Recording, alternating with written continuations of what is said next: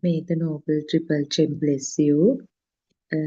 First of all, may I worship Buddothpado Aryan's feet, our spiritual teacher, noble friend, for sharing this beautiful message of true Dhamma with the entire mankind. And as usual, we'll come to this segment of Dhamma talk. So, yesterday we discussed how the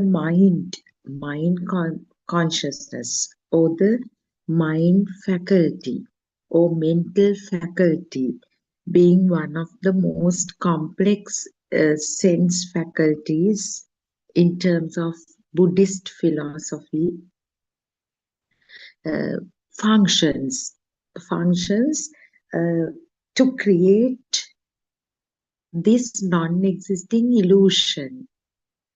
Non-existing illusion in the sense how we believe as if a world exists and a self exists.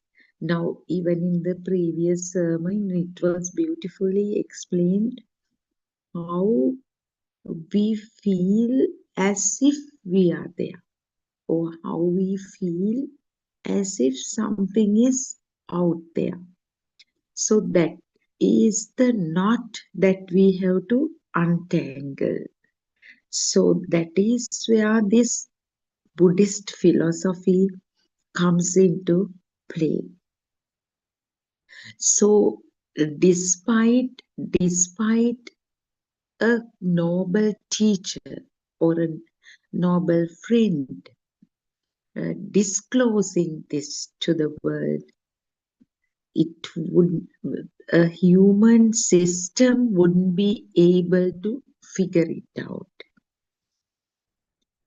Everything happens due to an extreme speed. Everything around is just the five aggregates. Five aggregates means speedy arising of this existent field, in other words, because what we experience, what any system experiences, nothing but stimuli. That is stimulus after stimulus. In other words, thought after thought. So in a finer level, deeper level, perception after perception. So thoughts and stimulus, of course, they can be defined as crude experiences, whereas perceptions are even more subtle. So, however, it is because of the illusory nature of the mental faculty or mind consciousness that we feel as if we live in an existing world. And exist if something external becomes real, the self-perception arises. That is like an equation. So for several days we have been talking about the first and foremost, or the most predominant function of the mental faculty or mind sense faculty, which is considered as a sense faculty in Buddhist philosophy, because in uh, science, of course, we talk about five sense faculties. Very basic, very common: eye, ear, nose, tongue, and body. But in Buddhist philosophy, the mind faculty or mental faculty is the main actually main culprit. We don't need to use the word culprit, but most difficult to figure out, because the function of other sense faculties um, can be, uh, I mean, understood easily, because in science also it is beautifully explained how the eye, the the lens, eye perceives light, although all these are mere perceptions, just to help you get this concept, we use these words. And then how the ear perceives sounds, then the nose receptors perceives smell, and the taste receptors perceives taste, and the skin receptors perceives these sensations like coldness, temperature, hardness, softness, so on and so forth. But what is the function of mental faculty? So, in Buddhist philosophy, uh, the main concept, the main uh, revelation is that everything is a thought. O chittena niyati loko. Whatever we experience, even this self is nothing but a thought. So that is what we discuss, we explain, we try to understand through these sermons. So, Lord Buddha's very words, Nissatto Nisjivo Shunyo. There was never a self, it is merely a thought, and there was never any existing entity for anyone to experience. No one is there, so there won't be any experience. All are just perceptions. So that's why Lord Buddha emphatically mentioned, monks, this life is nothing but a sanya abhisankarana, that is nothing but reinforcement of perceptions, perception after perceptions. So, this effort to understand the mechanism of the sensory faculties, including the mental faculty, mind faculty, is to untangle this knot, the antojata bahijata, the knot outside and the inside. Not outside means how we, how and why we feel as if things exist out there. The not inside means how we feel as if the self is there to experience the sensory uh, mechanism, the mechanism of the sense faculties. So, the main function of the so called mental faculty or mind sense faculty is the uh, merging of all sensory experiences to uh, create a thought, very crude thought or a stimulus to which creates an effect as if some solid entity is out there as a source of these sensory inputs. That is to say, when the eye faculty perceives certain shape, the identification of it happens with the involvement of the mental faculty or the mind sense faculty. Certain shape happens because that happens with the vibrations of similar frequencies coming together or interacting as if a natural phenomenon creating some power. This power generation is inevitable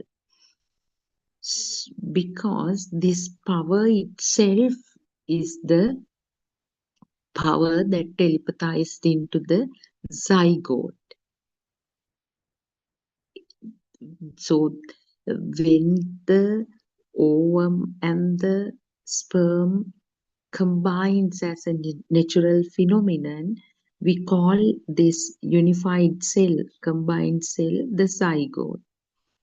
So certain vibration which carries all attributes, we can't say carries, but as if a natural phenomenon which is itself the sansaric vibration with uh, power, all power uh, of living telepathizes into the zygote, and from then onwards, not that it exists from zygote to a grown up, but in every 17 chittakshanas or 17 split seconds,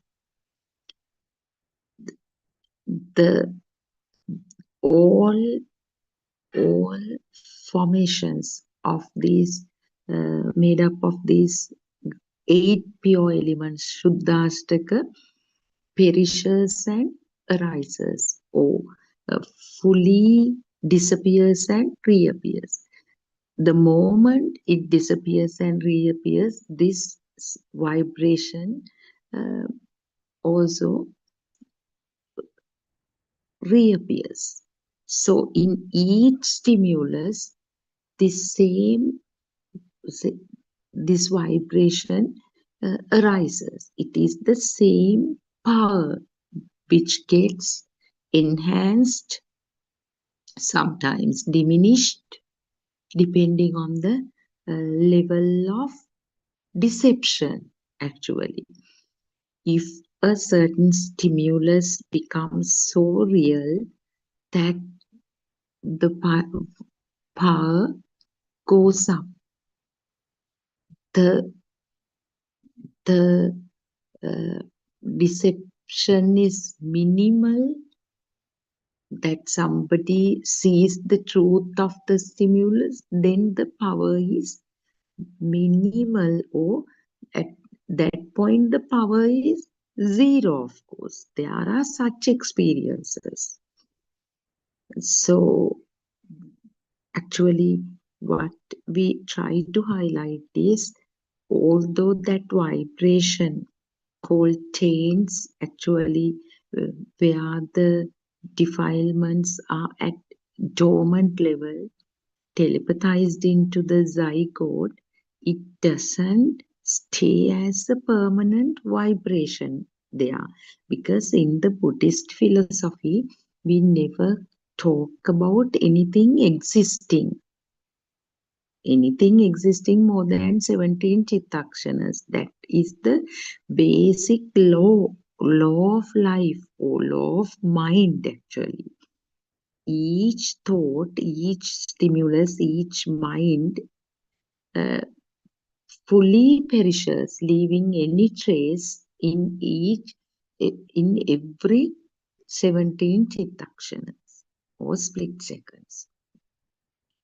So this power that actually what we were trying to uh, explain here is how the mental faculty creates this illusion of existence.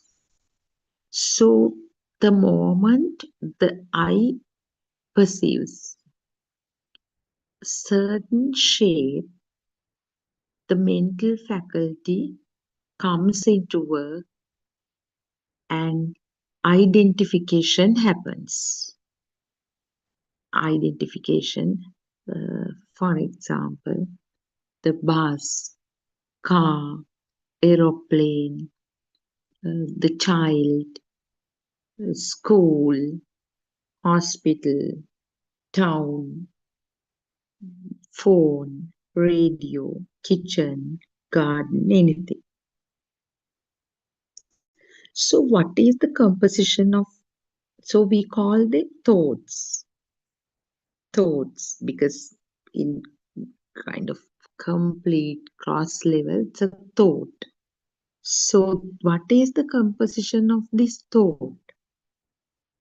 It is just a sound, color, or bunch of colors, so the shape, taste, smell, body, sensation. That is the composition. Even if we say garden, the certain visual form, visual kind of shape, maybe a collective image. Then garden, the sound, and then a certain smell you experience, certain body sensation, maybe the wind or the garden bench, trees, whatever, some body sensation. Then taste, these are not uh, I mean the prominent experiences, but at subtle level, it's a natural phenomenon. In any thought, all sensory experience are present. This, now, if we take a perception or a thought like garden, so the smell perception, taste perception, or body skin sensation may not be very prominent or predominant. It's predominantly the sound and the shape. Sound, the garden, and the shape. So that is the composition of any thought. So actually, at basic level, it is just the experience of the eye faculty. It's an original sensory experience, the eye faculty. In Buddhist philosophy, this level is known as Patigha Sampasa. What happens at that level is just the feeling of seeing, the process of seeing only. Seeing. But at this level also, seeing level also, some level, the seeing, one feels as if something is there to see, the seeing experience. So the self perception, the one who sees it, is also there at subtle level. But that power is not as bad as the power arises when it becomes a complete thought, like garden. When the identification happens, of course, there are two different levels of power. Anyway, seeing happens with the interaction of vibrations of similar frequencies. Now, when it is identified as garden with all sensory inputs, when the garden becomes real, the self perception on the other side, sense of self, that I experience this garden, strongly arises, and the power is definitely very high at that level. Because This power itself is the value attributed to this thought. So, if we take this same stimulus, now 5 of us go experience the same garden through the eye faculty. So, will it create the same power effect or the power in all 5 systems?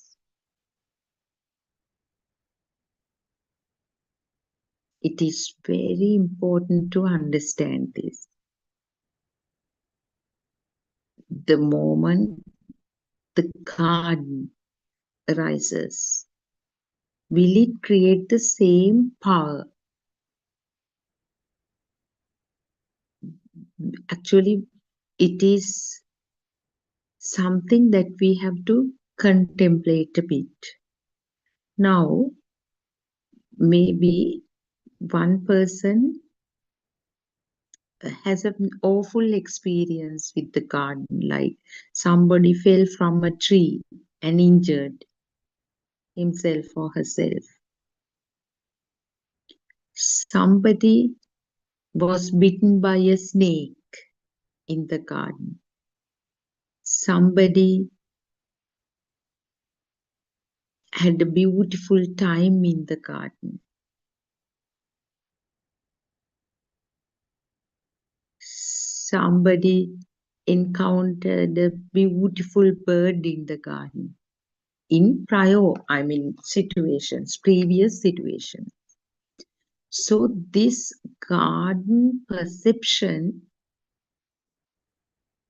impact different systems in very distinctive ways, different ways. But at superficial level, it's just the garden perception. But when we go into detail, it's so complex, the effect of this stimulus in each of these systems. So the garden perception, the moment the shape arises in a certain eye, now let's say the person who was bitten by a snake would have a very, very unique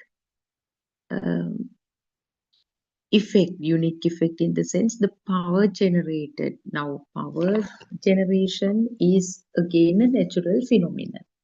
The similar vibrations interact. That is, the physical eye is nothing but vibrations, bunch of vibrations. So the garden that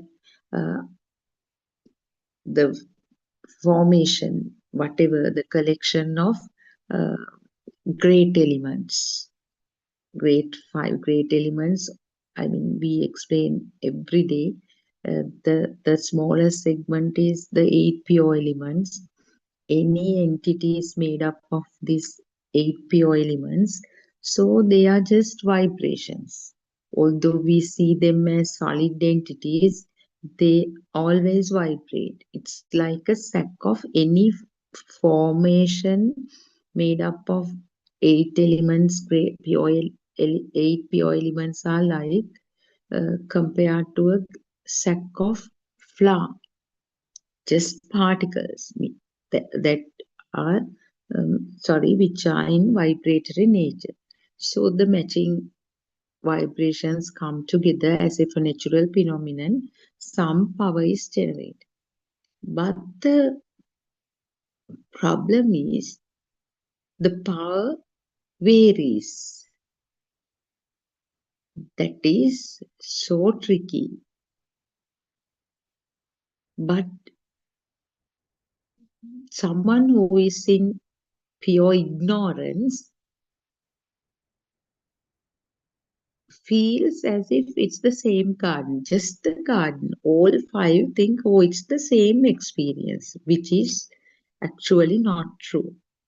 So the someone who was bitten by the snake, when the shape arises, when the mental faculty completes the thought, merging all sensory experiences, would have a very different effect. The self perception will be very high. Some it would generate some scary, that is scary feeling is actually the effect of this thought called garden creates some scary feeling. This scary feeling is nothing but the self perception, the self on the other side. The effect of this power actually is the same power that telepathized into the zygote. That is the beauty of it. That same power has, I mean, it telepathizes into each and every stimulus, but it is not the same power. Sometimes this power is very low, sometimes it's very high. It's not an static kind of energy. Nothing is static. So here also, from stimulus to stimulus, this power varies. So the other person who had a fall from a tree, because always it's a previous perception that arises as the new perception. Now, this mental faculty, whatever the eye perceives, is finalized into a thought by the mental faculty. This mental faculty identifies this visual formation as the garden because at some point in the past, this garden, the label was introduced to the system. So that previous perception carries all the data associated with it. The falling from the tree or snake biting, all those data inputs, not that they are stored somewhere, but in no time all telepathizes into that single stimulus.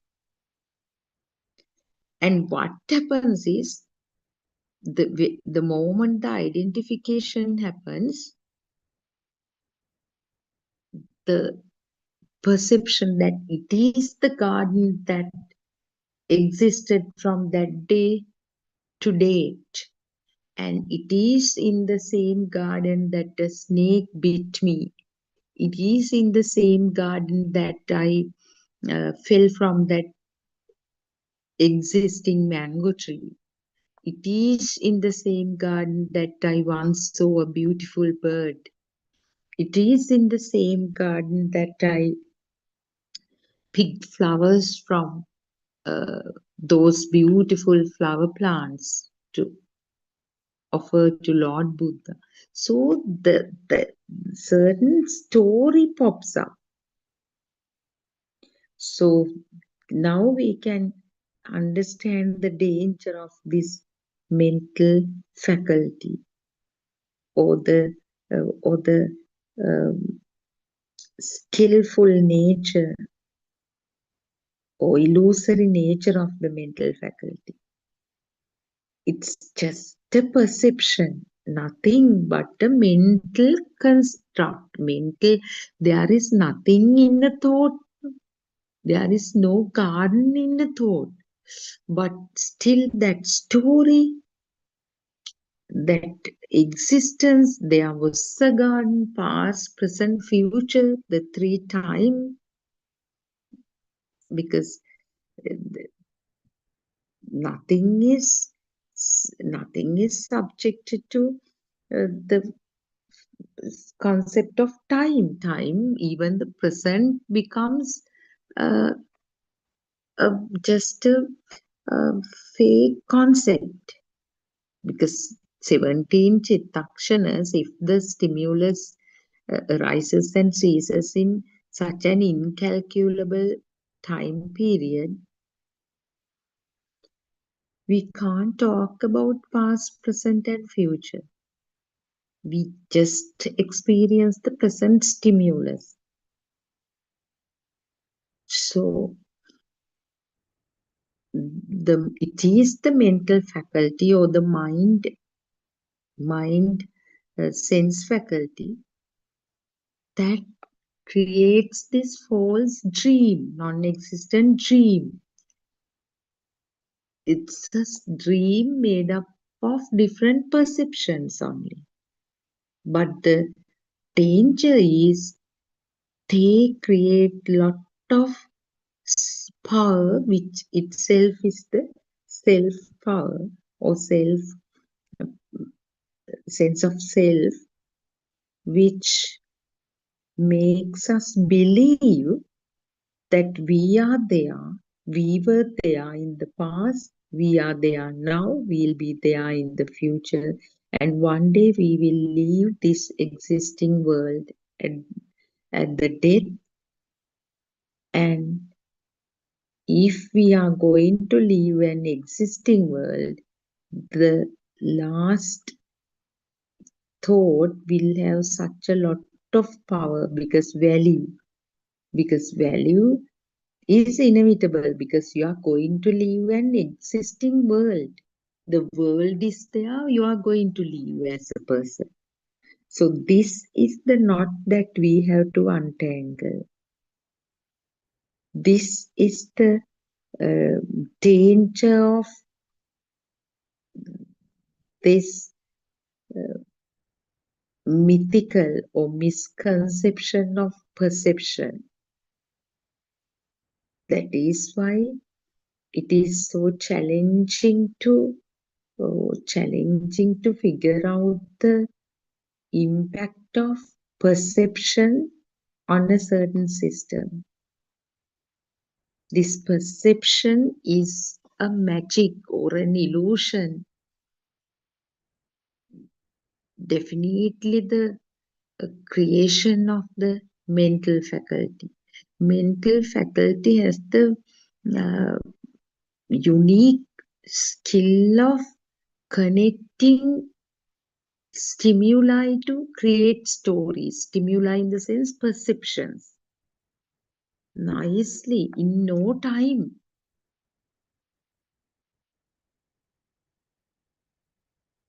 So it happens actually, it is not the mind as a certain entity functioning and doing some job. It is again the nature, the law of mind. The thoughts occur by itself. So this is the main function of the mental faculty, connecting connecting uh, with the sense faculty, certain predominant sense faculty that experiences a certain input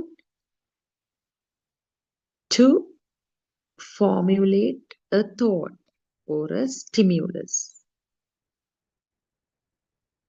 So that is actually this mental faculty functioning to create a thought is explained as Adivachana Sampassa in Buddhist philosophy. So it happens in relation to all sensory faculties. Now, if we take uh, the tongue, tongue.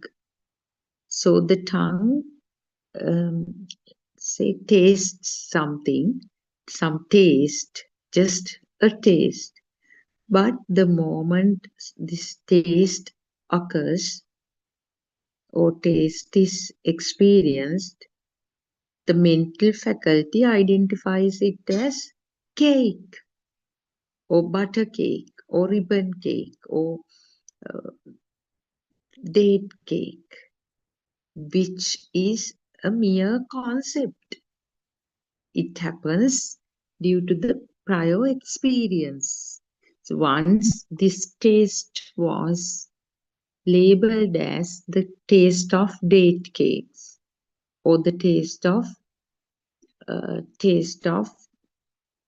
butter cake.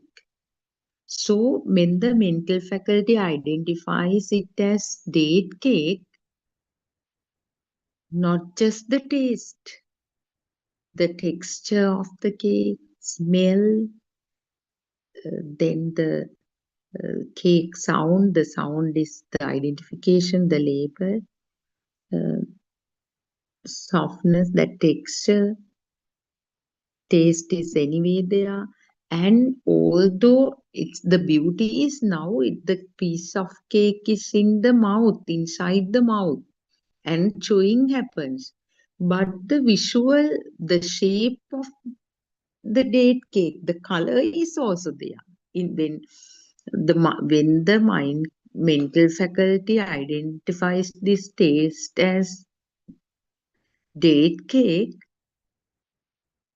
the visual formation of the cake or the shape also arises. So all sensory experiences are present. So it is not just a taste. Now the story is I am eating date cake or I'm eating butter cake. The moment it becomes date cake, this identification, this stimulus itself is the self perception. It is like an equation. The date cake equals I. That's why uh, our Nobel friend always says the chair equals you. So when you understand this once, the thought composition, thought formation, it's once and forever. Now, if we take a certain smell, okay, the let's say the smell of shampoo. So certain smell occurred in the nose sense faculty. Identification shampoo came with that texture, the softness of shampoo. The smell is the predominant thing. The shape, the visual image of shampoo, everything is there. And the shampoo, the label, the sound. So the moment the shampoo becomes real in your life, the self, one who experiences this shampoo smell. So it is the common nature of each and every stimulus or the thought. So it is the mental faculty, mind, sense faculty that actually merges with all sensory inputs and uh, end up creating this mental construct or the thought called shampoo smell, date cake taste, or the garden, and then certain sensation arises in the ear faculty. And mind consciousness, mind faculty or mental faculty identifies it as the coil sound, coil sound. So the image of the coil, the coil, the name, then its softness of its feathers, if once someone has smelled, licked, all experiences are there, because not as you wouldn't get an opportunity to smell a coil or touch a coil probably, but still, without that, whatever the sensory experiences you have, the system has gained, all come in no time and create the image of a perception of an existing coil. And in no time, you feel, oh, this coil sang in the last New Year. This coil sang 10 years ago. So that existence, that dream effect is also there. So it is very, very important to understand how these perceptions, the stimulus, actually stimulus or the thought, we can say, are more kind of solid, crude, complete, I mean, things. But the effect they create, actually, we say as perceptions, but because perceptions are more finer or subtler than thought and stimulus. These perceptions are a kind of a dream level. They are pure. I mean, even thoughts and stimuli are also mental construct, but perceptions are level is the more uh, dis actually deceitful. They are pure mental concepts, because you cannot probably see any image or any entity made up of these pure eight elements, but still the perception is there. Now, when you identify a certain entity made up of five great elements, it becomes a thought. I mean, then and there you identify it as a thought. You like entanglement of the name and form occurs. Now, let me explain it again. Now, certain image arises, and the mental faculty identifies it as the mother. Actually, the, the if your body hand touches that, you feel just the softness of the skin. If you smell, it is the mother, it is just a smell. If you try to kiss or hug, some smell would be there. That is only a smell. So if you lick your mother's wrist, that is only a taste. Mother, the term itself, just a sound. Mother's voice is just a sound. But at least at this level, you have these sensations. You can experience at least these sensations, not all together, in isolation, one by one, you can access. So that entire thing you identify as the mother. At least that the presence of the entity figure made up of eight pure elements or Shuddhashtaka will be there.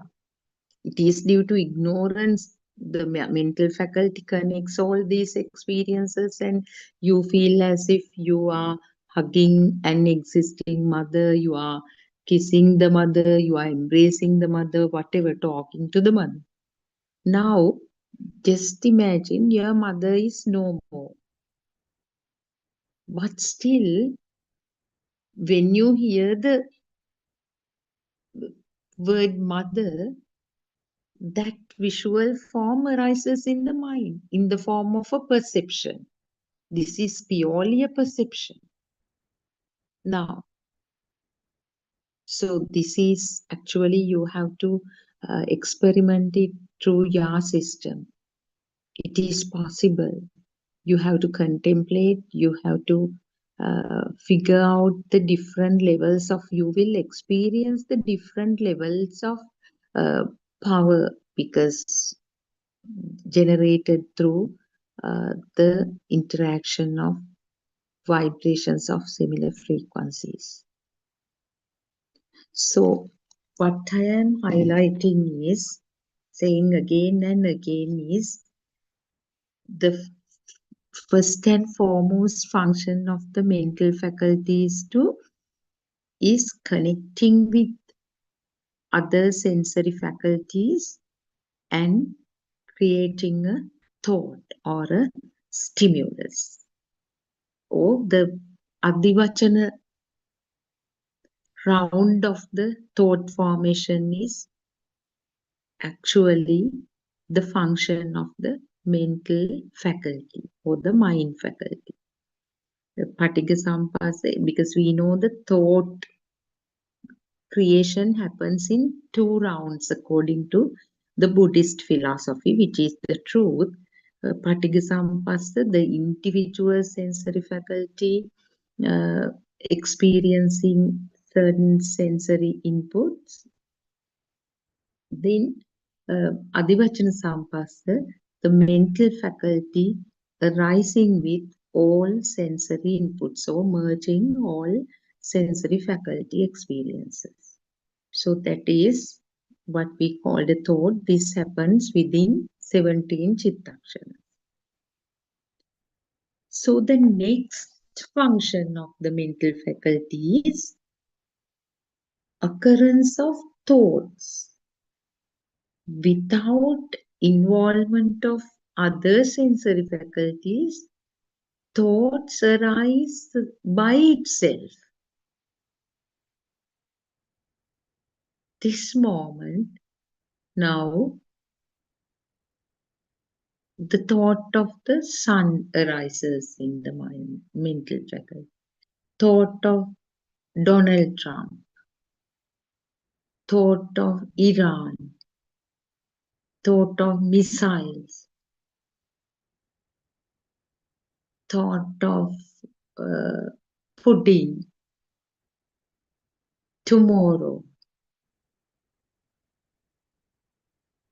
Writing a letter.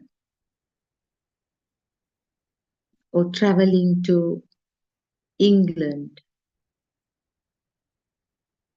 Booking a flight. Catching the bus. So thought after thought, you keep your eyes closed, your ear faculty is not functioning, you don't feel the body sensations. Now you are in bed, you are about to sleep. You close your eyes. Entire atmosphere is silent. You even don't feel the body sensations, but no taste, no smell, but thoughts flow continuously, because although we are unaware, the thought process happens continuously, because it is through the thoughts this power, a life feel arises. This living is the experience of thoughts one after the other. So this function of the mental faculty is known as thinking. We call it thinking purely. I am thinking. Now just imagine tomorrow you have to wake up by 5 o'clock. Then you have to prepare breakfast, then tidy up the kitchen, iron your dress, then get ready to go to work. There you have to submit a letter, apply for leave, mm, do a certain lesson, set a paper for an exam, attend a meeting. So you have a long list of things. They are just again thoughts. But now, lying in bed, you think I am planning what I should do tomorrow. Definitely, the strong self view is there because I am planning. We strongly believe thinking is done by a person. Okay, other sensory experiences are inevitable. If they are like machines, somebody will figure out now because there are a lot of metaphors. Eye is like a camera, ear is like certain gadget that captures sound vibrations, nose is like another sensor, electronic sensor, or the taste even maybe a robot, some electronic sensor, body sensation is, but the mind is I without the involvement of I, mind will not function.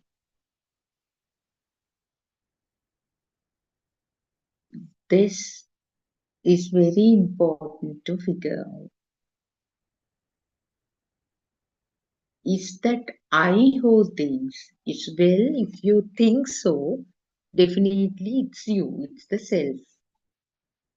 Once you get into the film willingly, when you make that sacrifice actually to believe that I am the one who does, then no one can help. If it definitely it's you. But if you take a step back and observe the mechanism of the mental faculty carefully, you will realize these thoughts operate by itself. The even you are unaware of anything. Actually, that's the truth. The thoughts crop up or thoughts flow as a natural mechanism. So you might then think, then how do I know that I should do this first, the next first, next? So prioritization. How to, how does it happen that there is a priority list? I should do this at this kind of this prioritizing or decision making. It is also the system. Believe it or not, it is just the system. Now, if you feed all the data into a machine, AI, you give the work hours, okay, I'll be working from 7:30 to 1:30. These are the circumstances. There is an exam on 8th of March. I have to submit the paper. There's a meeting at 10:30. I have to go on leave this day. So submitting the, if you give all the details, feed all the data into a certain AI machine system, it will nicely prioritize and give you the list, the priority list. So is it a person or a system? Everything is done by a system, not done by happens. So it is your responsibility to identify or be aware, fully aware that it is a system. It is not you or no self. The feeling of self itself is that power vibrated into the zygote as if the law of nature. I don't want to say law of action and effect, nothing but law of nature. This telepathization is a natural phenomenon. So what happens is when we fully clear these doubts about the self, involvement of the self,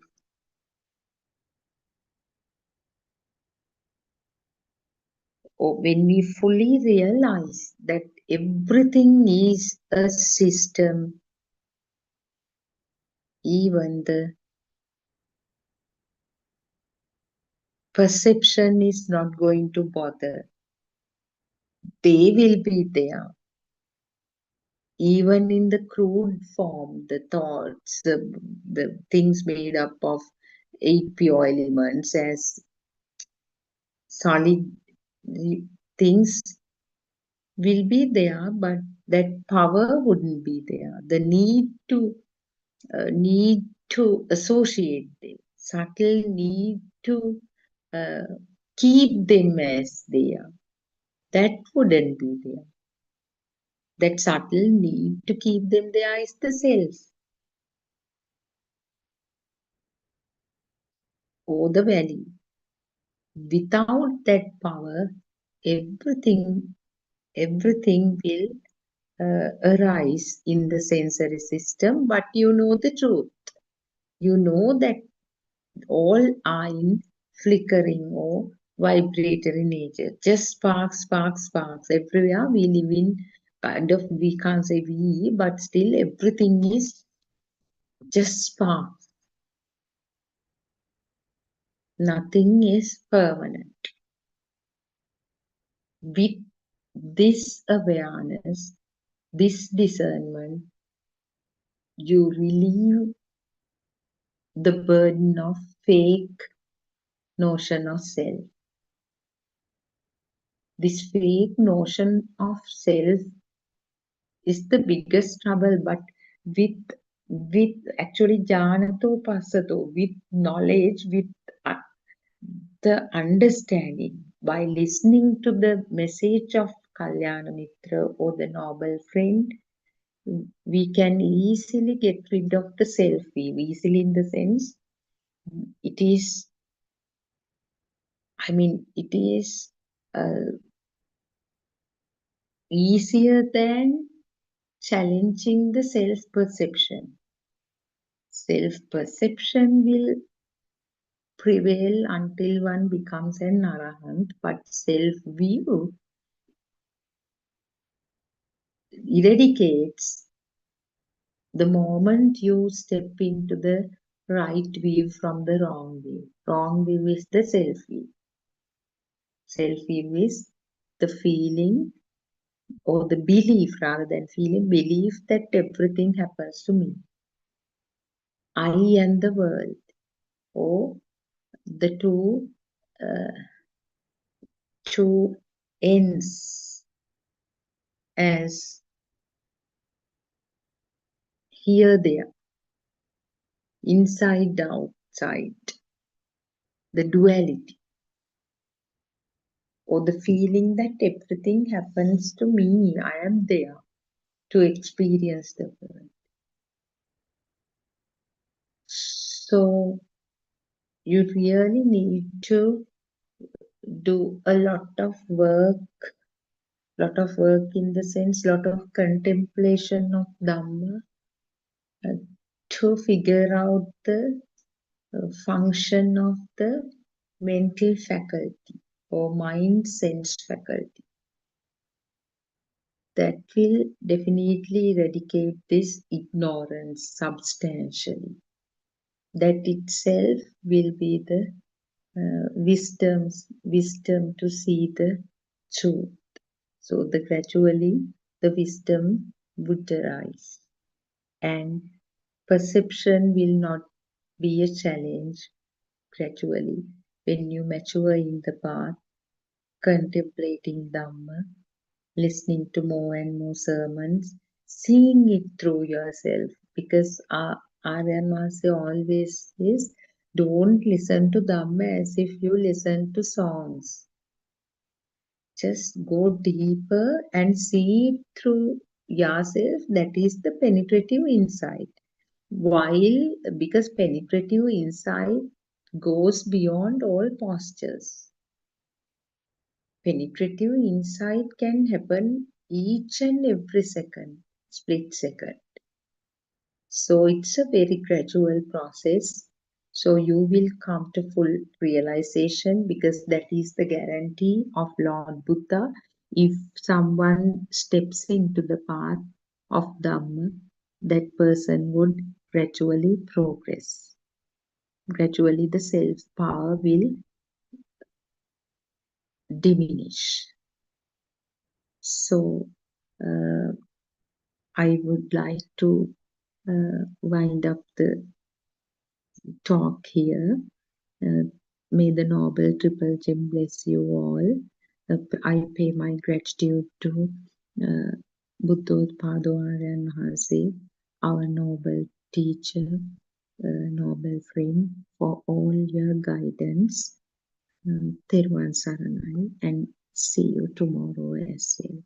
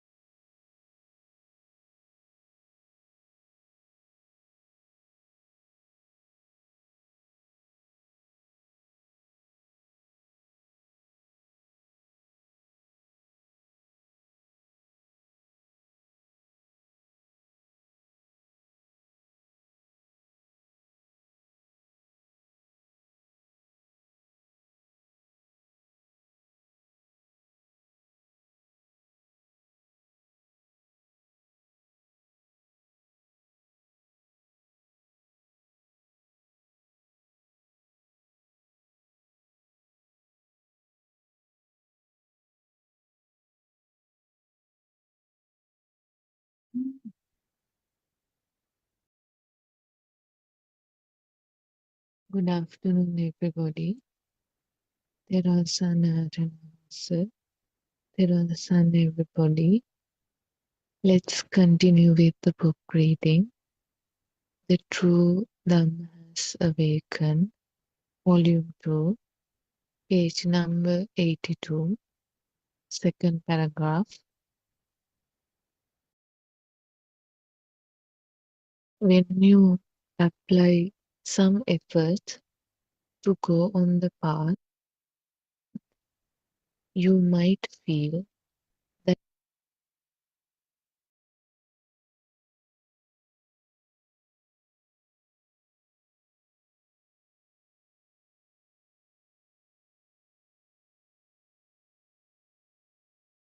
unlike other days, you don't get much attached to anything, neither do you reject anything. Whether you get what you like or not, it would not matter much to you. You would not feel like running after things that you like. You begin to feel a difference in you as your mental fetters, such as lobha, attachment, dvesha, ill will, moha, delusion, begin to dissolve little by little. You begin to feel the wisdom of feeling the dissolving of your mental fetters is called asavakya jnana. Asavakya jnana is a feeling that you feel within you. It is not a thought where you think about. It is only a feeling, not a thought. One day you would be able to feel the wisdom of the Asavakya Jnana. That would be a huge achievement. You will realize that you would not get disturbed, flinch, or waver when you are confronted by the Atalodhana. The Buddha taught us about the Atalodhana, also known as the eight worldly conditions that influences and agitates the human mind. The eight worldly conditions are profit, labha, loss, alabha, insult, ninda, appreciation, prasansa, fame, kirti, disrepute, apakirti, sadness, dukkha, and happiness, sapa. Eight worldly conditions are profit, loss, insult, appreciation, fame, disrepute, sadness, and happiness. You will realize that you will accept all these conditions without creating any reaction towards them. You will remain calm and not be shaken by them. You will begin to develop a calm nature towards everything that you would have to face. Finally, you will also realize that you will find yourself just watching everything come and go. At the beginning, you had to put some effort to practice the Pancha Indriya Dharma, five spiritual faculties, which are seeing the truth in a thought, saddha. Second, applying effort to see the thought, virya. Third, seeing the truth in each thought and letting it go, satya. Fourth one, seeing the truth in each thought and letting it go becomes an automatic process or becomes a normal, continuous thing. Samadhi, fifth one, wisdom that develops and you continue to see the truth in each thought. Prajna, everybody. Thervan Shani, thank you for reading the pages for us and starting the session. The book is The True Dhamma Has Awakened, Volume 2.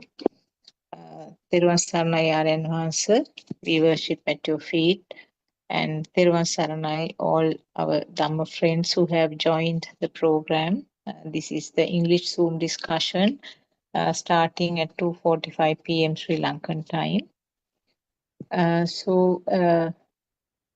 If I sort of summarize what was read by Shani, it shows the advantages or the benefits a person can achieve by understanding this Dhamma, true Dhamma. Actually, what is experienced by a person who is on the path. Also, it was mentioned that about the 8 worldly conditions, which are described as profit, and the opposite is a loss. Insult, opposite is appreciation. Fame, opposite is a disrepute. Sadness, and opposite is happiness. These are the things that we experience in our day-to-day life. And at least every time there is one of them being experienced. So depending on the ability to tolerate them, there will be ups and downs in the life. So when we understand this mechanism, what is this mechanism and how it happens, how you feel, it's always orientated around the mind, around the self-feeling or the self-existence. So actually, when these facts are clarified, how the thoughts are formed, how this self-existent feeling occurs, then automatically the system or the person will realize that the ability to face these situations become much more easier. Kind of tolerating, the ability to tolerate everything, with a neutral feeling will be achieved, which is something great, I would say. And also the Panchendriya Dharma also was described, I think, for a person who is interested can read from the book because there are 5 steps which are described there. Seeing the truth and then applying some effort, and seeing the truth and letting it go, and then it becomes an automatic process subsequently, which is samadhi, and then the wisdom that develops. So those are the 5 spiritual faculties which are described. And also it was mentioned about the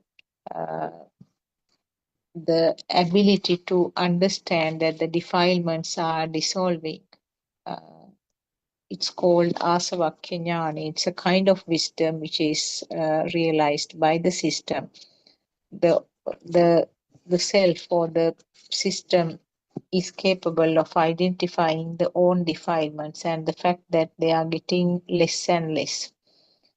In other words, the attachments or clinging, aversions or rejections or dislikes, and also the delusion of feeling of existence. So these are the 3 main defilements, and it will be felt, actually it's a feel, it will be felt gradually that these defilements become less and less significant in the day-to-day life. So briefly, those are the advantages or the benefits that a person will feel, will experience uh, with the understanding of these Dhamma facts. So either we can discuss along those facts, or maybe if there are any questions, we can start from there. And we welcome all of you. Therwan Saranai, Dr. Kokila, we can start the discussion.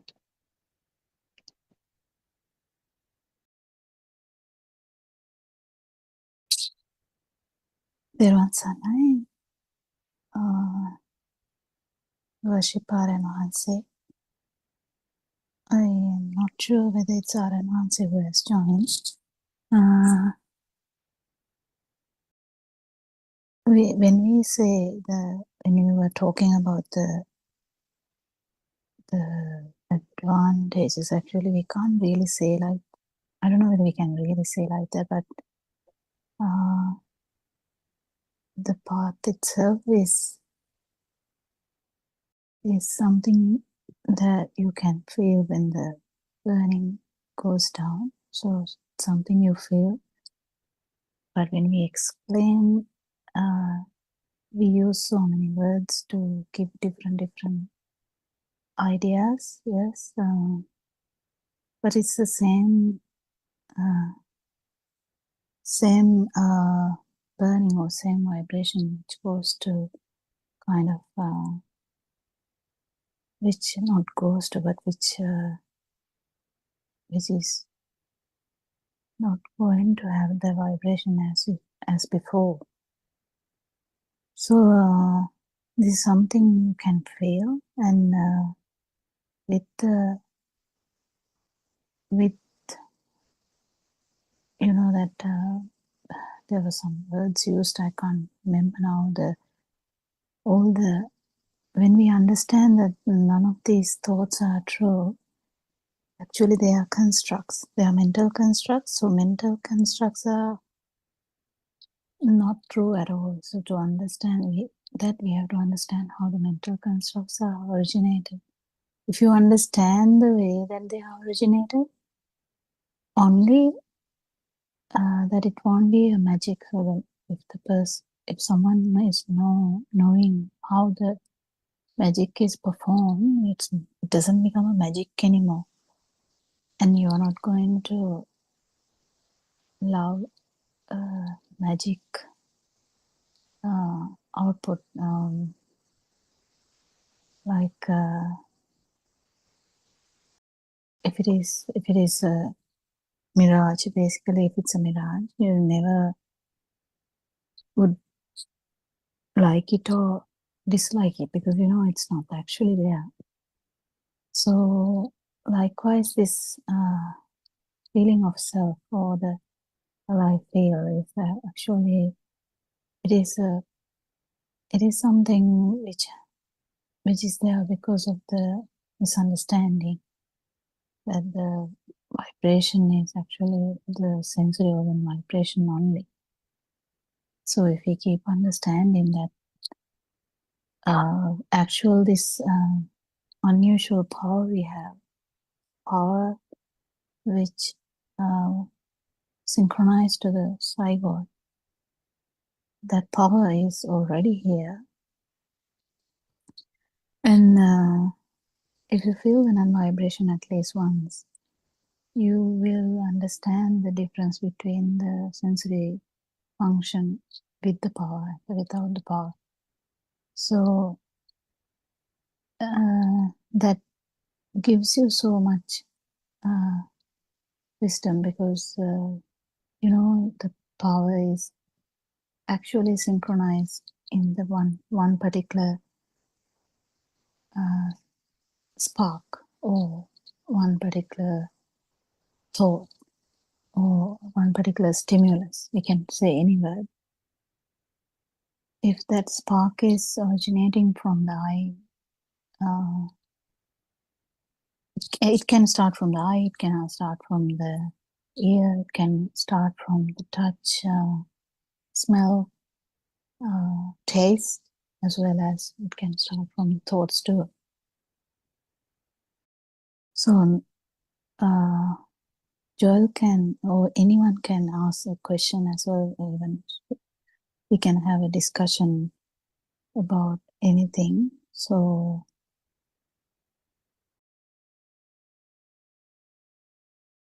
or anyone can bring up a point which you would like to add to the forum as well. But it's important to know that it's something you feel, and the non-vibration is also something you feel. That's the beginning of the no self, non-self perception.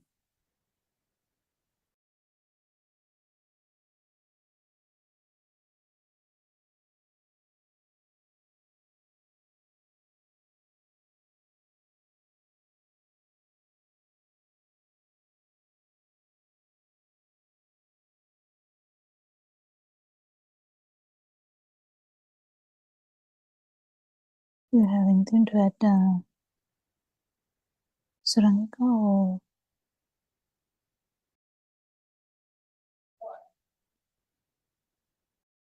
Dr. Kokila, yeah?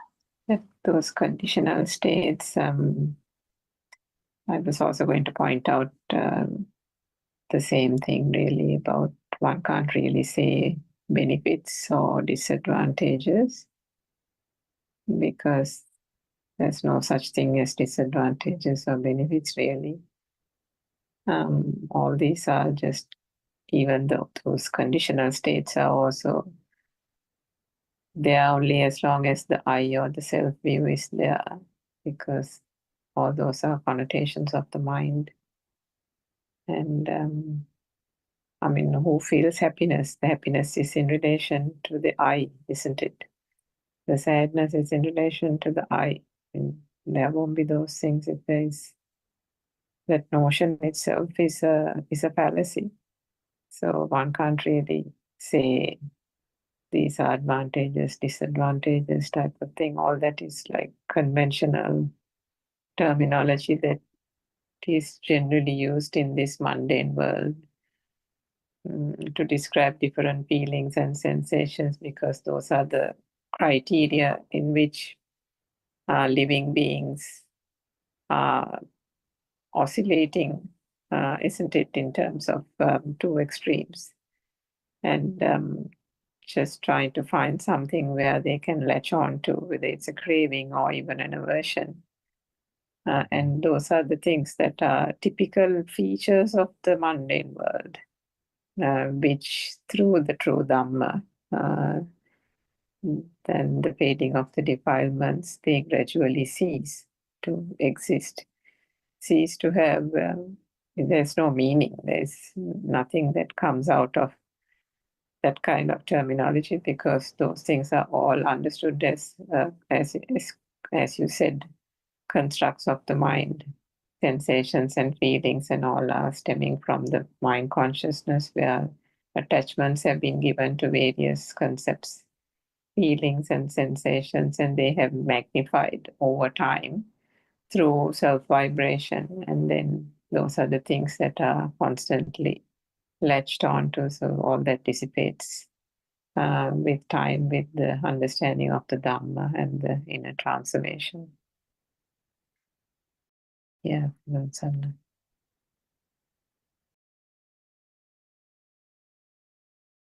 Yeah, actually, when there is no, no thing, we can't talk about the good or bad, or the right or wrong, what are the 8 things that was told was like all the adjectives that we use, but there should be something if we have to put them. So if there's no thing, the value for all we give. Actually, this is not even talking in the level that the value, the value, how you feel the value. Value is actually something you feel. So that is what is going to actually disappear, the thing. So in any particular stimulus or spark, what you feel is that the not the sensual world, even in the feel, it is the, if you take the chair, there's so many levels of value, so that you can say, I like my gold chair, but then that would be a different level. But even if the chair is in your dream and you feel it as existent, it's another one. And also, if you're seeing that the seeing part is also rapid vibration of the eye. So it just constructs everywhere. It can be an organ construct or it can be a mental construct. So whatever it is, this burning or this life feel is actually because of not knowing, because of not understanding that is the speed, vibration, speed actually, speed, mainly it is the speed or the rapidity of the vibration or the frequency of the vibration basically, which gives you that feel of existence, which actually goes to feel like the feel of alive feel. So when we take like that, it's if you don't have the if you don't feel the chair, basically there's no thing as there's no, there can't be a good chair or a bad chair. But it's very important now. When Joel used to ask us in the beginning when he joined, how he felt very anxious when people ask him questions in relation to the topics that he doesn't like. So he's kind of trapped in that. So it becomes a thing. And when one becomes a thing, it becomes a thing more and more. It's like, because you try to hide it. You try to hide your, the problem, because you don't want to show your weaknesses. And then it becomes more powerful, that particular spark becomes more powerful. So more the power, the more the suffering is. It's just the way that is. But when you keep understanding, actually there's this, how this magic has happened, how this mind works. Mind is actually, I think, the most prominent organ that any being can have, because it has the ability to give you the world that is there, that as the manifestation. At the same time, you have the ability to understand this, all three levels: the form level, the non-form level, the form level, and the sensual level. In human this spark, it is very easy to understand all these levels, so that you can actually get go to or feel the non-vibration level, because it's difficult. The worm really can't do that. Worm is already in the feel level mostly. There can be some kind of like minor perceptions, but they are all the perceptions of one kind of, maybe the touch, the temperature part. But still, there's a feel of existence and the life is. But the thing is that worm can't sort it out. But the humans with this big mind, with full of all the defilements, still that is where you can actually feel this non-vibration too. So you have to have the mind to actually feel this and also feel the non-vibration. So kind of you feel the one vibration when the vibration is there, you know the difference. But with the time you will keep understanding more and more, and it's very automatic path, or in the sense involuntary path. So you can't really do anything. If you're trying to do it, is voluntary. So you are trying to do something, we call it voluntary, but then this path is involuntary. That is what people get confused, because they want to do something. All our life we wanted to do something. So we want to, we want to make our parents happy. We want to do something good. All the good side, bad side, right side, wrong side, everything. We took them as literally as they are. So we had almost every day we have a need to feel the next moment, because we have so much hopes, we have so much ideas. Everything is real. Everything is felt as real. And the feelings are actually masked by the mind. So it's all the thought world. In the thought world, you have this good, bad, the right or wrong. Everything is in the mind world, basically the form world. All the perceptions, you name it, we kind of, you have it. So any perception, any spark, it's just a production of the sensory organ. And sensory organ, when they're synchronized, it forms like a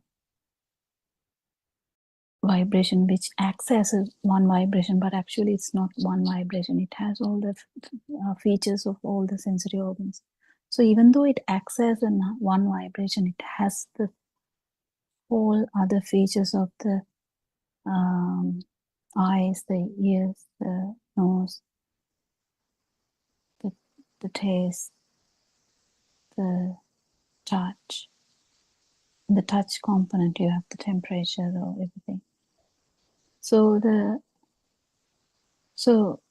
it acts, it literally acts as another new vibration, but actually it's just a combination of. That's why we actually discussed this one day when we come to the house and you smell that burning smell, you know that there's some problem happening. Or if you know that maybe someone is cooking or something like that. How do you get that? How do you get the whole picture? So if you get the smell of pineapple, easy example. You enter the house, just get the smell of the pineapple. How come the pineapple come? But when it happens, just the smell came. You haven't seen it yet, you haven't touched it yet, you haven't tasted it. You just opened the door. You haven't gone to the kitchen even. So, but only one sensory function was there. But everything is coming. So that's how it works. It's like in iCloud, if you type something, everything closer to that comes forward, like comes up. So if you type A, everything will come. I mean, you won't be able to find anything just with A, but it's coming with the all the vibrations in even going close to that. So it's really interesting to understand this, how this mind is formed, because more you get this correct, less surprised you are, and it's very difficult then to actually look forward to the spark, because we usually look forward to the spark, the next one, the next one, the next one, because we feel that there is a next one. But whether there's actually a next one, you have to actually feel the non-vibration at least once for you to actually understand it's just in one spark. This whole story is in one spark. So it's really interesting to do this research. I think we are trying to make it easier for you. Joel, do you have any questions today? I think you have asked a lot of questions before, according to a lot of the current issues in the country. You were concerned about stuff, how people were suffering. You wanted to know why people are doing bad things like that. They were like really interesting questions that you were asking, very genuine questions. So, but it brings up the idea that again, we are biased according to our views. So in a tribe, one type of attitude will be taken as godly, very good. But then the same attitude in a European country may be taken as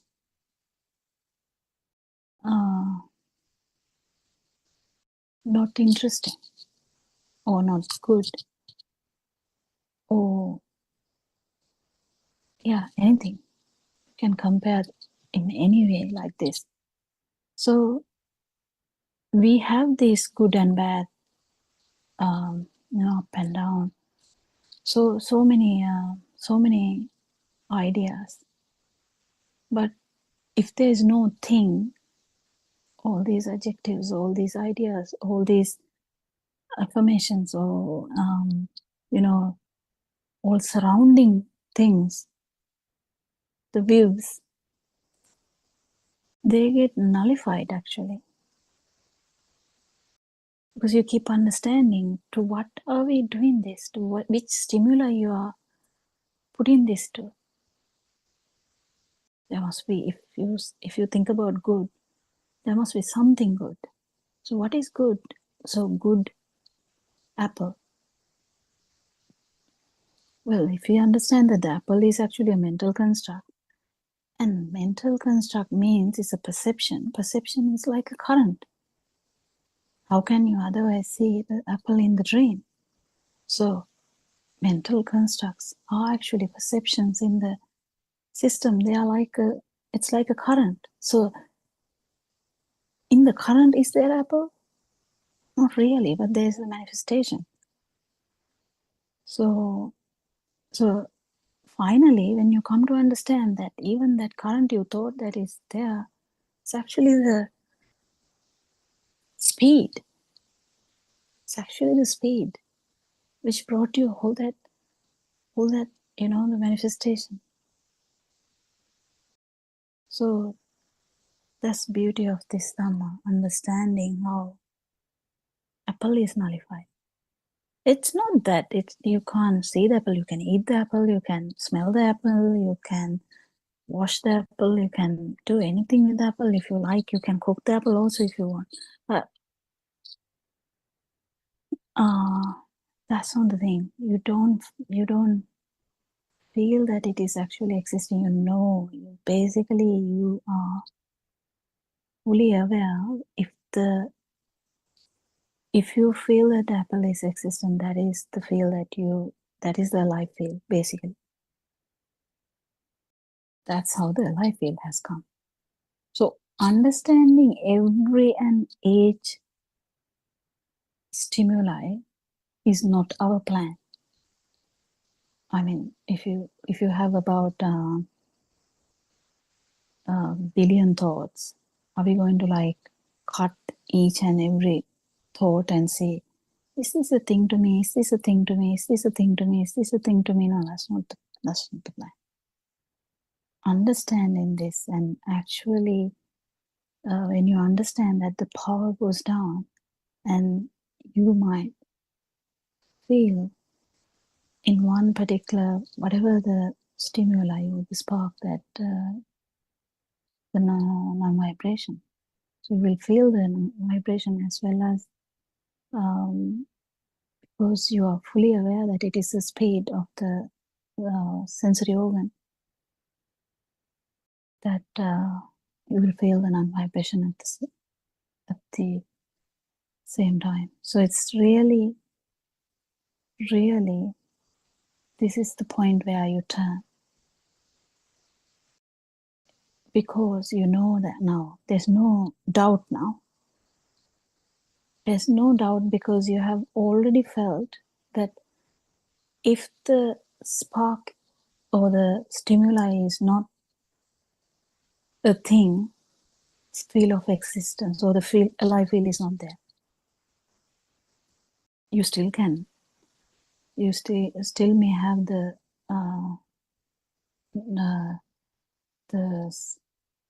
sound part of it, not full part of it, but it will be.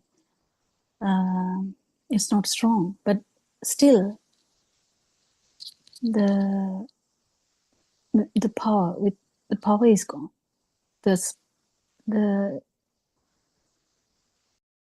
That itself give you so much opening to the whole Dhamma, because it is happening in one stimuli. The self perception is going to break down, because you get the non-self perception now, and you're definitely going to get this again and again, because this is going to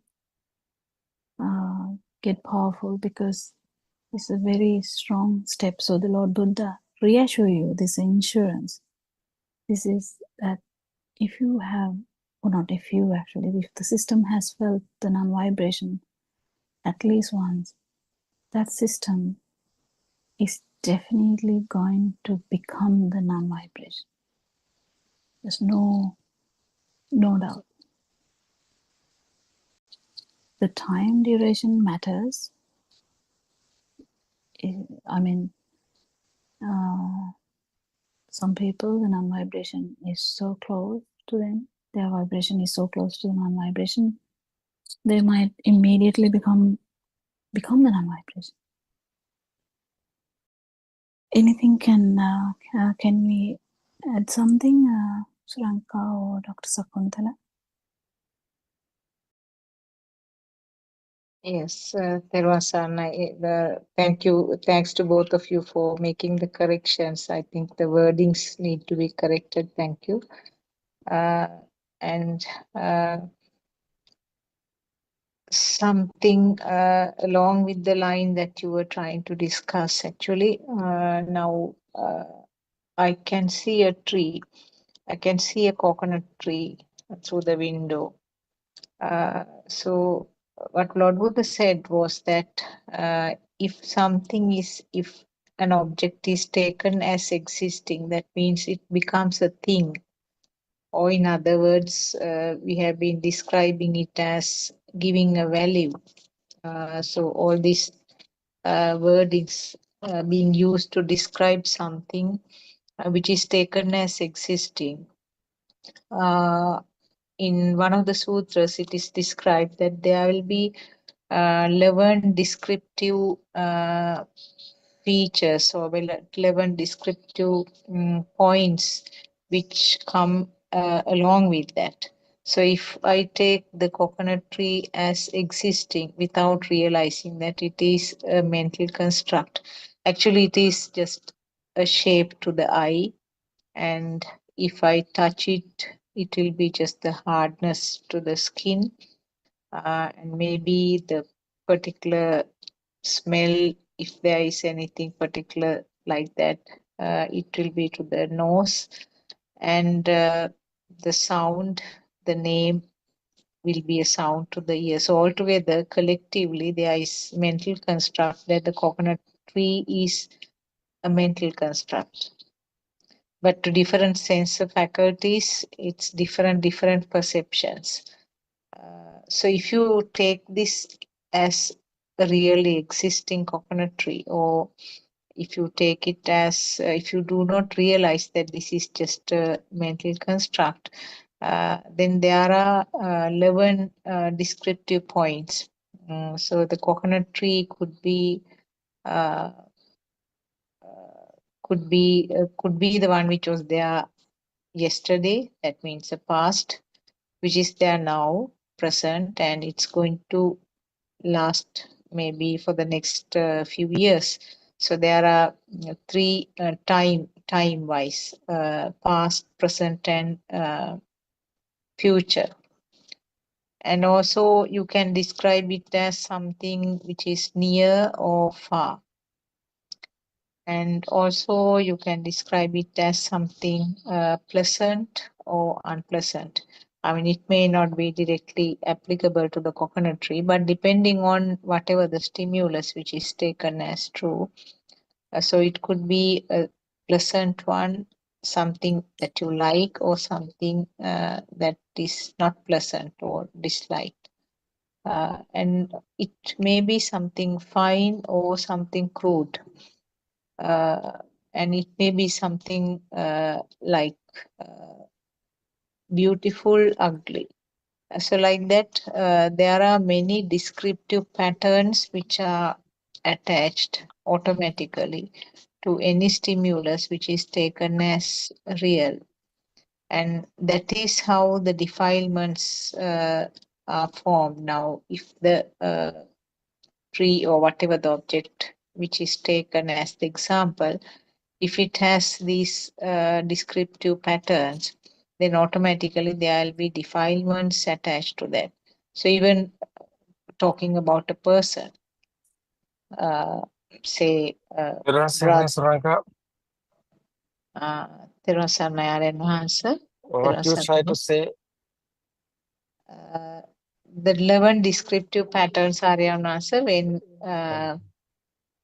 we take a stimulus or a particular object as real, as existing, the 11 patterns which are described, like the far away and the close and the timing. This is skanda. What's this skanda? 5 aggregates? No. What's 5 this? aggregate. Yeah, 5 aggregates is a skanda. Skanda meaning is something there, no? So Yes. something there is 5 aggregates, or also that's talking about the feeling is something there. The existent feel. Yes. That's eye, ear, nose, mouth, skin, and the thoughts. So the eye, so look and see something, no? You can hear something. Yes. What's that? Crow sound we are talking. Something there is a coconut tree or anything. It's okay. What's the smell? It's jasmine. What's the taste? It's pineapple. You are talking about this. What's the taste? It's okay. We are what we are talking about? Taste, pineapple taste. What's the pineapple? Pineapple is a thought. Everything is thoughts. Otherwise, but this 6 senses is your world. But otherwise, this world is not real. This sense of creation is not real. You are also not here. The important thing is who have this? Nobody here. Nobody here, because normally everything is there. But what's the feel? It's okay. Normally, you don't know the truth. You don't know. You're not changing your inside. What's your type? What's your lifestyle? What's your idea? Somebody say the world is real. No, that's the Dhamma guys. That's the spiritual guys. Somebody know the truth. That's the truth. He know the truth. He know nothing here, anything. But normally everything is happening. But we are talking about this 11 you talked about, no? That's okay. What's this 11? Is we are talking something there. It's a past or future here because chair, the future you can, future future you have chair. It's okay. This present moment, what is this chair? Normally chair is here. But feel is, what is the feel? Not inside pain or not inside any vibration. Meaning is chair is only the picture, chair is only the sound. No chair is here. But chair is also here. But no chair is here. That's the meaning is it's a double meaning. What's this? It's a chair is also here. But chair is not here. Like a mirror. Mirror, you can see the chair. But no chair is there. Where's the chair? Just your mind. Outside is chair. No, we are talking about we are talking about outside chair. But we are thinking there is chair. But no chair anywhere. Chair is your mind. Sound and form. There you can touch is feel is also there. Solidity is there. But where's the chair? Chair is your thinking. Not chair is not anywhere. You can't find the chair anywhere. You can't find the chair because where's the chair? Chair is a thought. But it's okay. You can see the picture. You can hear the sound chair. You can touch. Yeah, feel is there. But what is this chair? Sounded from me. It's a thought somewhere. And that is why. Chair is real? No, chair is not real. I ask, we are not talking about not here any chair. Chair is here. It's okay. Chair is here. But not chair is not here. What is this? Chair is not real. That's why. Soranka, can you explain this? Dr. Kokila? Yeah. Hello? Dr. Kokila? Yes. Sorry to say this, doctor. Today I feel fed up and frustrated. And I don't feel like living. This is helpful, but I just feel fed up. What's the problem? Stop. I'm not sure. Is this Joel regarding this Zoom meeting or generally you are feeling fed up? Yeah, I'm just feeling fed up with my life. Nothing is working on. Everything going out of my control. Just sucks me, man. I just feel frustrated. That's all. About life.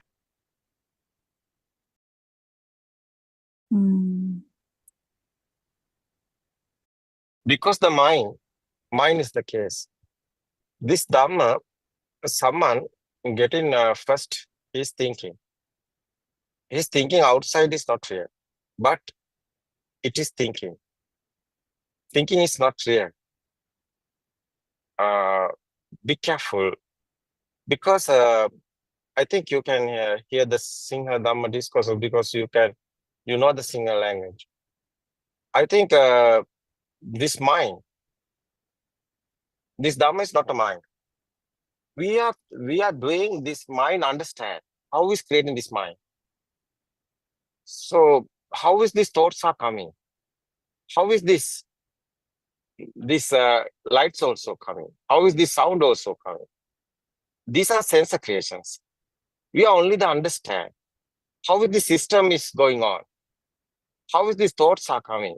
You know, before kindergarten time, the baby on the cot, baby in the cot, the baby don't know anything. Baby haven't defilements otherwise. Baby don't know death or birth or girl or woman or anything. That's a radiant mind. That's our beginning. After what happened to us? How is coming this world? It's our sensor creations. Our eye creation, our eye creating this lightful world, colorful world, this picture world. Our ear creating our sensor. Yes, sensor creating the sound world. Our nose is sensor creating the smell world. Otherwise, our tongue creating the tasteful world. Otherwise, our body sensor creating this smooth and rough and solidity, liquidity. These are our body feeling, our skin sensor creating. This sensor creating is not real. Various of living beings have various of sensors. Example is the buffalo looking the red color, otherwise the horse looking the blue color. Otherwise, the various of living beings have various of type of sensors. This sensor given them the world. World is not real. This sensor nobody is doing. It's a system. It's the dharmata. It's a process. Nobody is doing. No one is doing. You also not doing. Systematically is happening. This is a nature. We understand the nature. We understand our sensor creations. Kindergarten time, what happened there? That you can realize, you can experience it. Yes, red, yellow, blue. These are sounds. Sri Lankan not talking about like this English words. Ratu part, nil part, kapa. What is this sound? Indians are talking other. Chinese are talking other. What is this language? Only the sounds, no? Sound and the picture. Kindergarten, you see that picture given the eye and given the sound. Sound and picture together coming. That's the thoughts. Simply you can experience. What are these thoughts? Thoughts is not real. This thinking world is not real world. How you are drinking pineapple? How you are eating the pineapple? Your tongue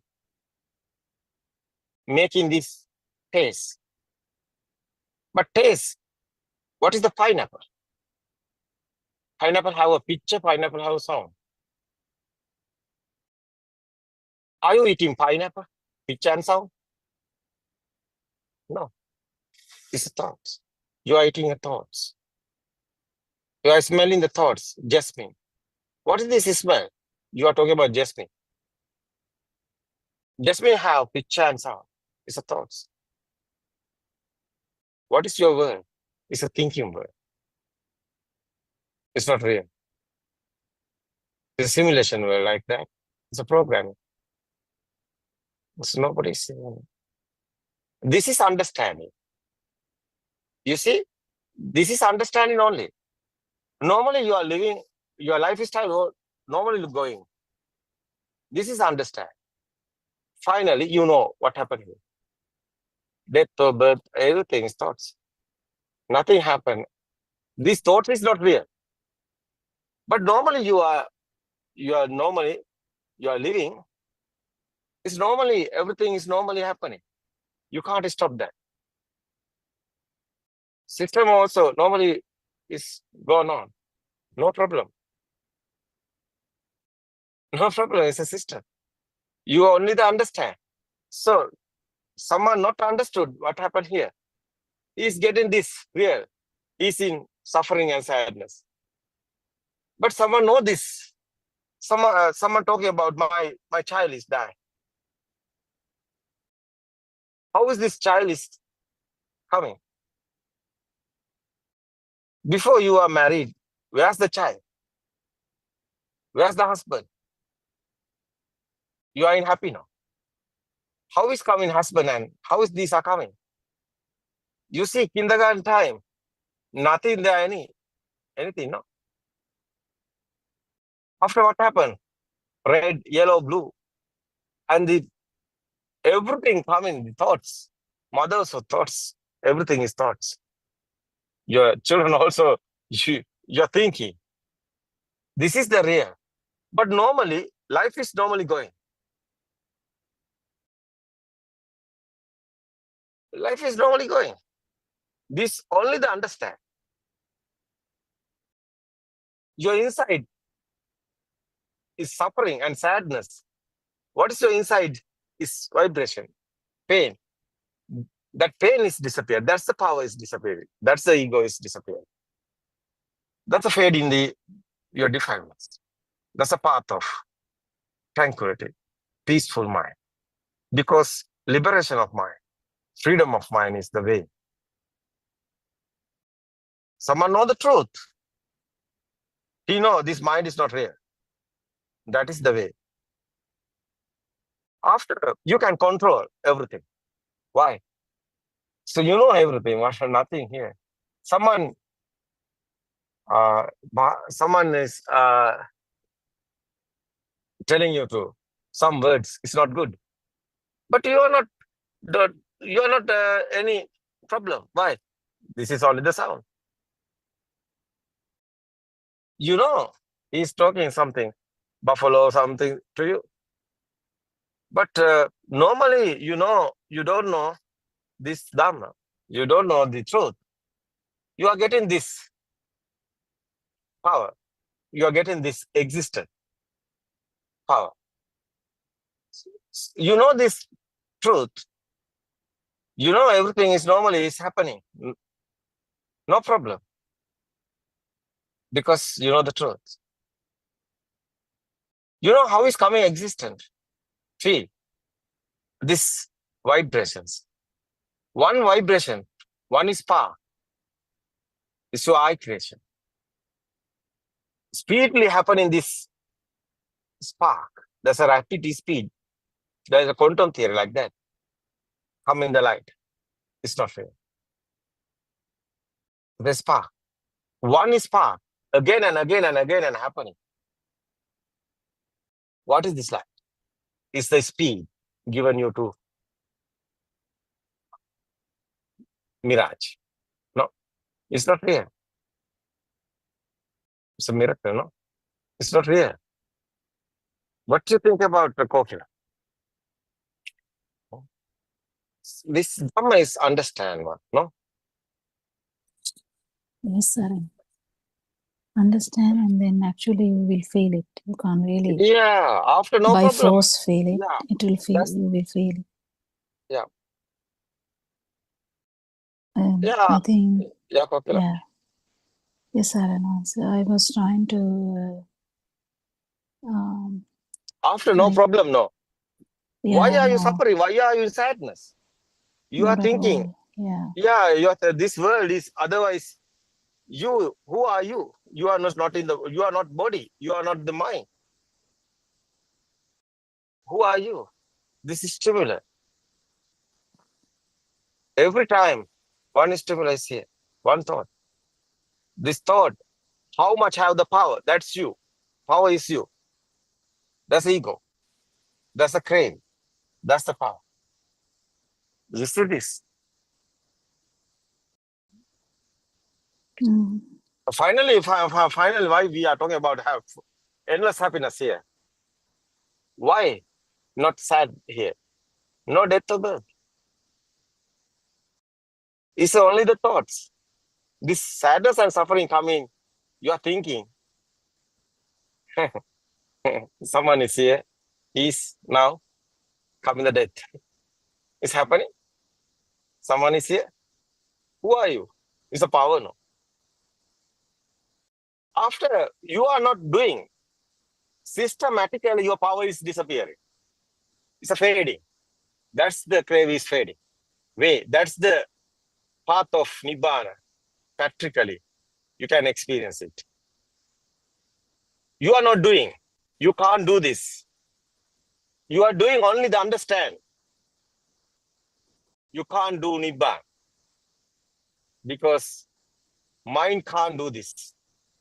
Mind cannot do this. Mind, how is this? How is mind doing this? Mind is not real.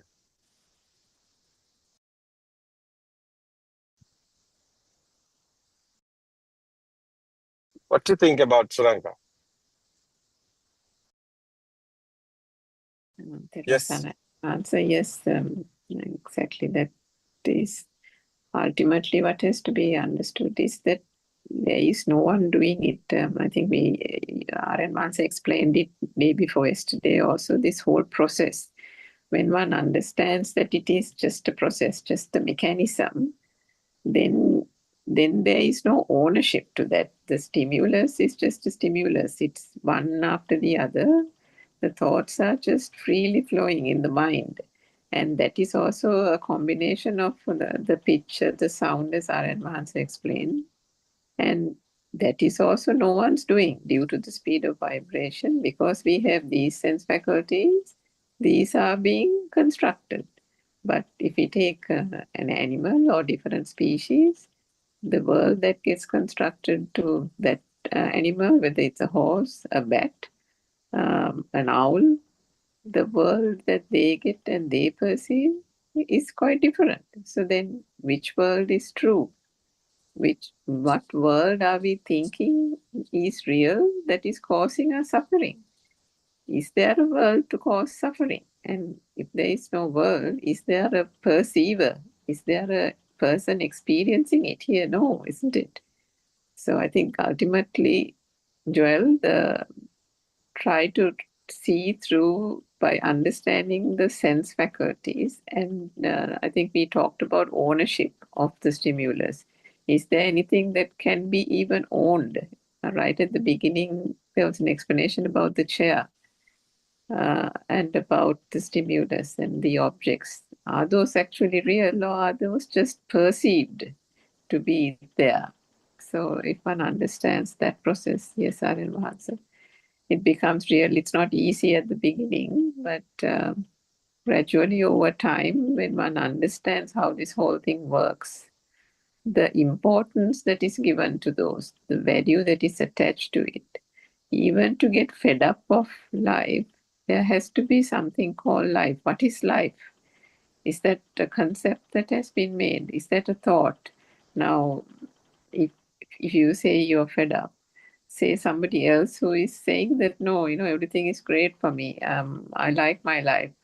Somebody will say. And then another person will say, I'm feeling sad. Some person will say, no, I'm okay. There's good and bad and all that. So how can different people have different notions about it? Isn't that finally resting in the way that the thinking pattern is going? And as Aryan Mahansa explained, this is all a thought-driven world, depending on the stimulus. And through ignorance, if one believes that the stimulus is true, that is where the suffering arises. If there is no thing, then how can there be suffering? How can there be even a concept called suffering? It's not easy to understand, but gradually, I think over time, one can see through it because there's nothing really to get fed up about. Yes, Aryan Mahansa. Yeah, the Suranka, we are using the mind to understand this. Mind is not real. We are Yes, using the mind to understand this. yes. You see, we are not getting that mind is true. Mind is not true. Mind is not real. Someone understood how is this mind created? This is very important. That's the freedom of mind is coming. Liberation of mind is that way. People won't understand their mind,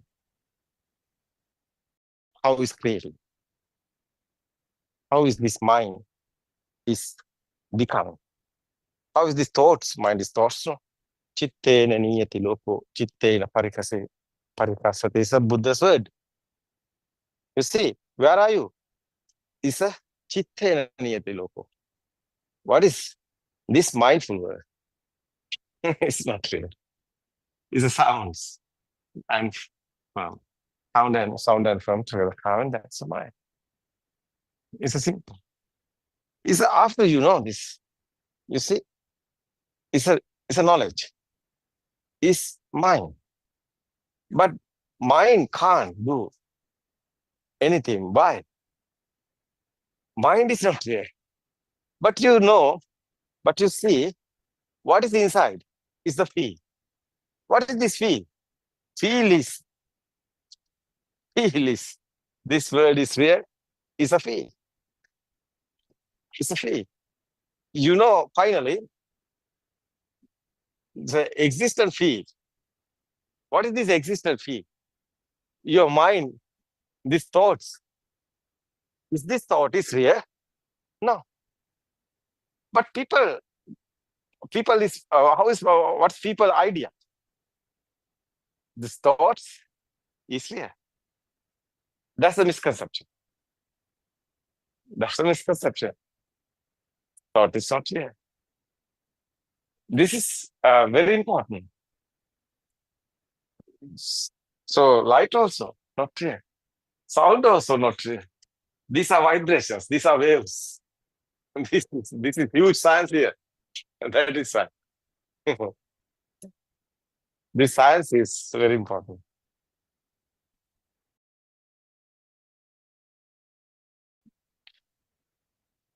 This finally, that existent field is the power. It's okay. That's a itta sanya, perception. Existent perception we are talking, no? Itta sanya. What happened this? Non-existent field is coming. Because he know these are not real.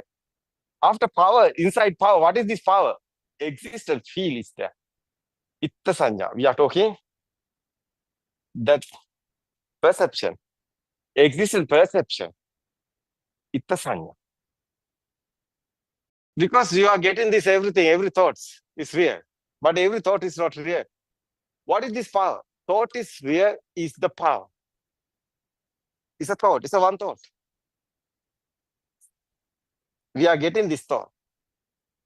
It's what systematically is happening. Chair, example, kindergarten time. How is the teacher teaching this thoughts? How's given to you? Picture given the eye, sound given the ear. This sound and form. You see this sound. Existent feel there, otherwise. Sound. Not the chair. It's the sound. It's your sensor creation. That is why Skanda is a Buddha's explaining is very important. Why? The consciousness here, there. What is this consciousness word meaning?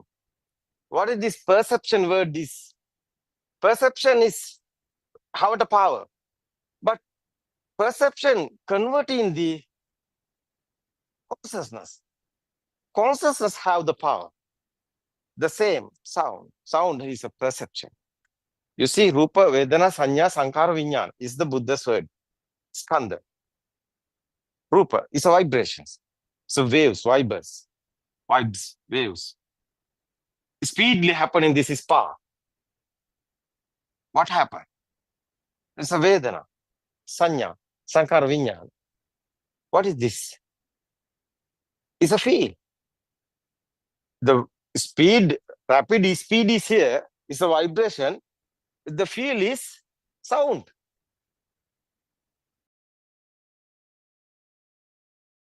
How is can you explain this, Suranka?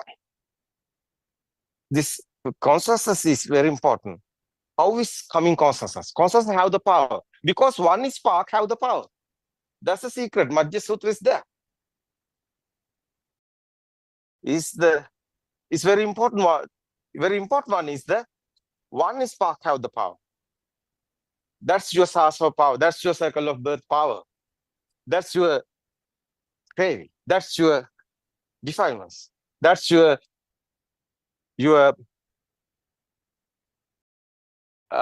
magnetic power, electric power, like that. Your mindful mind power.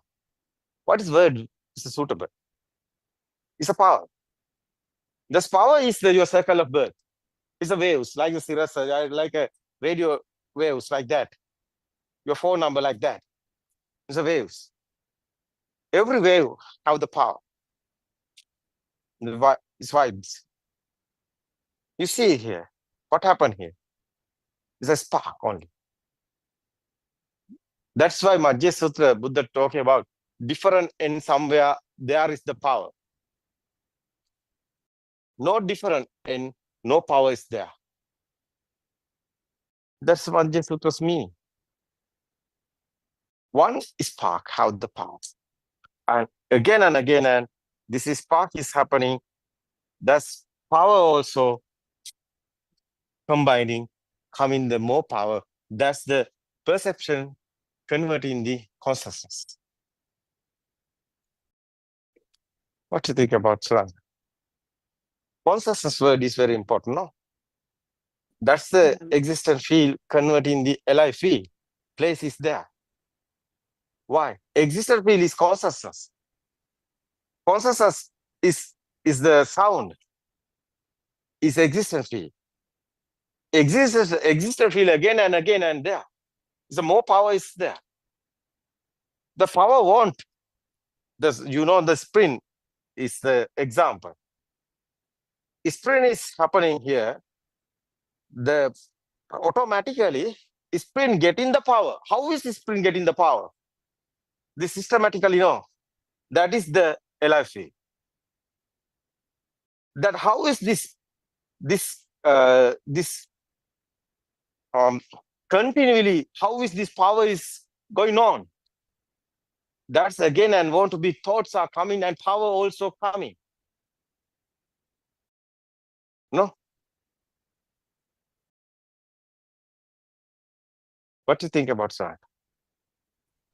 Yes, Arivaj, the understanding is that because of the speed of the vibration, there is a feeling, a sensation that arises that there is something. And this light is felt, the sound is felt, but this is all happening at speed, which is where the perception comes. So the feeling, the perception is the sound, perception is the light. And because it is speedily happening, that is what we call formations, mental formations. Due to the speed of that perceptions occurring, there is a feeling that this is existing. It is the consciousness which we call the feeling of existence, that these things are there. We get this notion purely due to the manifestation in the senses that the light is there. The sound is there. There is something called sound. There is such a thing called light. There is such a thing called smell. Actually, there isn't, but it is because of the speed, the sheer speed of the vibration, due to the sense faculties, the feeling comes that there is those things exist. Otherwise, Suranka, these five senses together come in. That's why Tinna Sangati Passo is the dependent origination is here. Why? Yes, is together coming, these five senses together coming, one spark is there. That's the thought, is have the power. That's why red have the power, otherwise apple have the power. That's why apple existent field is there.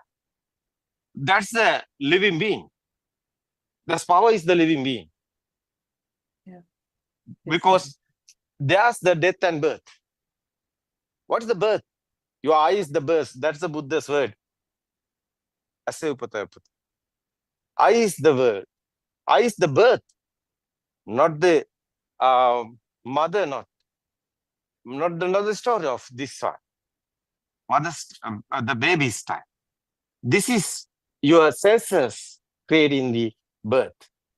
It's your world. It's your eye. Something you are looking. There's a chair or something. That's your birth. What's the first time is coming this world? What's the words? That's your birth. Your eye is the birth. Your senses the given this world. Salata loco, salata nirodho nibbano. What is this?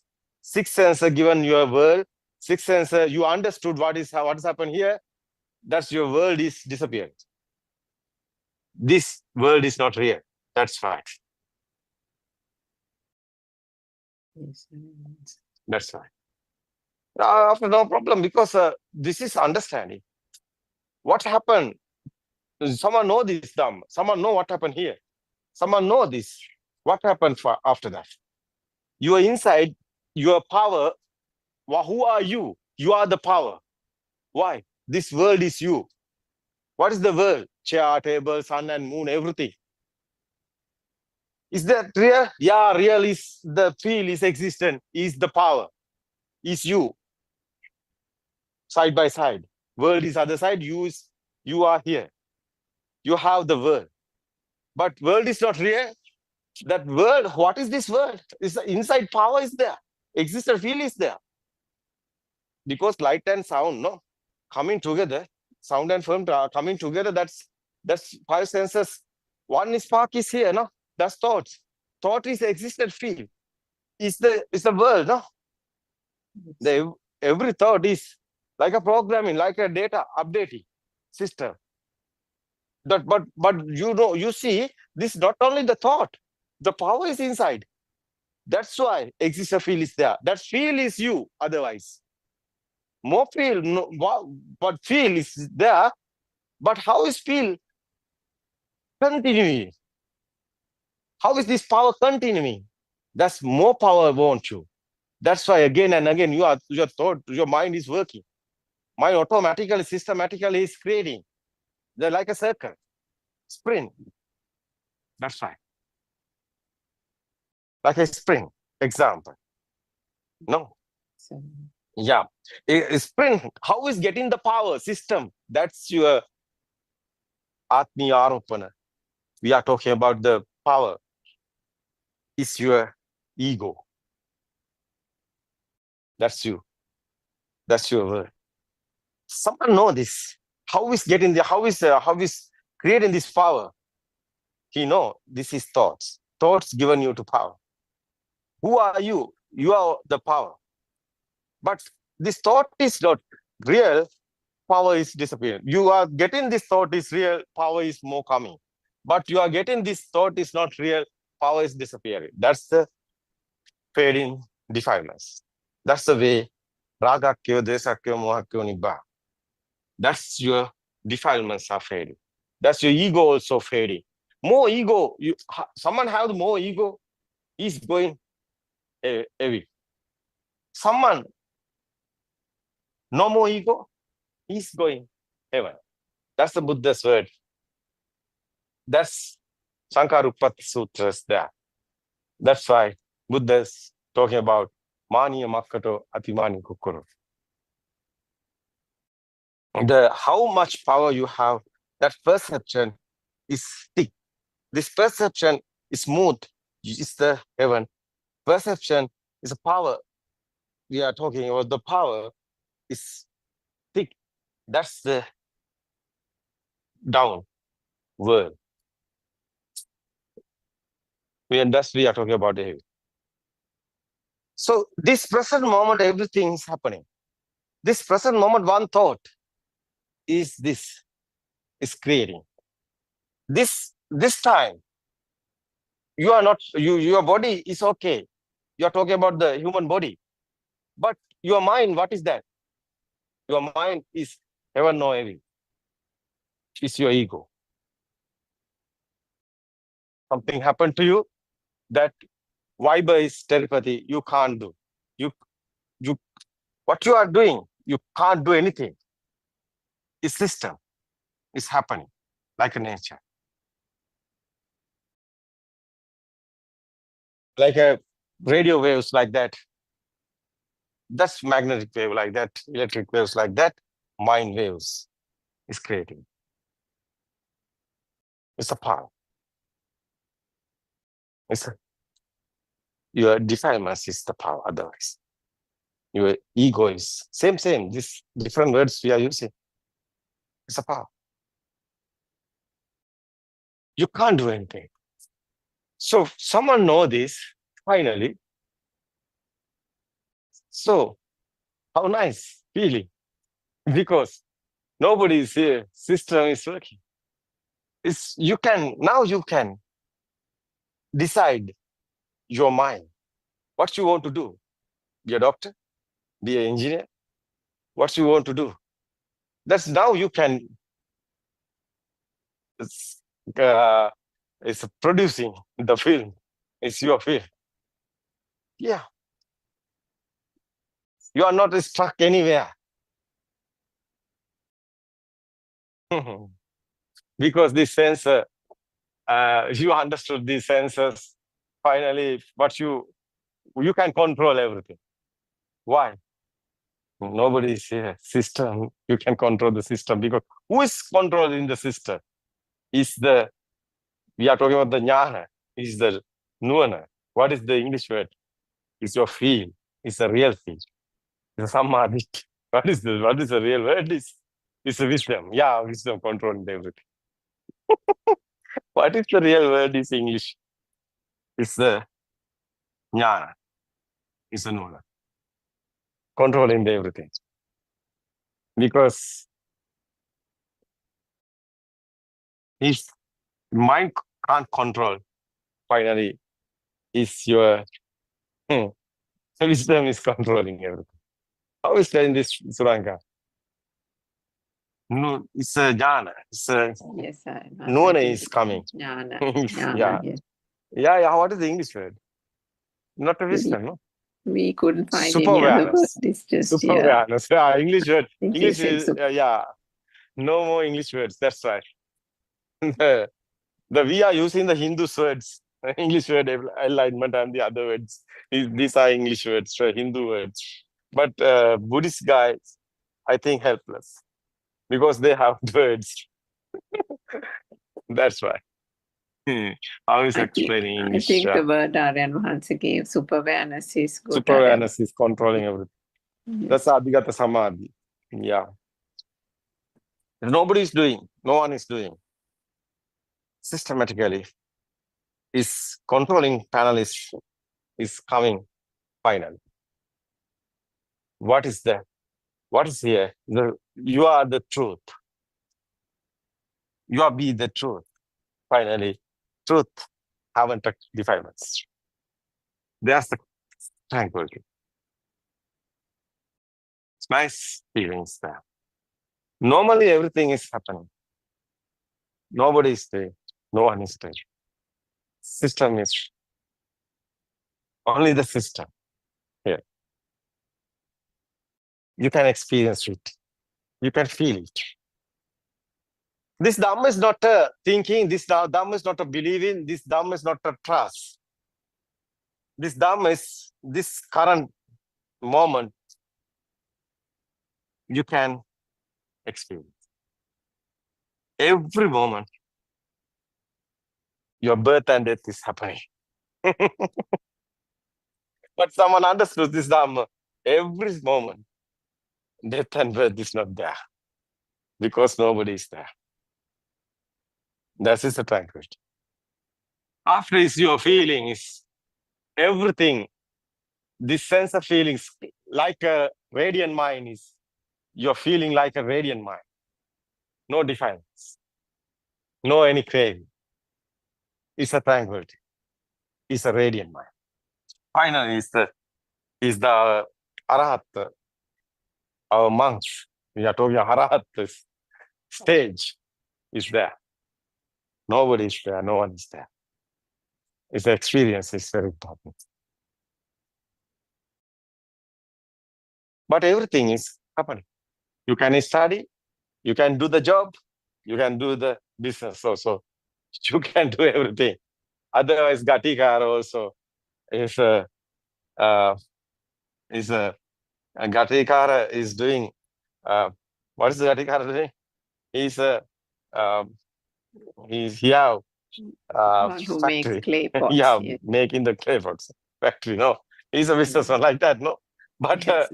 he have the blind mom and dad. Yes. He's going on. Cool down. No problem. No worries. No ego is here. That's right. It's nice feeling. Yeah, system is working like a mirror, no? And you can see like a mirror. Nobody see, but everything is there. But you're inside, not getting any, and not happening any pain or anything. No, not happen any pain.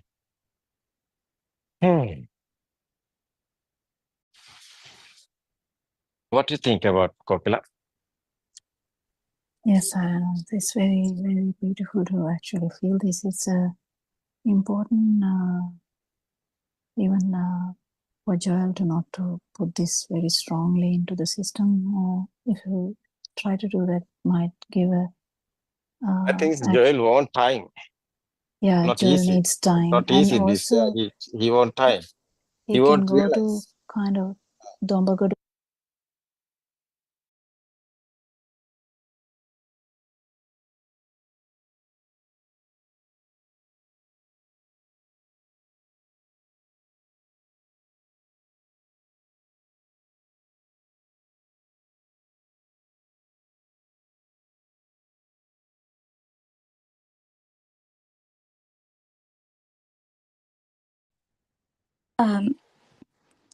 Peruvan Saranaya and answer.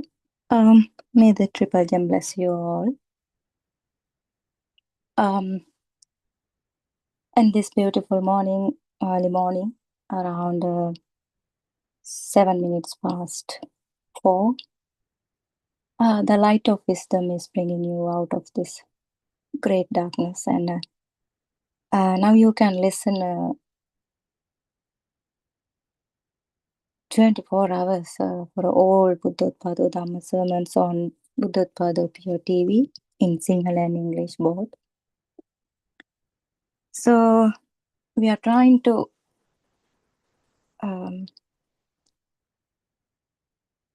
tell the world actually what did the Buddha teach?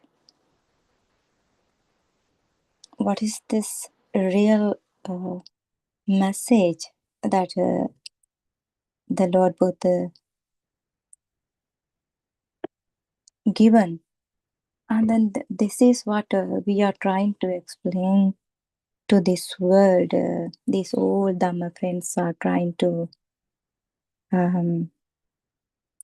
explain as much as they can. This is why our noble friend Aranhasi also trying to explain this as much as he can to spread this message to this world. So not only to Buddhist, but to non-Buddhist as well. Because the Lord Buddha has no any religion. The most people are seeking to understand what Buddhism really means. You might think that we have to treat everyone equally. Yes, that's true. You might think to be very kind, to practice generosity. You might even think that you always need to keep happy mind without letting unpleasant things from around you take hold of your mind. You might think that you need to avoid toxic people and so on.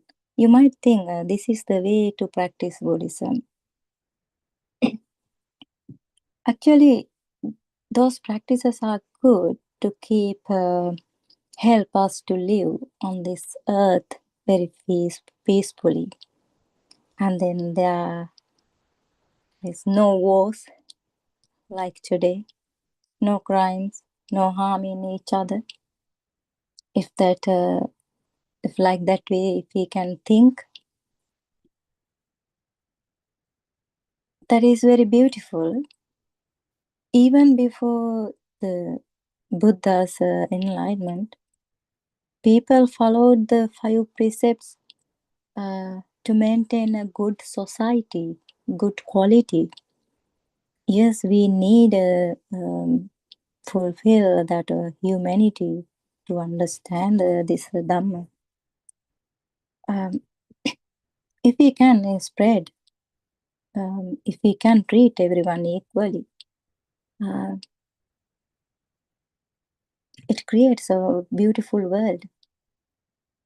No one try to become a big leader for the world by creating wars. So actually what the Buddha taught was only one thing. That is the understanding of suffering. When we say suffering, the meaning can arise in your mind in many different ways. For example, the physical body experiences suffering when you have a backache and or headache, or you might think the conventional death of a person is suffering. And when you become ill, that is suffering. When someone close to you passes away, that is also suffering. When your child has a unwell or disease or a disability, that gives you suffering. You might think in a different way, this is the suffering. Yeah, until we are living on this earth as a human, we are suffering. Until we go through this cycle of this journey of samsara. But no one realizes it until we see the dangerous and how it's scary in this cycle of samsara. But no one realizing it. Everyone suffers in this life in different ways and at different levels. Even if you are a billionaire, you cannot live on this earth without experiencing suffering. But we are always seeking a way to escape from that suffering by practicing different methods. If we say, you might listen to calm songs to get out of unpleasant feeling, or very calm instrument music, or you might go to the gym to forget unwanted memories that appear to your mind. You might practice yoga. You might practice concentration meditation.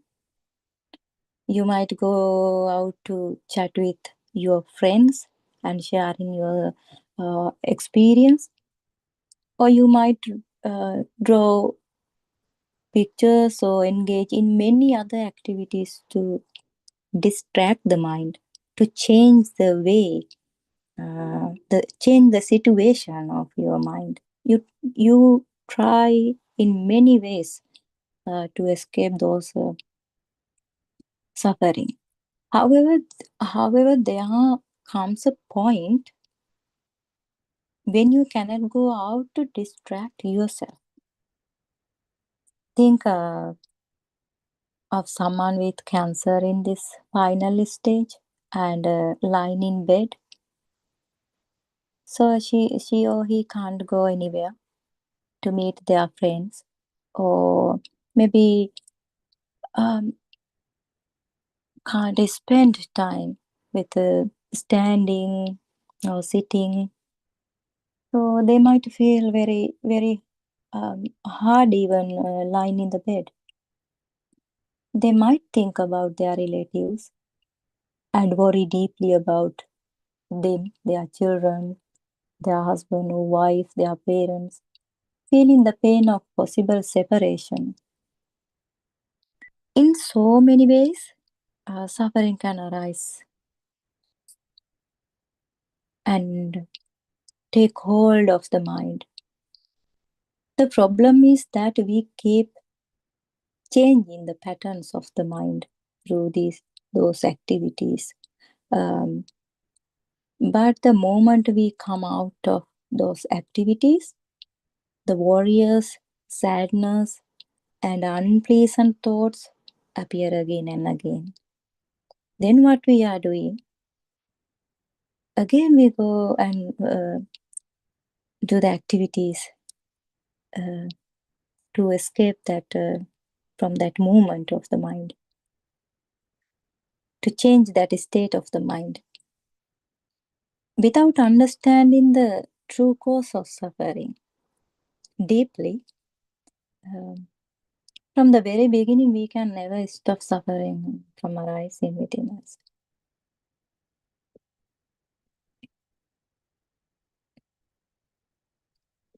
But we do not want to understand this truth. We always try to avoid these conditions. We try to stay without suffering, but also our mind doesn't like to find out the truth.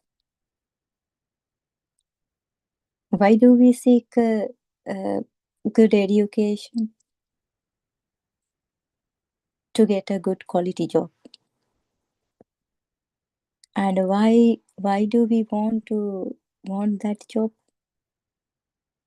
To earn higher salary and with the power and with living in a posh environment. That's what we are thinking in when we are living in with a society.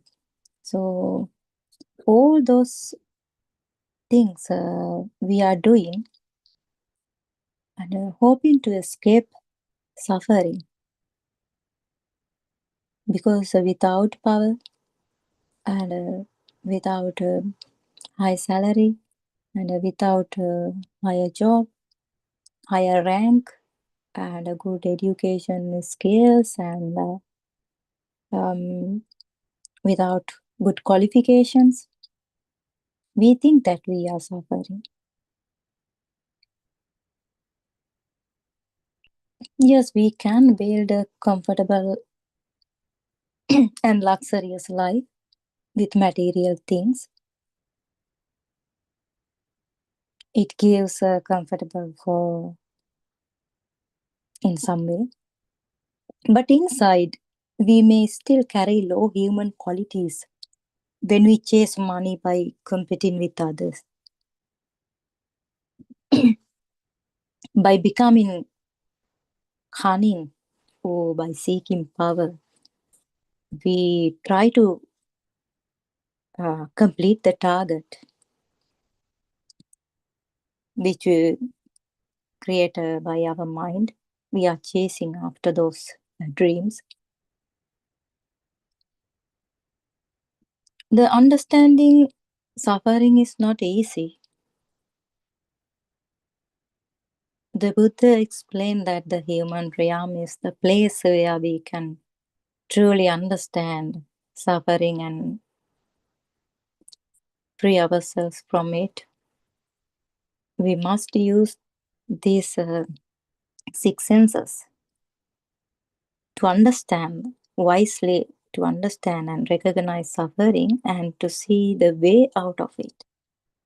Same thing we are using to understand, to realize by exploring these six senses, to get out of these six senses. That's how we can say we are using the same thing to escape from that. This system. Let us say someone begin to understand what suffering means. Even then it is difficult to see clearly where that suffering actually comes from. Many Dhamma sermons in YouTube and everywhere, and those days also we will listen those Dhamma sermons. They explain that some suffering arises because of attachment. They point out to that attachment mainly as main reason for the suffering. But we must look deeper, and if we ask ourselves, how does this attachment arise? Why does it arise? What condition come together to create attachment? Only when we understand these causes in detail, by exploring,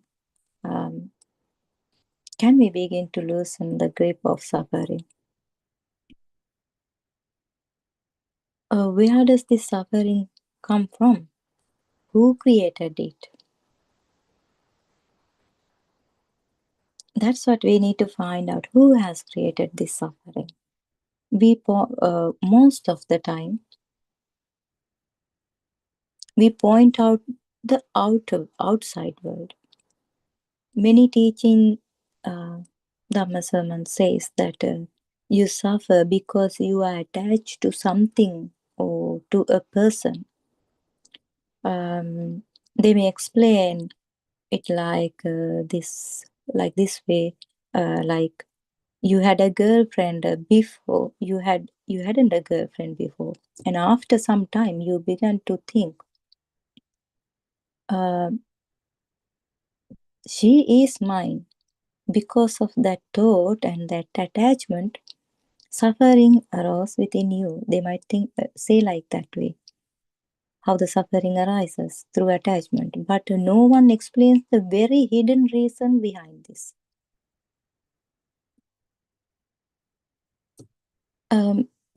Let's take two examples to explain the difference between these two conditions, because we can think different ways how this suffering arising within us without seeing the truth.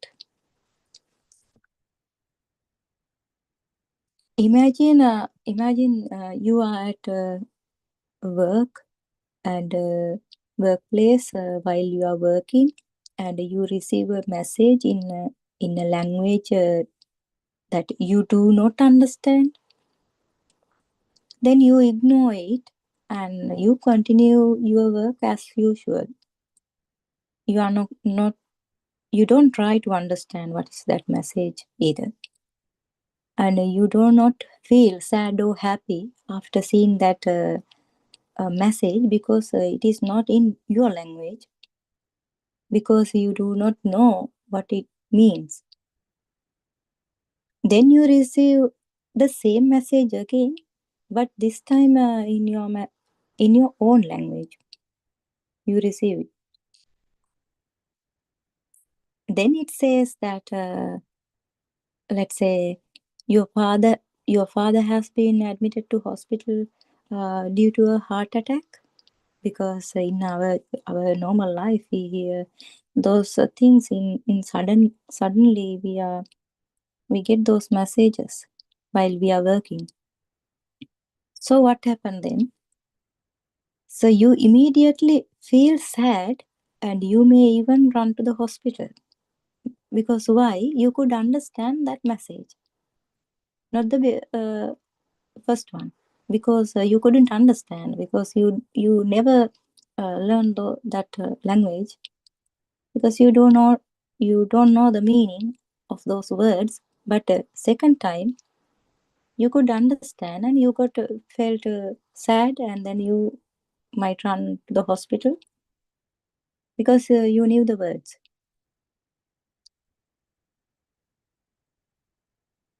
So it is the meaning of the words in your mind that creates the sadness at that point. We don't realize these kind of situations. In that situation, someone can show you the cause of suffering in two different ways. This is also you can think in two different ways as your understanding, level of your understanding. The first way is to say that you suffer because you love your father due to that attachment. Suffering arises within you. But there is a deep way to explain it. It can show in detail how you yourself created the idea of a father through your six senses. How your entire world created, including the person you call your father, was formed within that world, and how that world was created through the six senses. In that way also you can see that situation. Through this process, the mind begins to think, this is my father. And from that point, the mental object is formed, created. It is my father. From the very beginning, this is how the object arises in your inner world. Until you are hanging on the mind, it will be created lots of way to suffer. And this condition can go even deeper when we begin to see the truth. In outer layer, then someone explained, oh, this is because of the attachment. You are too much attached into your father. That's why this suffering arises. But they don't see the mind object, how it has formed and how it created suffering through your world. Once you explore how each of the six senses arises in this very moment, you may recognize that there is no father coming from outside at all. And also you may realize that you are only experiencing your own senses. And if you go even deeper through Vidarshana meditation, or even deeper and deeper, you may understand that you cannot even take these six faculties as me or mine. At that point, through your jnana or your awareness or your wisdom, you begin to see that you cannot truly divide anything as internal or external world.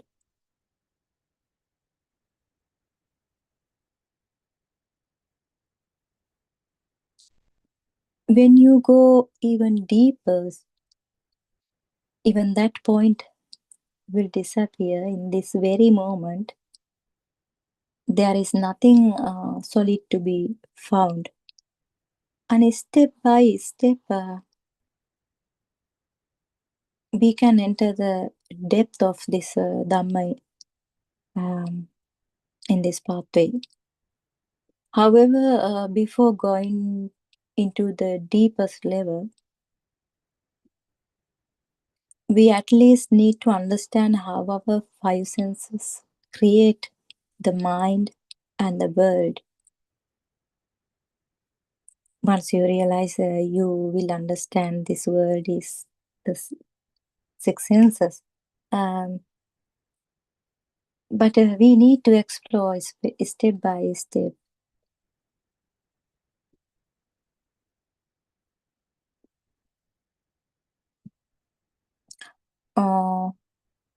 When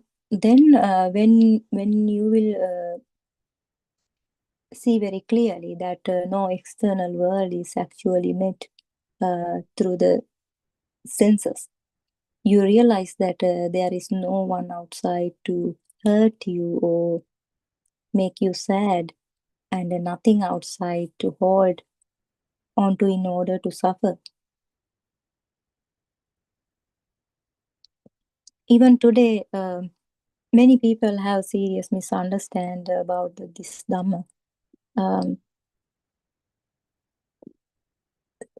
Some say that if you practice the Dhamma, you cannot have a family life or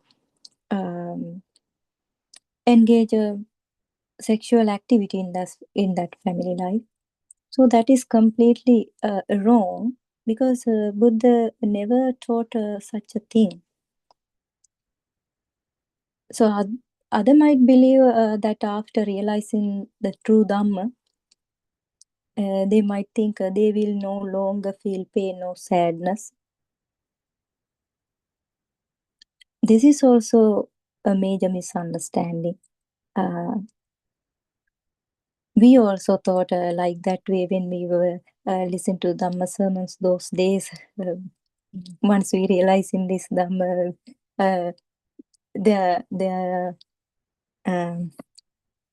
they don't talk, and they are looking the ground, and when they are walking, they are not looking all around like that way, like that character.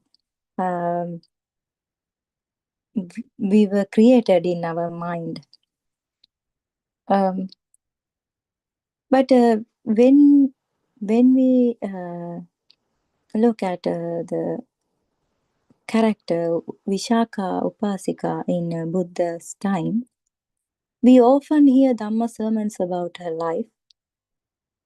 She becomes Sotapanna, that means a stream enterer, at the age of 7. Although she realized the Dhamma at such a very young age, and she later married, and she had many children.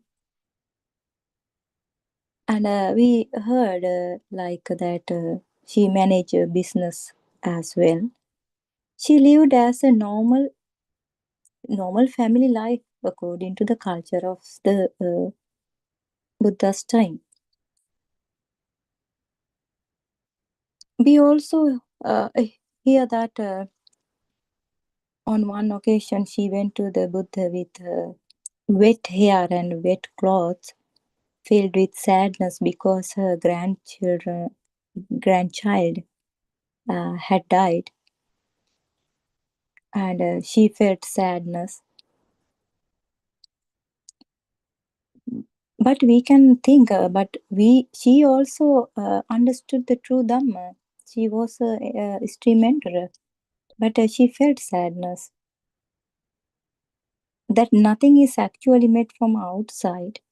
She understood that she is only experiencing her own senses. Still, sadness and happiness arose in her experience. At that moment, in that story, the Lord Buddha advised Vishaka to awaken to the present moment and keep awareness. This is how the Lord Buddha guided to remain awake and mindful in that very moment of experience. Even though she was a stream enterer, she still went to listen to the Dhamma sermons and to receive guidance from Lord Buddha.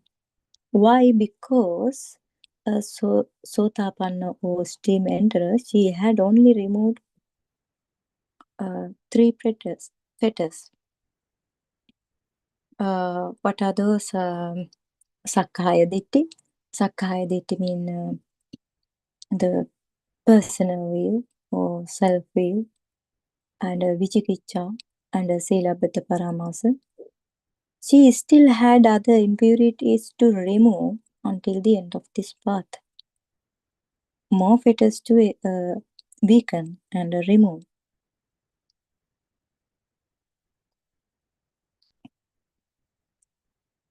Only they have opened the stream that leads to Nibbana, but there is still a journey ahead to complete this path.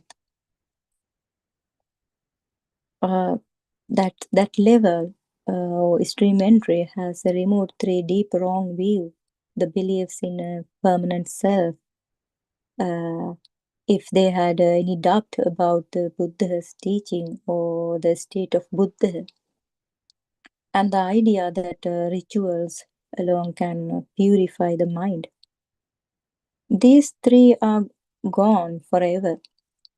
It never come back. And because of that, they will never fall into lower realms again.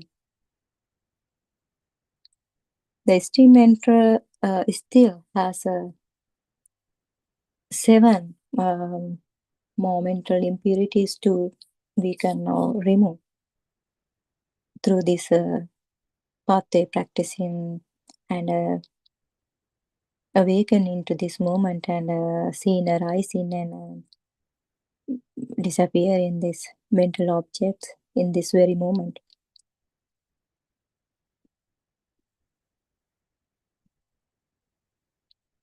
So there have always been many misunderstanding about this Dhamma. That's why I was talk about the Vishaka's story. Because according to some explanation, people think that when someone realizes the Dhamma, they must walk very slowly, avoid looking around, or behaving like a strange and unnatural ways. But if that were true, how could a 7-year-old child like Vishaka live normally after becoming a stream enterer? A child cannot suddenly stop playing or behaving like a child. They are playing or they are working as a child. They be completely normal. Nothing changes from the outside. That's what indicate through those stories when we are talking about the Angulimala or Vishaka or anyone. So we can see very clearly those points to untangle those misunderstandings.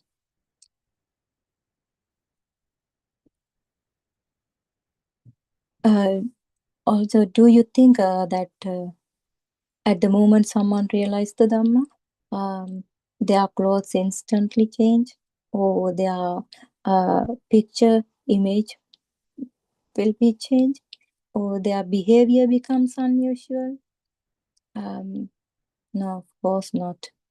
This is why we can understand how Daruchirya Arihant or other great monks become Arahant while still living ordinary external lives. Nothing on the outside changes. The transformation happens entirely within through their jnana or wisdom. It's arising within them. Nothing can be changed from outside. So simply wearing a robe does not mean anything if Dhamma is not realized and if the qualities of the Sangha such as restraint, mindfulness, and the ability to calm the mind, are not practiced if they don't see in this very moment how this mind arising and fading away.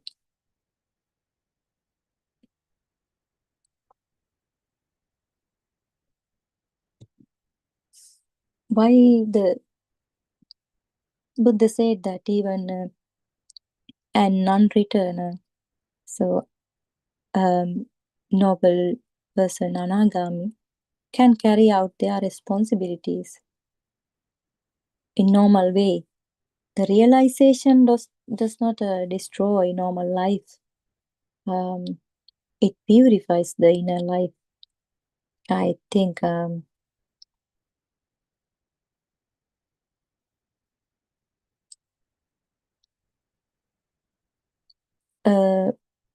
simple way to explain the non-instrumentary is to say that they are a person. We can say as a person, but we can't tell a person because there is no self-view. But who has gone very far on the path but has not yet reached full enlightenment. They have already removed the first 5 fetters that keep an ordinary mind tied to the world. So their mind is very pure. Actually, not the mind, we can say the mind will appear all the time, but not attaching to that mind. Because of this, after death, they are not born again in a human world. So non-returner is someone who has removed the 5 mental chains that keep ordinary people tied to the world, like the belief in a self. If they had any doubt about the Buddha, Dhamma, Sangha, clinging to rituals, sensual craving, and ill will, when these 5 are gone, or 5 are fade away, and the mind becomes very pure, actually, not the mind, because the understanding of the mind and when it is arising and fading away, and then that is the condition arising within them. Because of this purity, they are not born again in the human world. The noble person who realized the Dhamma sees something very different from what an ordinary mind sees. In the very moment of seeing very clearly, they no longer meet anything as truly real or solid or existing out there or internal. There is no internal world. Every experience is recognized simply as a mind object arising and passing away in this very moment. Then they never met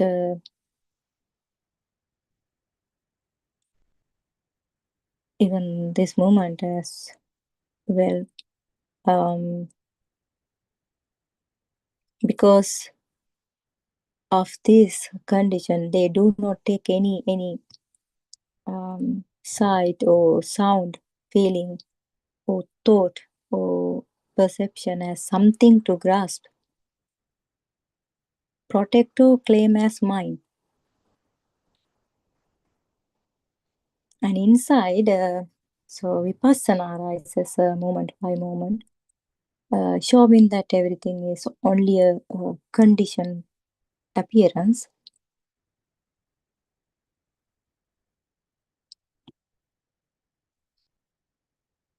In that situation or in that condition, there is no inner place where a self can stand, and no outer place where a self can go. There is no person or there is no someone to be reborn, and there is no somewhere to be reborn into, and there is nothing to carry out. There is no place to carry out. There is no even the idea of time, past, future, or even this moment is seen as another mental construction.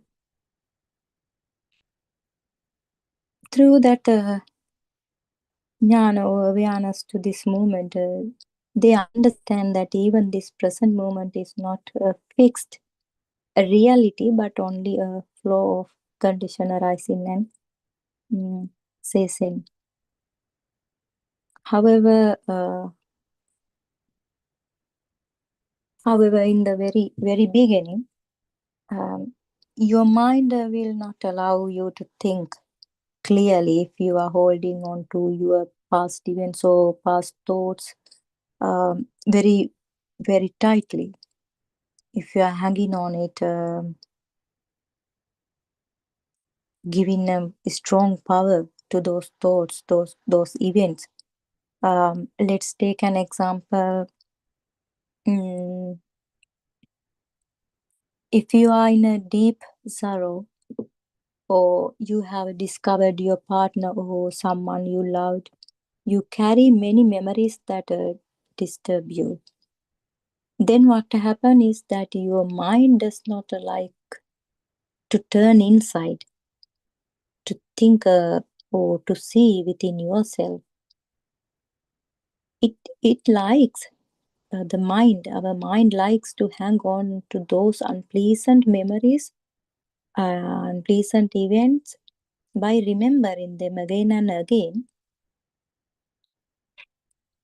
That is how the mind behaves. It wants something to hang in on to all the time, every second, every moment.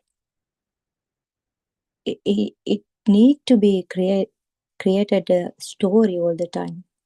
When you keep hanging on or chasing them repeatedly, you give more power to those appearances. It continues the cycle and makes the mind disturbed, anxious, or even depressed situation. But when we are in a depressed or anxiety situation, we don't realize. We never can see very clearly how this mind is behaving. It doesn't allow to see. It doesn't allow to go to explore within yourself. It always try to hang in to the outer world. So when you try to understand this Dhamma, even if you hear it, your mind can say, no, I didn't do anything wrong. They did something wrong to my life. In that way, your mind does not accept anything from very beginning. At the very beginning, it is very hard to accept that everything that happened, everything that appeared, was created only through your six senses. From the very beginning, it is very hard to accept, because we are holding very tightly, and some situation, some very hurtful events in your life, you are holding very tightly. You are not let it go. Then it is very difficult to understand. Also, our mind it doesn't allow to accept this world has created by yourself through your six senses. No one realizes it until they truly realize this Dhamma. how the mind likes to trap itself in conditioning all the time, and how the mind becomes happy by hanging onto those things. But once you realize this truth, then you understand how happiness arises within you when you are free from the mind. That happiness is not like now you are feeling. That happiness comes and goes, not like that happiness we are talking about. It's endless.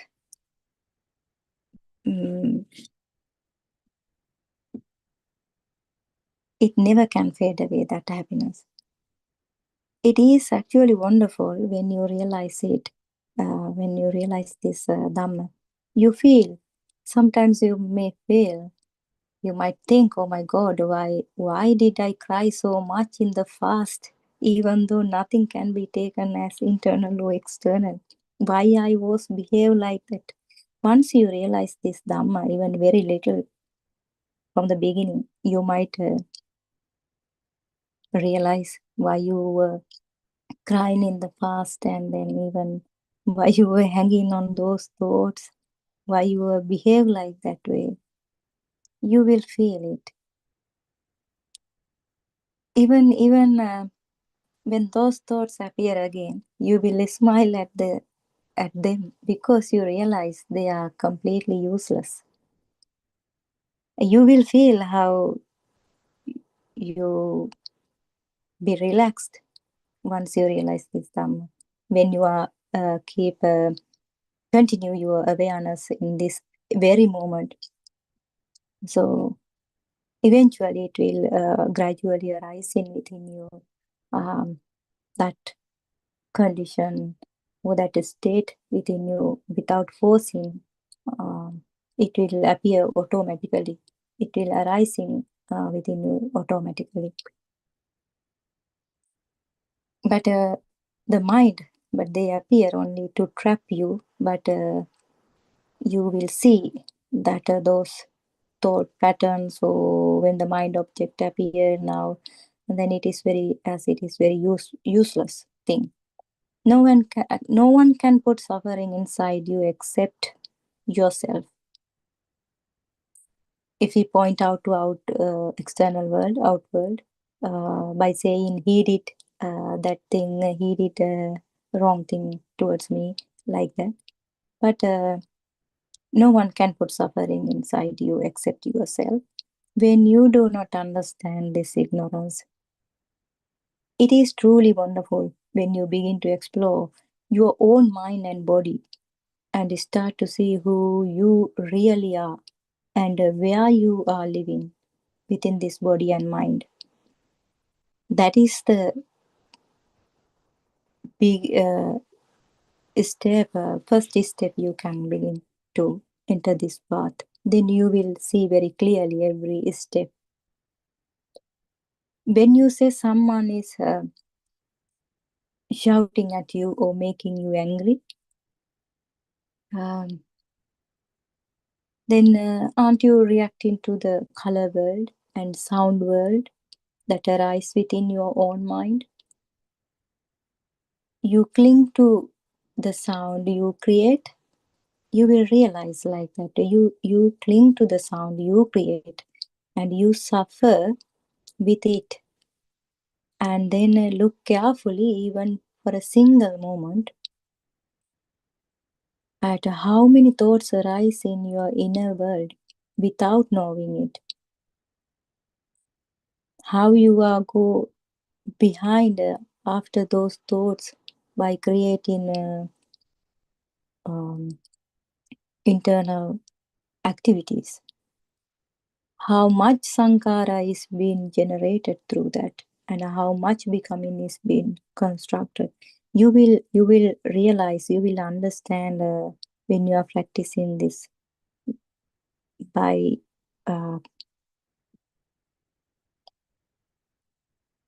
keep like a stable awareness in this every moment.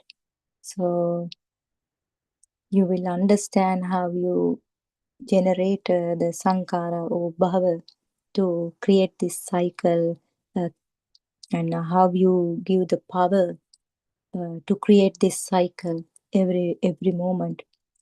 But we are thinking only when the bhava is or sankara is creating, when we are working or when we are blaming someone, like that.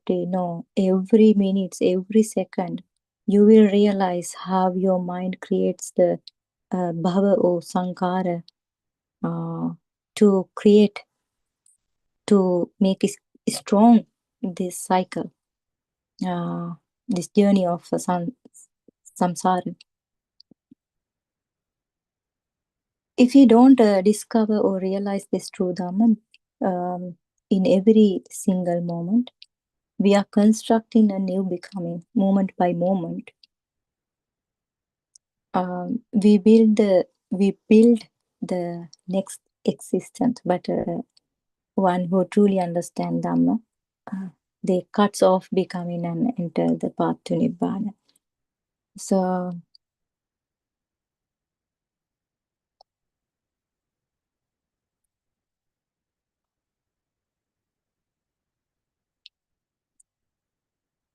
it is not easy for us to see that these thoughts have no real substance, or there is no external or internal world. It is very difficult to see from the beginning. First, you need to let this scattered mind settle a little through concentration, meditation, or then look carefully with the settled mind. How do you actually see this color world? When you see a tree outside, can you see it just because it is there? If there were no light, could you see it? If even the eye muscles were not functioning, how could you see a tree outside? Even though your eye muscles can receive the color world, we can say from the beginning like that, but once you understand, you will realize the color world is creating in this very moment through your senses. But we can say, even though your eye muscles can receive the color world, ask yourself those questions. Why can a dead body not experience any of it? If the eyes are still there, the muscles are still there, but without the mind, nothing can be known. Ask yourself this question very carefully from the beginning to clarify all the points, to clear out. And also,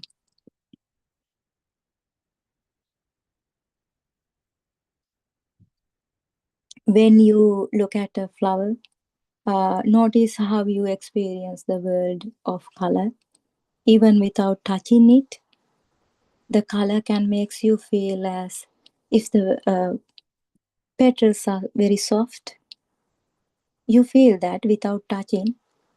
When you are all of this impression comes simply from seeing it. You only receive the colors through eyes, yet your mind also creates a sense of texture, softness, and even the quieter presence of the flower. How do all these feelings appear from just seeing it? The same thing happens with your ear.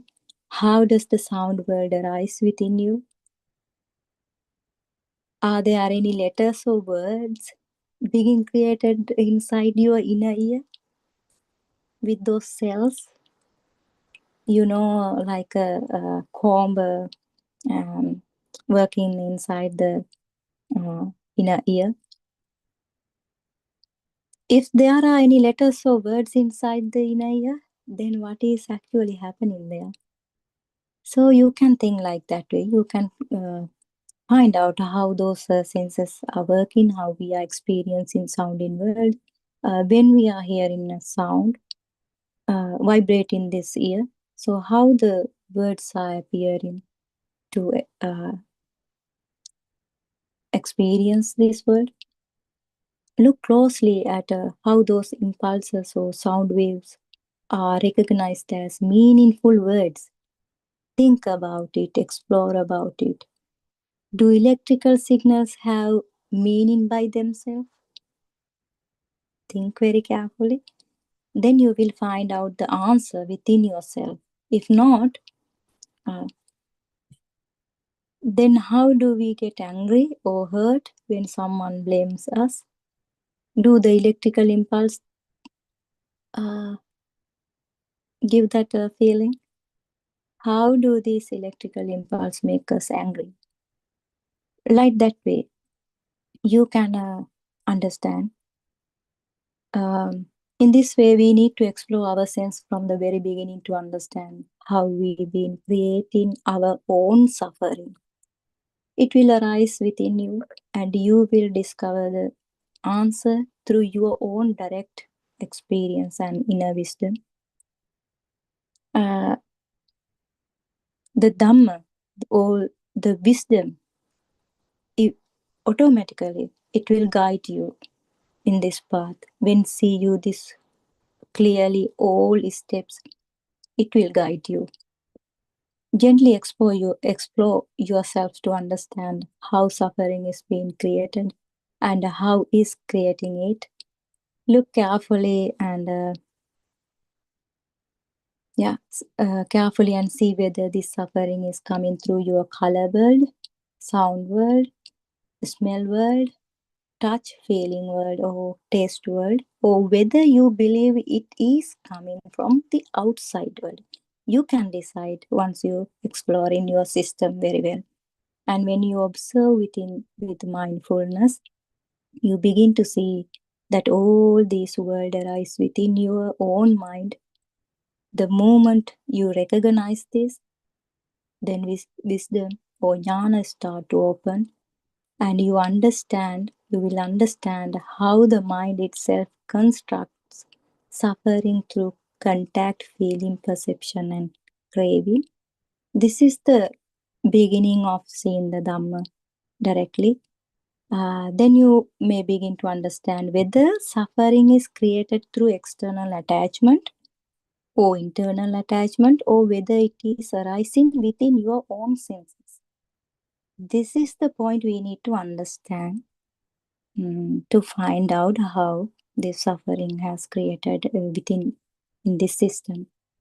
When this becomes very clear, it becomes obvious that there is no external world or internal world that can truly make you suffer. I think this will help you to understand, to find out about the suffering in very depth, how you can explore your system step by step very carefully.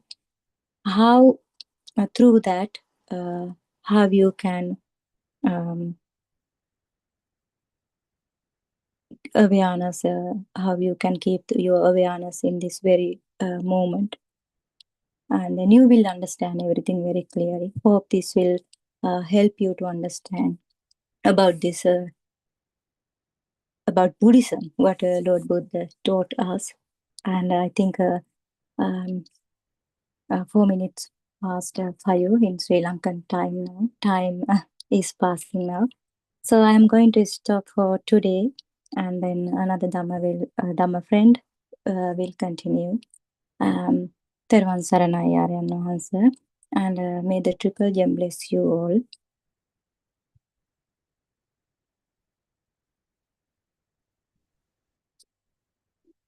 Peran Saranai, everyone. First of all, I pay homage to the Lord Buddha, the Dhamma, and Sangha, and I bow down to Aryan Wahanse, our noble friend, for his all his guidance.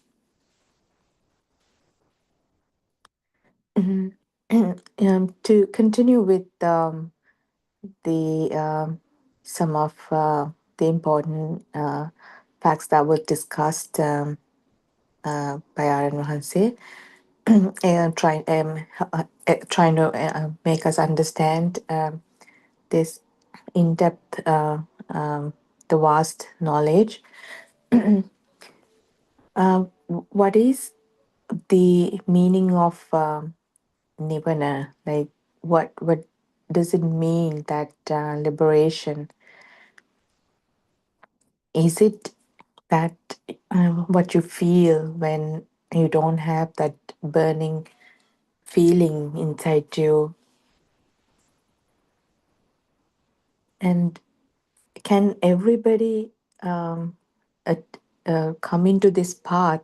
Why not only few people have that desire to explore this path? And like even to reach that state of mind, people should have that the desire, that should come within them, that to explore something beyond your senses and your comfortable life. So the minds that who inquire these, is it's a quality of it's a quality that of a person who will come to this path, and that quality of the inquiring mind, it is called the savitaka mind.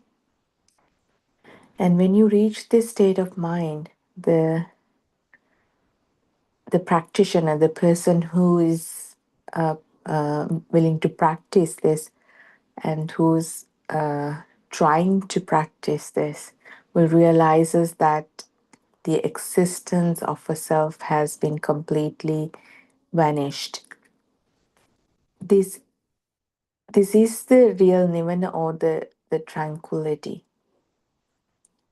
which is the existence of a self and existence of an outside world are on one side, and non-existence of being and the feeling of valuelessness of the materialistic outside world is on the other side, which means that the person who have that eagerness, that desire, and who start practicing that inquiring mind, then when you have those qualities, the person who's practicing that will realize the existence of a self has been vanished. And at the same time, the existence of a self and existence of an outside world are on one side, and the the non-existence of the being and the valueness of the outside world is on the other side. As long as a person has thought patterns, he has a soul. So how do we recognize our soul? That feeling of I am, me, mine. It is that fire, that the feeling, that burning fire in the mind.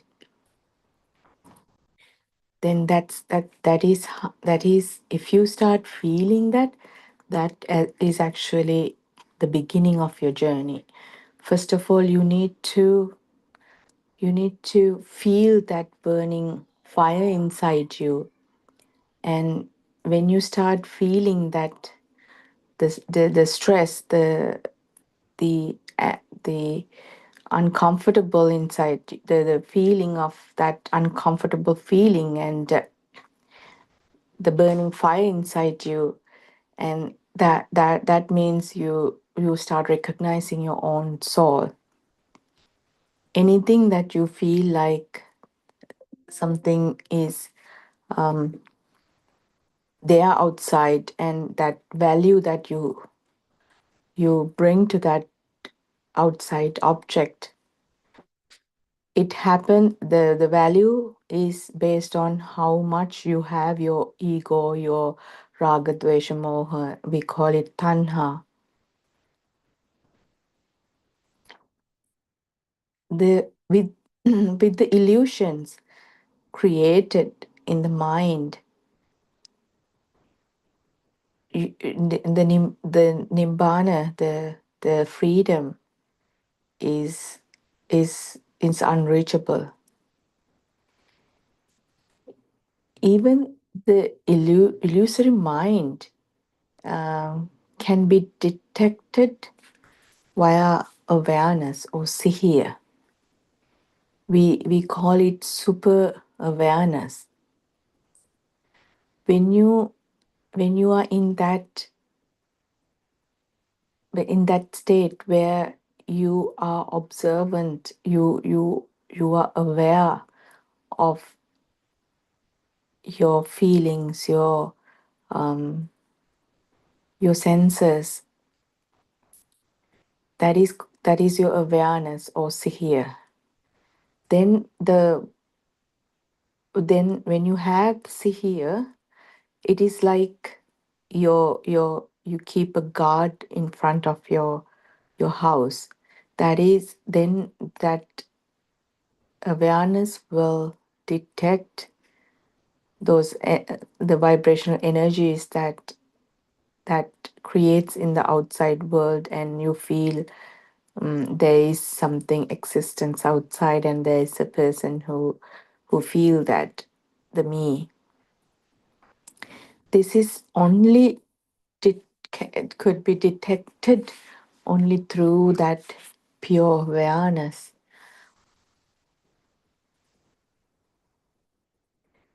It is like you have built a sensor which catches all these vibrational activities, energies that happen, and you know exactly how those are created.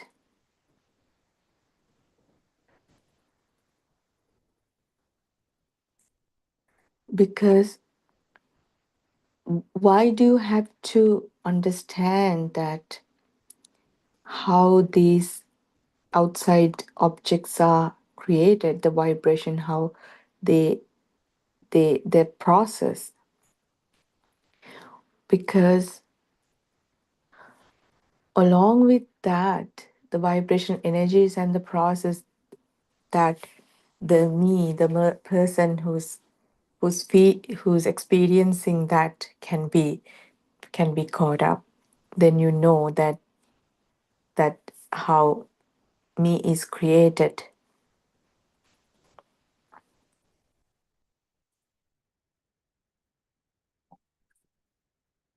So without knowing that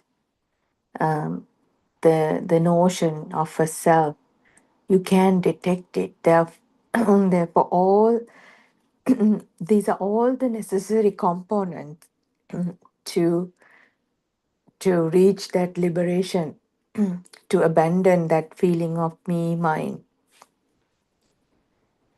The have you investigated within you how the world is created? Your experience, how you experience the world, is it similar to entire universe? Is it whether what you see in the world, is it similar to everyone perceive this world, or is it just you, how you see things? Have you asked yourself why some people like sweets and why some people don't like sweets, and why some people like spicy food and some people do not like spicy food? If a certain food is the same, how come different people perceive that in a different way? Have you also asked yourself why some people uh,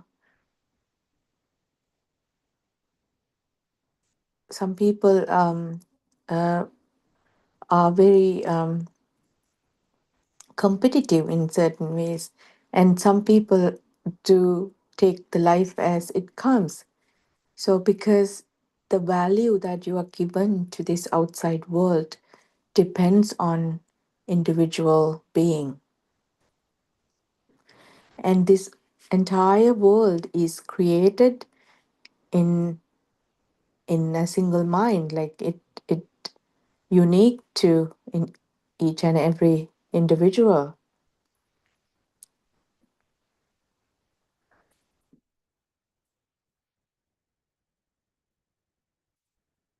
The Lord Buddha um, has explained this vastly. All his the Buddhist doctrine is all about that, the magic, that Vijnana, who created this external world and internal world, and that individual self being, how the individual selves being created.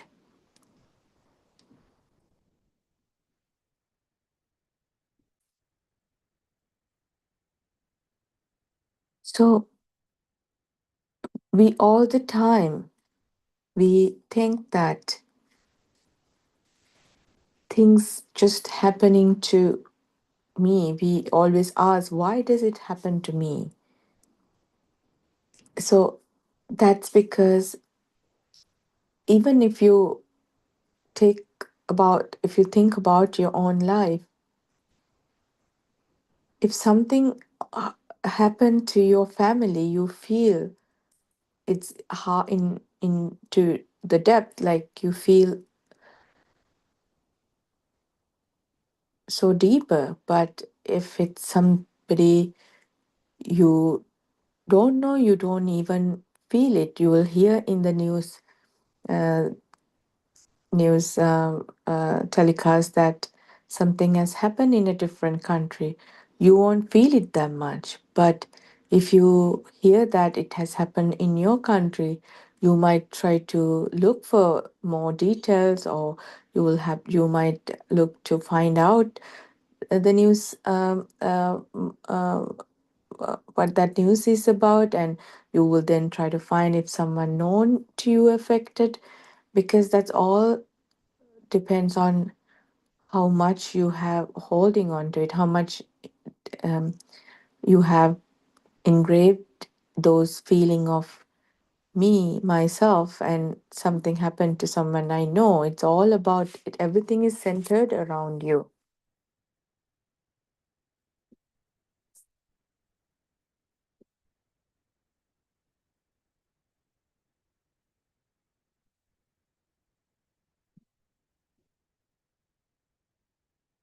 So how, in order for you to explore this Dhamma, first of all, you need you need to learn the true, not the need that true knowledge of what Lord Buddha has preached, what this Dhamma is about. That Dhamma, without that Dhamma knowledge, you are not able to apply those, the the techniques, the system, that process, you're not, it's your, the way you experience, for you to practically experience that Dhamma, first of all, you need that knowledge. And when you have that true knowledge of awareness, then you can reach that practical experience. Through this practical knowledge, the notion of that existing self can be found. The existence of the soul cannot be abandoned by just thinking about it. So that's another thing that we kind of get lost in this process, is we don't know how to define that, the mind and the process. We most of the time, the knowledge that we learn, we are trying to process it through our mind. And the mind and the feel is what you need to, that is how you experience this Dhamma within you, through the feel. When you have that knowledge, you need to learn to separate the two way of experiencing this. So you need to learn how to feel this Dhamma within your own self, within your own soul.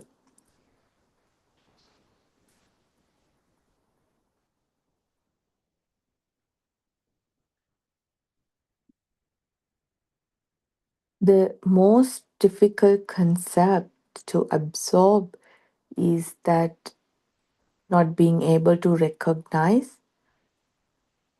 our own perception of the self.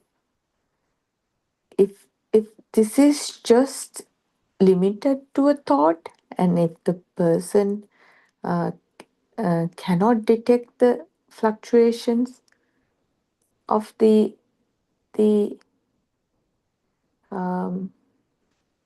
sparks, the currents, the Nibbana path is not open to that person. The person who lives in his thoughts is, they get lost in this journey. The inability to detect the situation, that's the biggest obstacle. So you should be able, if something happens, and when you know that that something is not right inside you, like that feeling, the the burning feeling, an uncomfortable feeling, and like the cravings, the sadness and anger, that those sparks that happens inside you, if you are not able to detect those, the changes, the fluctuations of that feeling, the current, then you are not able to find this path. The person who lives in that thought is not able to find that feel. So you have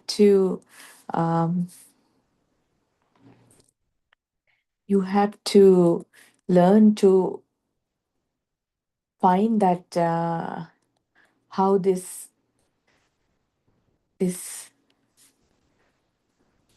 current fluctuate in you, the effect on those feelings to you.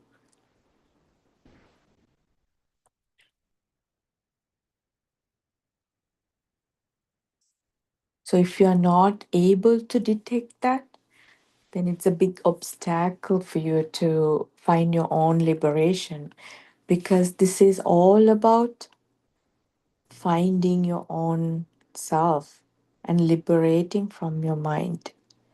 So only when you are able to detect that, the fluctuations, the changes, the feeling, the burning feeling, that is only when you are able to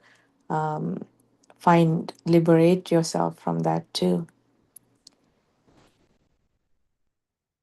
Without, and at the same time, when you find out those fluctuations, the what's happening inside, this is when the knowledge that you learn through Dhamma can be applied practically within you. That is when you can start this purification process in the mind. And there are so many tools R.N. Mahanse has elaborated, has simplified for us to apply within us. And the awareness must be experienced in all four postures. And we call it Satara Satipatthana. And that's super awareness.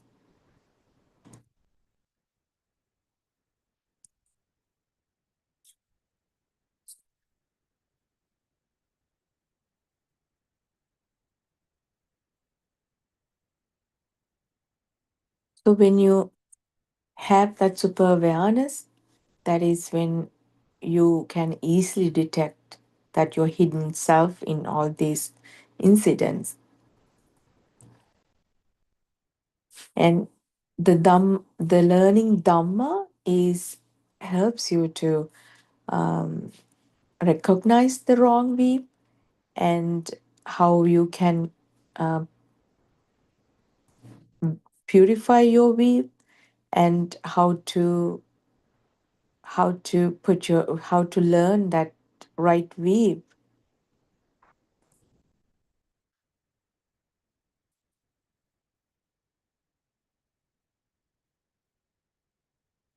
The liberation doesn't mean that you have it in the future, or when after your death. The liberation is at this right moment. This moment, we call it Shana Sampattiya. Everybody and the everybody is born with that moment, and everyone has that opportunity to liberate yourself moment to moment.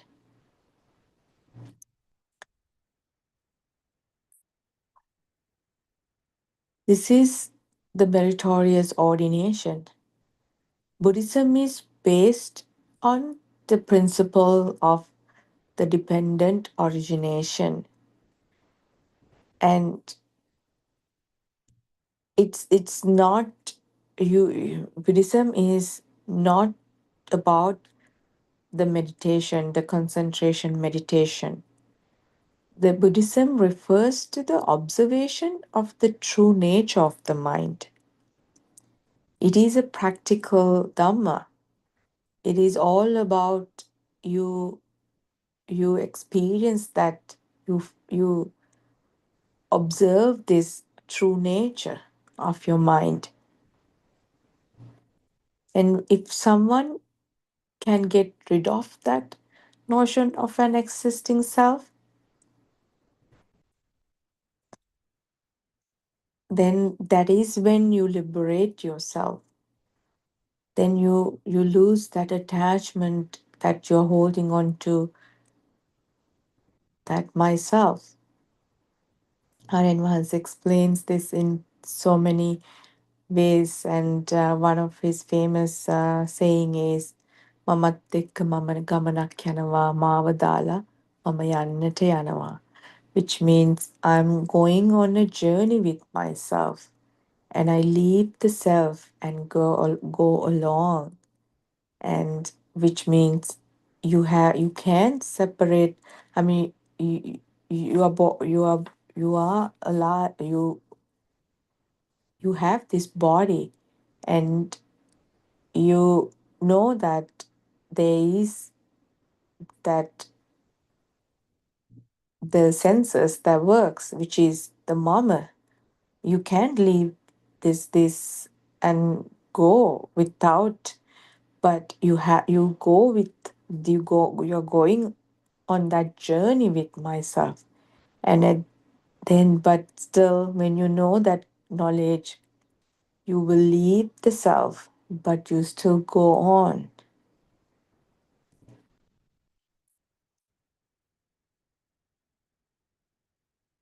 So this is a process,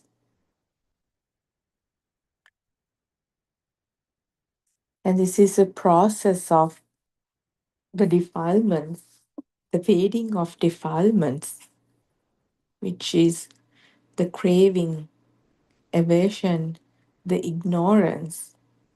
Those defilements it systematically will fade away in this journey.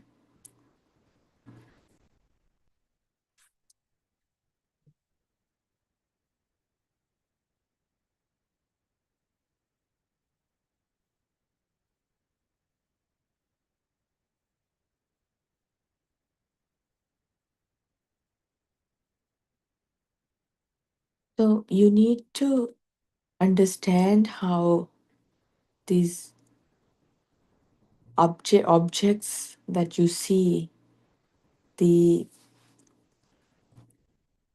outside world, how this outside world is created.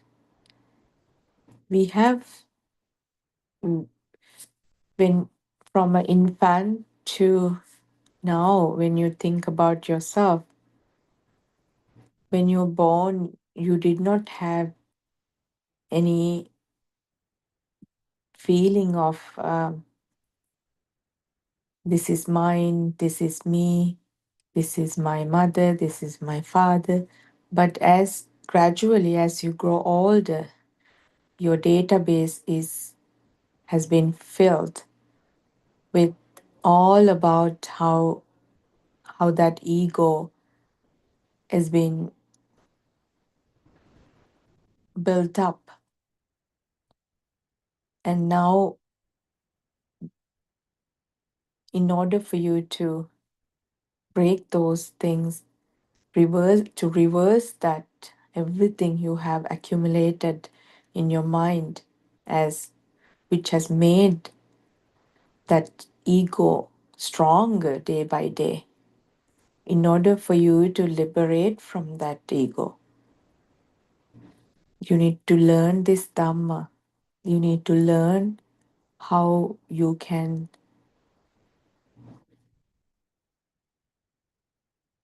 liberate from that ego. And for that, you need to start learning this concept.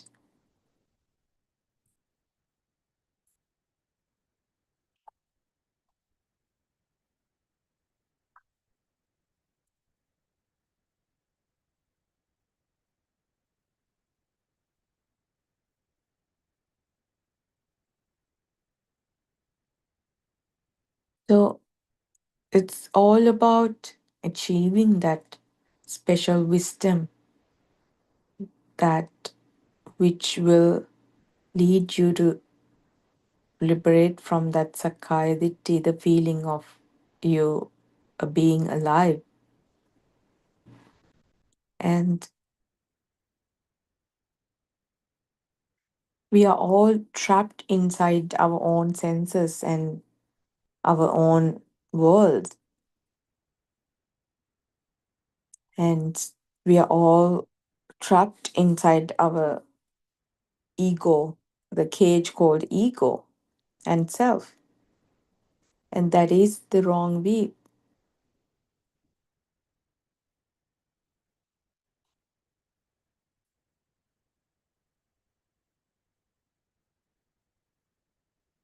So Lord Buddha's doctrine is about the Four Noble Truths, the truth about the suffering, the cause of the suffering, and cessation from the suffering, and the end. It's the path to end the suffering.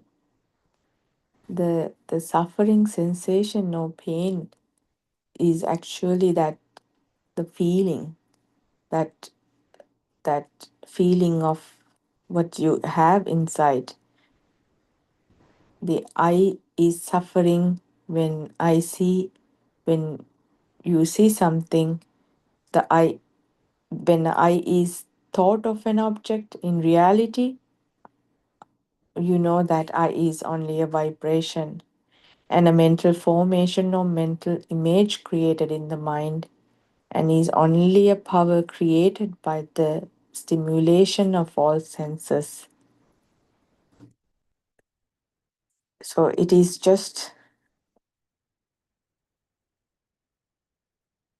the same thing like when you rub two wood sticks, the the it creates that the heat, the magnetic field in that. And it's the same way your eye, when you place that sight into an object, that when it's that stimulation happens, and it creates that mental formation in you. When you see a car, that if it will it will create that that spark inside you, and that is how that mental formation or mental that image is created in the mind. And it's only a power that's created by the stimulation of your senses, the eye. But if you see that, is it that your eye saw that, or is it someone who's inside, that someone called me saw that? So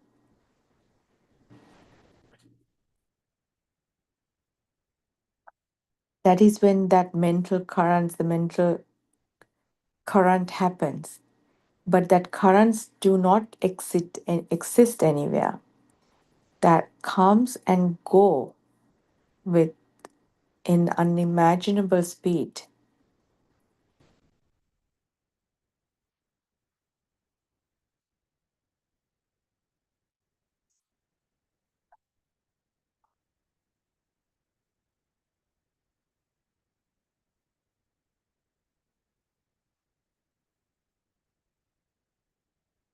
So just imagine that you are blind. And do you think that the image you see in front of you will make any current in you, the feeling of within you? So it's the same when you if you apply that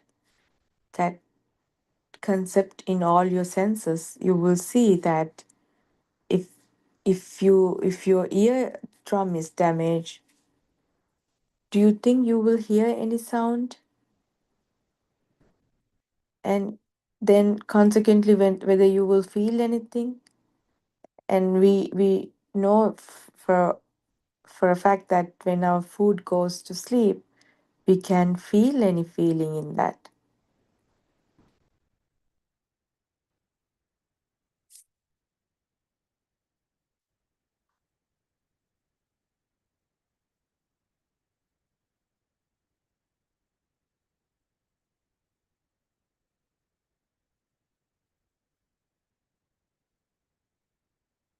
And so this is that current that happens with those um, vibrations, that those sparks. If the waves get connected sequentially, like you feel like it's continuously happening. An endless cycle of birth and death occur. So everything is real to you, and your sasara oga, your cycle of birth continuously happen. So when a person with that wrong view, when you don't know that this right view, when you don't know how these are, how these mental formations happen, you continuously in that endless of birth and the death.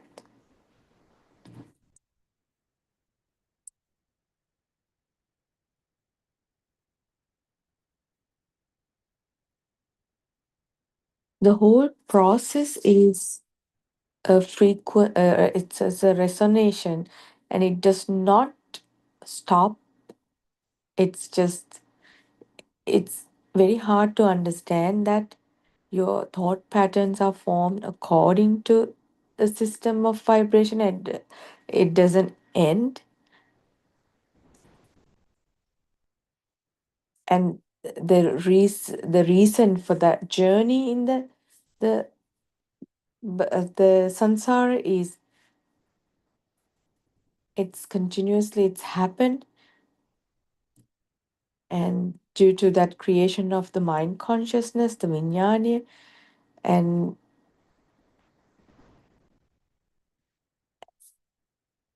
in actually it lies in that energy of frequency that creates a system, such as we call it telepathizing the system, the telepath system, that if the telepathy system means that if you, if that energy in two places matches, it just keep vibrating in the same energy level. When the energy vibrations are stopped through the spiritual process, then that, when you stop that vibration, um, if we call it the akampita cheto vimuktiya, which means that you do not create another life. You don't have that vibrating energy that will that will travel to a that will telepathize to a different it's the cycle. This is the liberation from that vibration, the liberation from influence of energy vibration. In order for you to gain that understanding, the right view of an existence of soul must be um, that you need to eradicate that wrong view of the existence, which is that wrong view of existence. It is called Sakkaya Ditthi, that you have that feeling of I am here, there is someone there, like that wrong view. And when you have that, when you eradicate that wrong view, the true understanding of there's nothing existence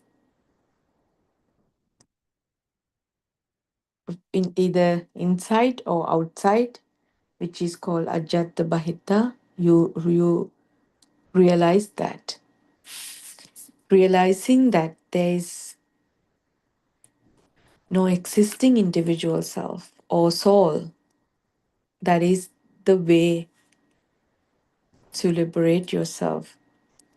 Until you reach this level of understanding, the birth and death continues. Your sansara, your cycle of birth continues.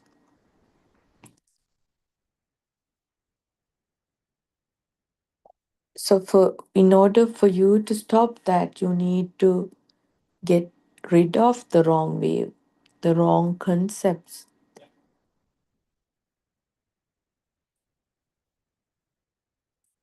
And then understanding that the philosophy, the Lord, the Dhamma, and observe how defilements fade in. When you start practicing it, you or you observe that how defilements fade in you when vibrations become less and less. This is the heaven in your own mind. When you are at that calm state of mind, then you don't have so much thickness, hardness in your mind, and then you experience that it's your vibration becomes smoother, thinner, and less. It is the heaven in your own mind. Having more vibrations means when you're experiencing hardship, that roughness in you, the thickness in your thoughts, that is the same like you are living in a hell.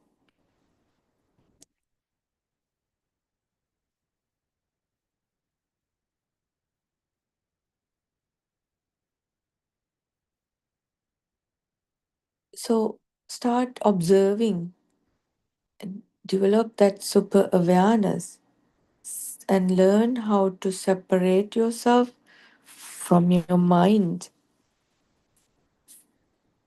but more get closer to the feeling. Satara Satipatthana, the feel, how you feel through your senses. And then it's easy for you to recognize the illusions that created by the mind through the mind, and also for you to understand how those defilements are fading in you and how your mind become pure day by day, and your vibrations become less and less, lesser and less.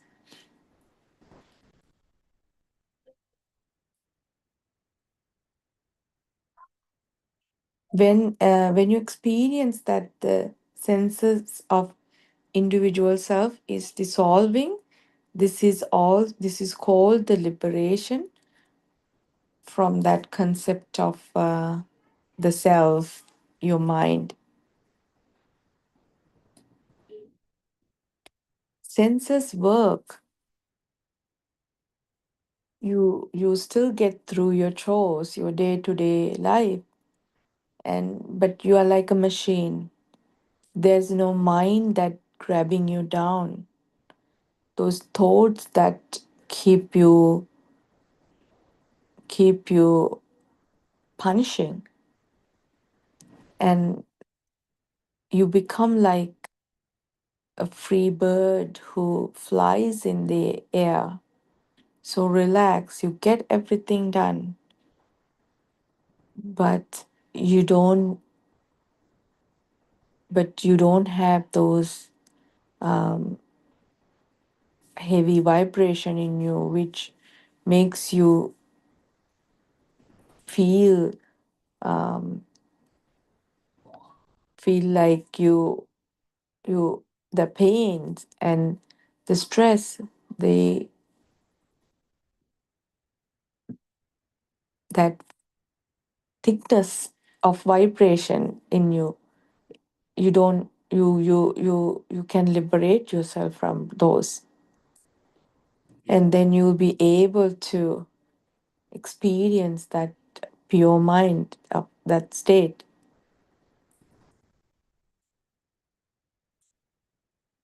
And which is that objectless state of natural concentration, or you can experience it right now.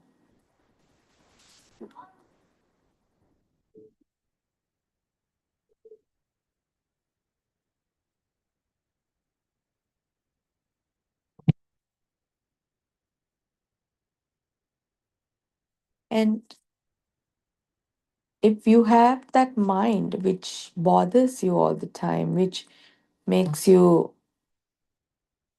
life harder, also a liberation from it.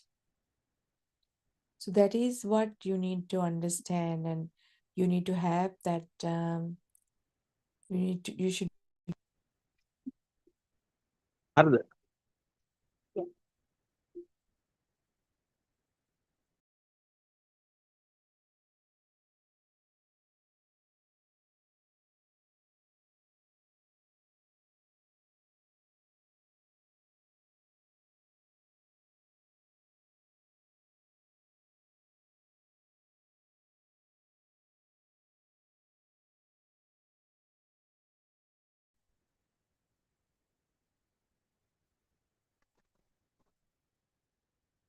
to liberate yourself from those heavy those thoughts. And when you find your inner peace, that pure mind,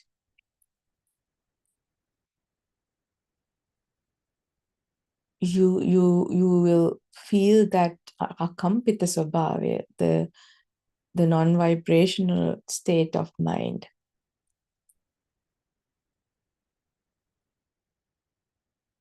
And in this unique experience, you will be able to experience that emptiness. Emptiness doesn't mean that there's nothing outside. It's just that the value that you give to the outside world will become less and less. And then you will also be able to drop those old things, which makes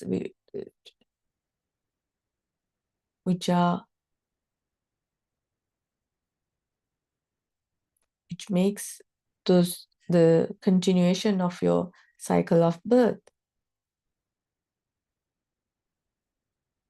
What you need to understand is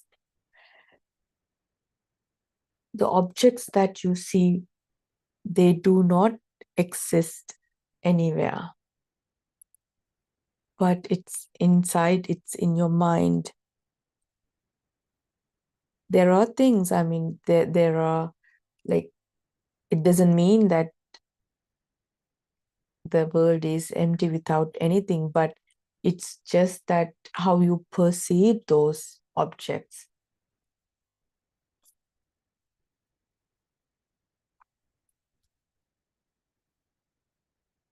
So if there's no mental formation, the mind consciousness will not be there. And then there's no sankhara, if there's no sankhara, then then no mental formations.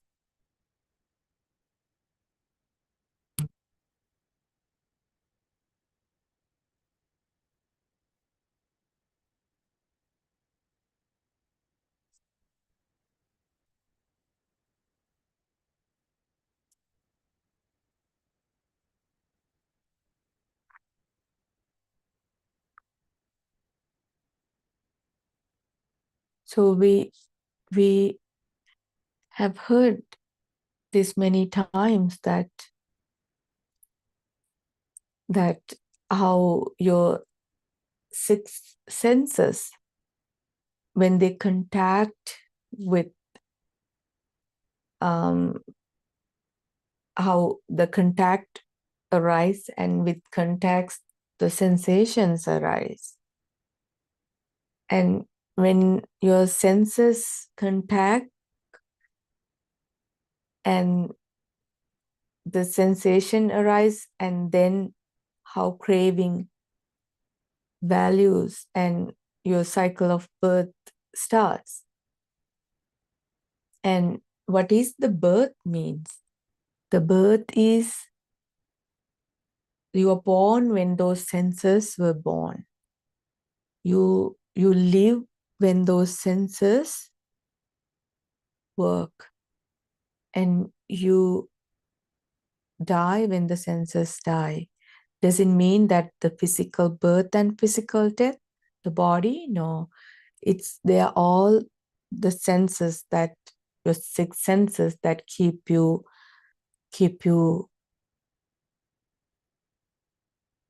continuing that feeling of you.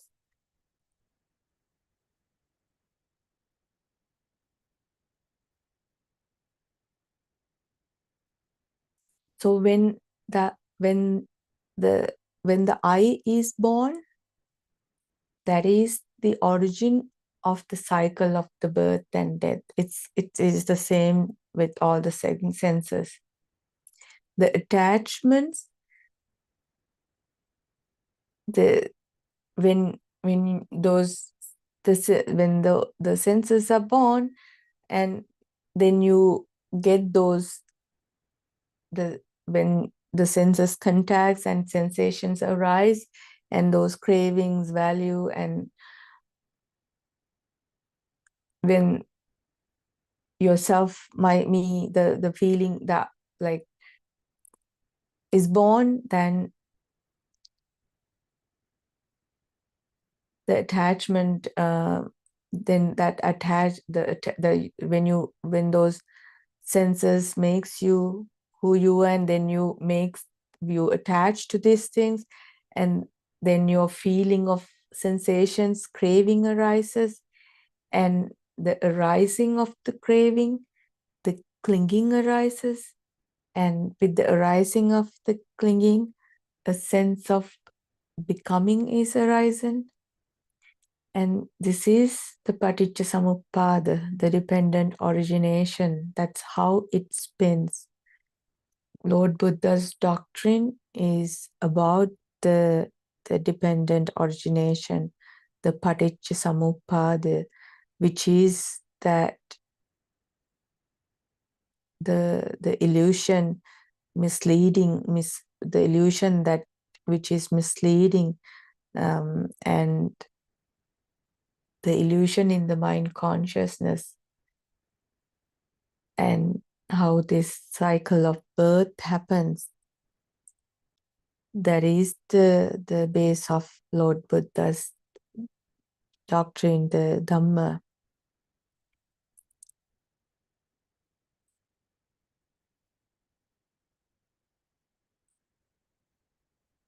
So you have that choice of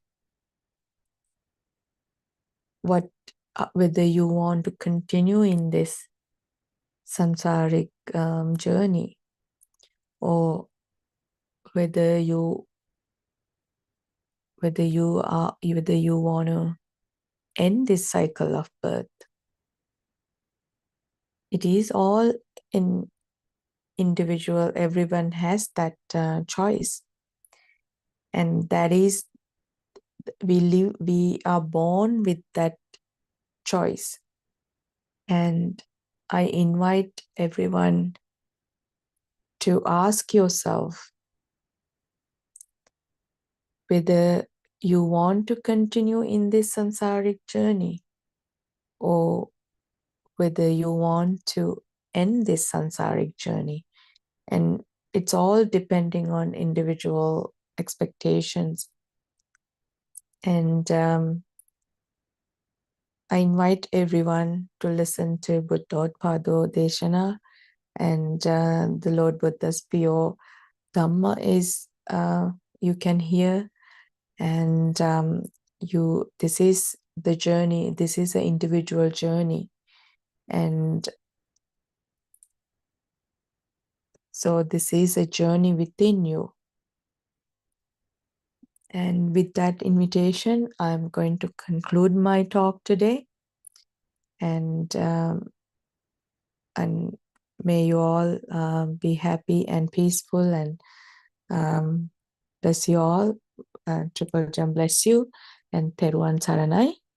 And I worship Aranwanse, our noble friend, for his guidance. Teruan Saranai.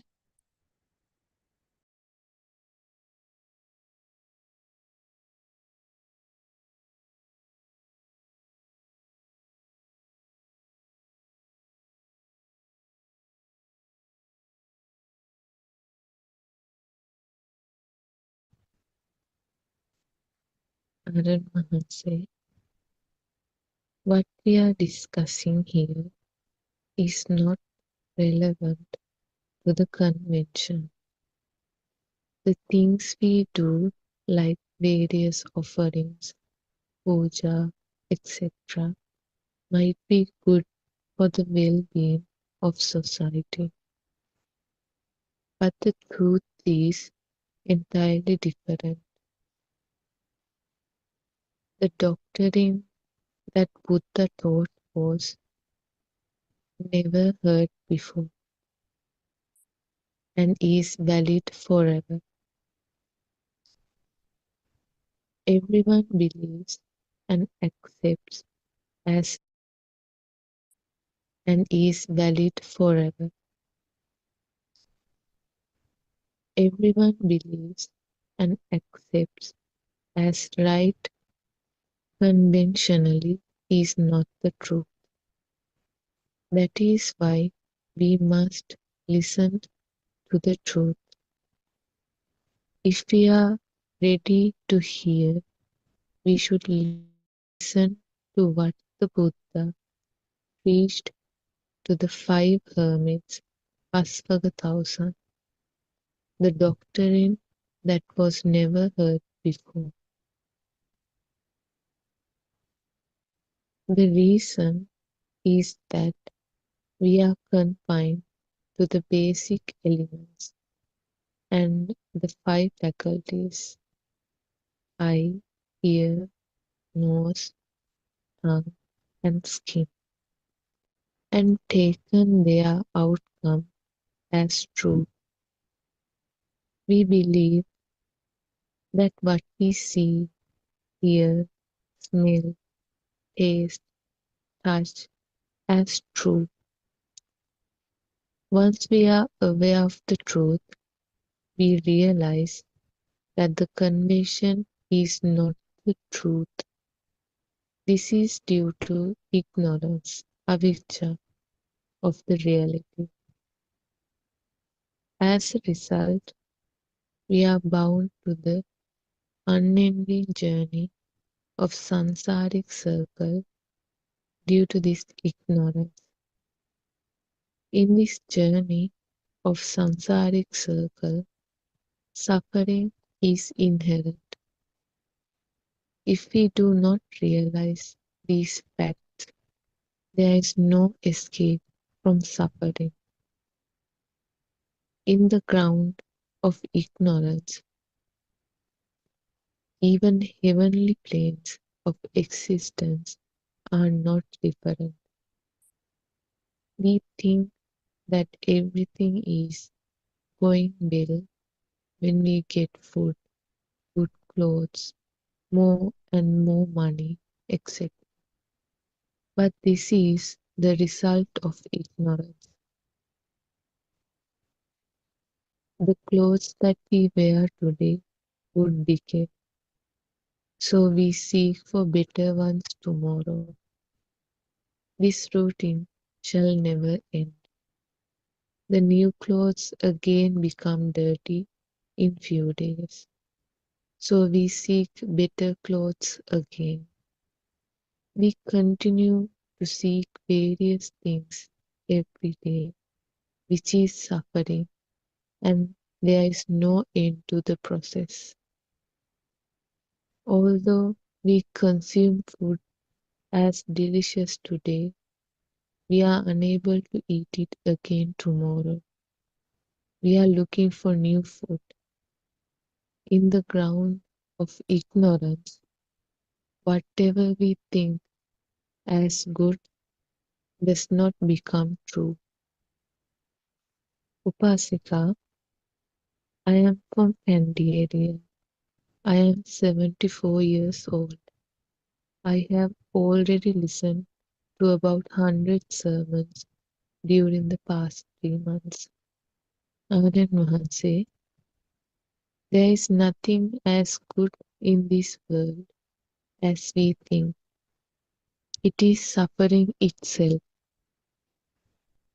It is this suffering that we believe to be pleasure and comfort. There is nothing but suffering.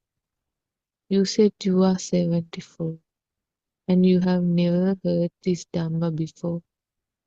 You said you listened to about 100 sermons and asked whether you can realize the nirvana at this moment. It is true that you can attain nirvana at this moment. In this instance, only this mind exists. This mind arises and passes away in the same moment. There is no existing mind.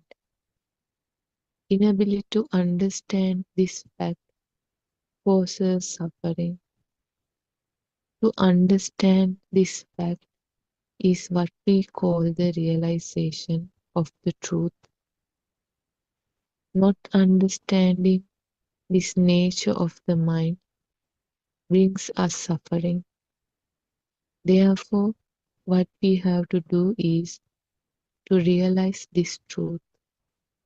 Realization means knowing that the world is a mere appearance in the mind. Salayatana loko, chittena niyati loko. The 5 faculties are the world. The world is the creation of mind. Everyone, everybody. Thank Shani. Thank you for reading the book for us. We are starting a new book today. The True Dhamma Has Awakened, Volume 3. Thank you for starting the session. I worship at Aryan Mahasa's feet, Theruvan Saranai Aryan Mahasa, and Theruvan Saranai, all Dhamma friends who have joined this English Zoom discussion, which is happening every day at 2:45 p.m. Sri Lankan time. So in this new book, it's kind of dialogues actually, unlike the previous book. In the previous book, we had some explanations and general knowledge about how the thoughts are formed and what is meant by this sense of faculty. So it was kind of a brief explanatory type of a book. But here, these are all based on discussions. So this is a dialogue between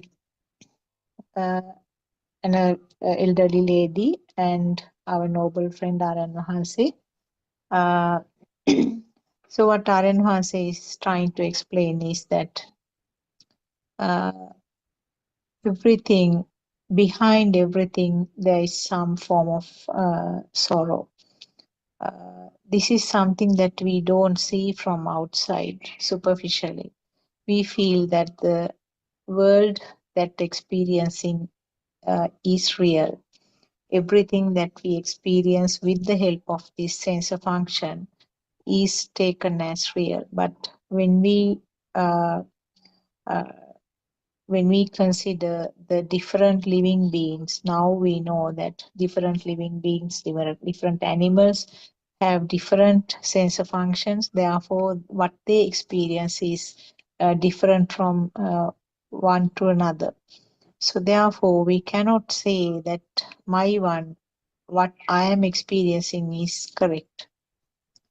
So this is called avijja, or the ignorance, where we take what we are experiencing as true.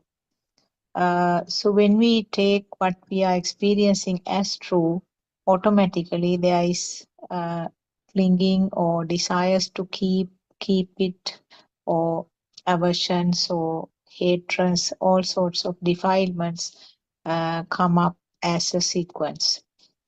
So this is the nature of the samsaric cycle, where continued to be born and death. But in Buddhism, the word birth and death is not used for this birth of this physical body and the death of this physical body.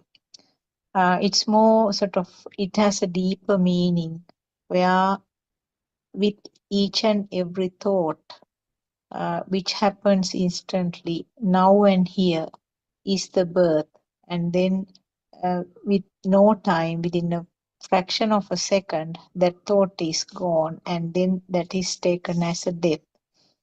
So it's a series of births and deaths which occur throughout this lifetime, and this is something that we have to understand by learning this true Dhamma, the facts that is explained by our noble friend. These are Lord Buddha's teachings, but they were not explained in detail for some time. After the passing away of the arhats, I think it became kind of, there was some deterioration, and then there was some merging of some other religious teachings. So now we are fortunate to hear the true Dhamma, which was explained and which was preached by Lord Buddha 2600 years ago. So understanding this true Dhamma helps us to realize that what we are experiencing is the products or the outcomes of these sense faculties. And the two Pali phrases that Shani read for us, Salayatana Loko means the six sense faculties create the world. And also another phrase she read, Chittena Niyati Loko, that means the world is created in the mind. So now, from now on, I think what we heard or what we listened to as simple explanations, as general facts, will be more becoming more practical, where some people are discussing with the noble friend R.N. Wahanse, so that we will be able to apply those things practically. So this lady who is talking says that she listened to about 100 sermons, and it looks as if that she hasn't found the exact true Dhamma pathway. So maybe we can start from that point. Our Dhamma friends all have joined, Thiruvan Saranai, Dr. Kokila, and other Dhamma friends. We can start our discussion.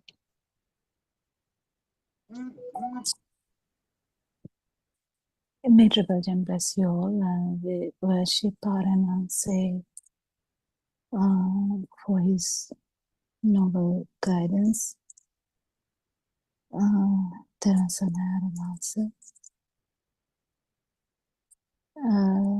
So yeah, we can start the discussion. We can discuss on any topic. If there is a topic, kind of a question, we can start from there.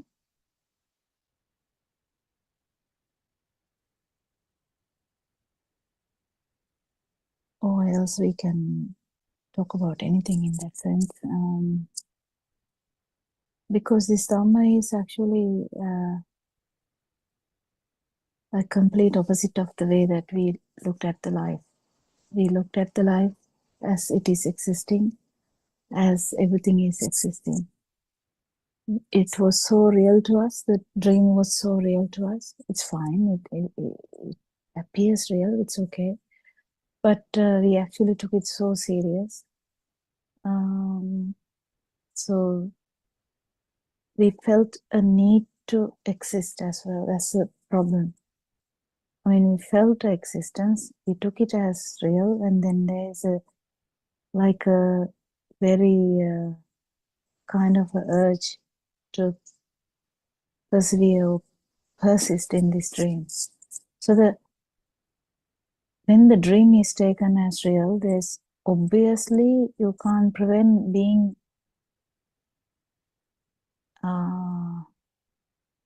dragged to it, like, or having the urge to maintain the dream. In its extreme, when you really want to keep something. Imagine you like something really, really, and you want to keep it with you. That's kind of the extreme, because that's your dream is also true, and now you have things in the dream which you really want you to have them closer to you. So that's kind of extreme ignorance. But slowly, when you understand that that's actually a perception here, your urge to go for outside things would slow down. Actually, it will slow down, really, really. You will feel it. These all feelings kind of you feel it, how the burning is coming down. And then, but still the dream is kind of true. But then, because the perceptions are still true, and then you keep understanding that's not actually true. It's kind of a vibration that's there. So, because if you really can see one particular stimulus, that's so beautiful. You can really understand this. So, even that vibration, it's just a past vibratory nature of the sensory organ. That's all. That's all. So if you keep understanding this becomes very, very clear to you. And it's simple as well. You don't have to make it so difficult by adding so many things. If someone actually has no previous knowledge, like especially like someone like Joel, who doesn't know Pali, doesn't know anything deep about Buddhism, it's very easy for him to take it unless he has some other ideas. It's all, we have all the, the things that, the patterns we believe, the things that we believe. It's okay. It's just the parts of the dream that we are tangled with. That's fine. You just keep understanding how these things were so true to us. If you keep understanding, it's just the way you think. Because thinking is the real difficult part we can't comprehend or contemplate even. Because the thinking has also the emotional part of it. So you feel,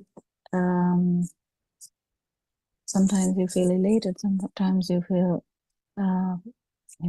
marginal, not really elated or not really sad. Sometimes you might feel really sad also. But the thing is understanding that this is kind of an output from the sensory functions.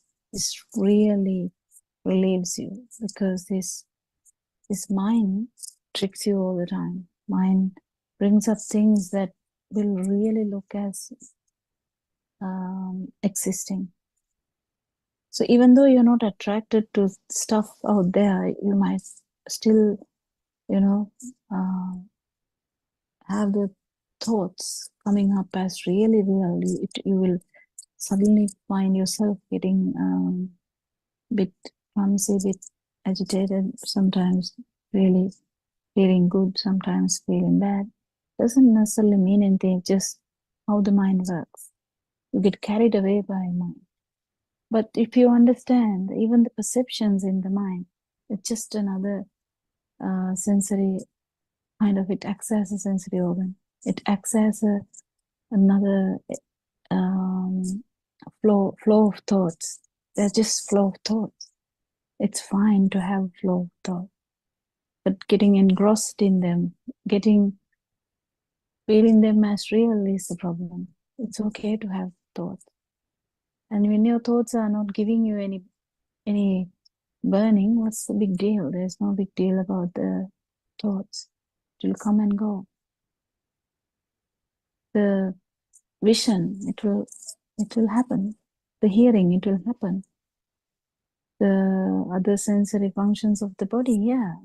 As far as your body persists, you will feel some bodily sensation. That's it. So where the burning is going, the burning is definitely subsiding. It will take time. Why? Because this whole system was really true to us. So when you keep understanding this Dhamma, are you like acting weird now? No. You're acting as normal as you are. No one will even tell the difference. They will feel you. They will feel the way that you are handling things may be different, but the way you respond would be different.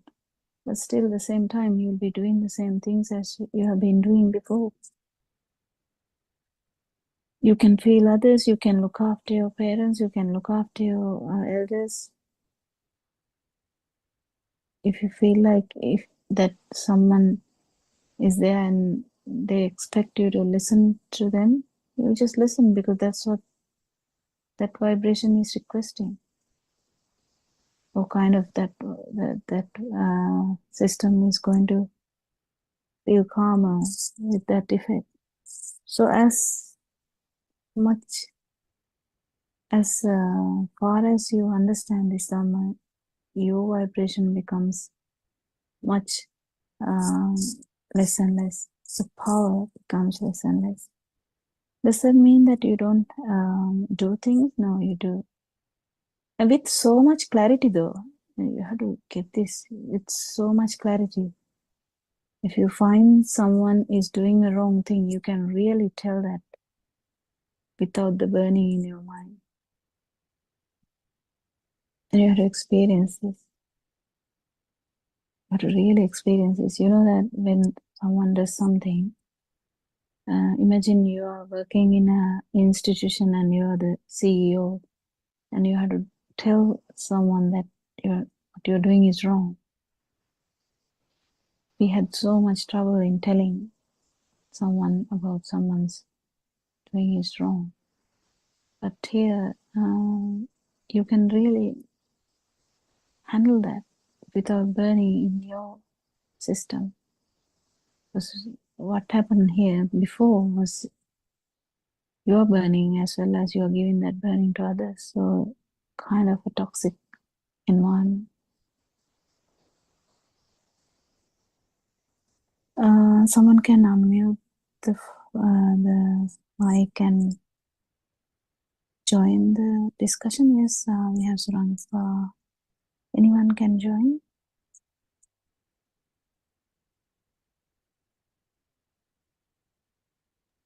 Joel can Yes. ask the question as well. Yeah.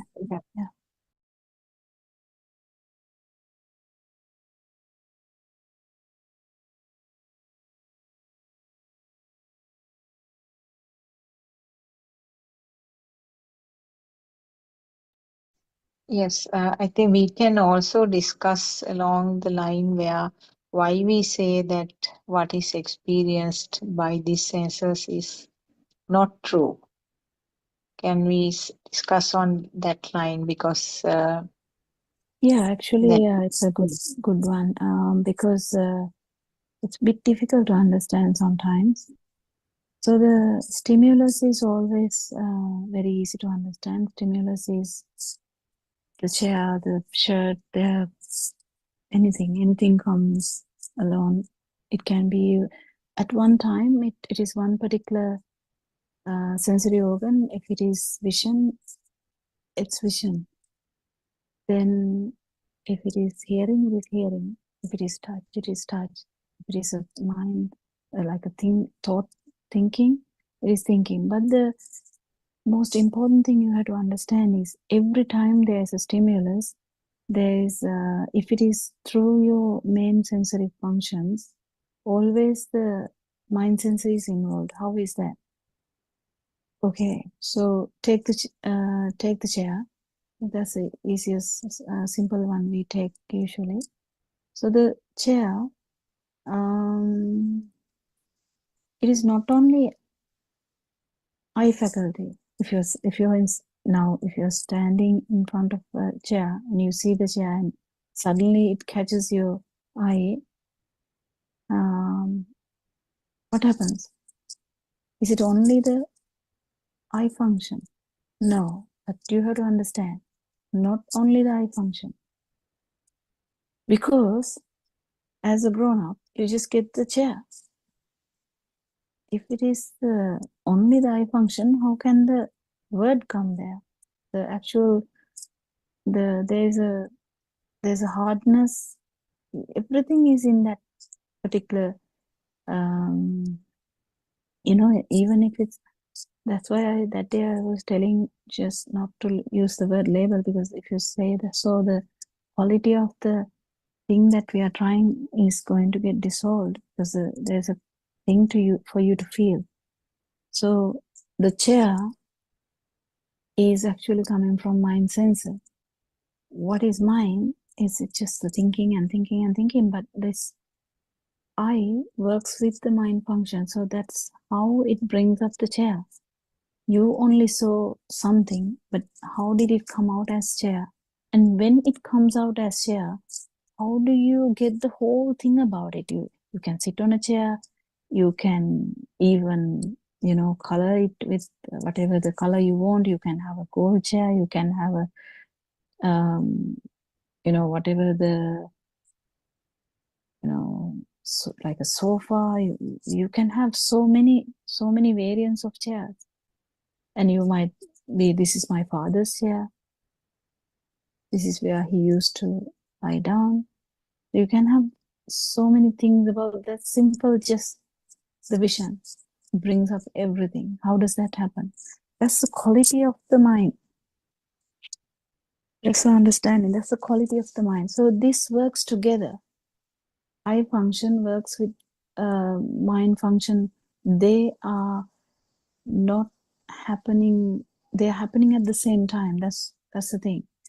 But because of the fast occurrence of these stimuli, when you stand, you can see the whole room. Can you not? You see the whole room. So when you see the whole room, don't you know that they are there? Just imagine you go to your living room in the morning. You just got up. You go through your living room. Kind of, don't you expect everything to be kind of same like last night? Unless a thief has come and taken everything, you expect everything to be same and looking similar. So you have kind of expectation that the dream is similar, and if the dream is different, you will kind of get agitated. So this mind, the beauty of the mind is there. If you understand how mind works, the burning is going to go down. So what Dr. Sakuntala brought up was, how do we say that it is not real? So okay, we'll go back to that. So you came to the living room, you have so many stuff, you haven't listened to any sound yet, you haven't smelled anything, you haven't touched anything yet, but you see. What do you see? You see light, or you see the whole room? You see the whole room. You see the whole room. So how does that happen? That's what we are talking about. How does that happen?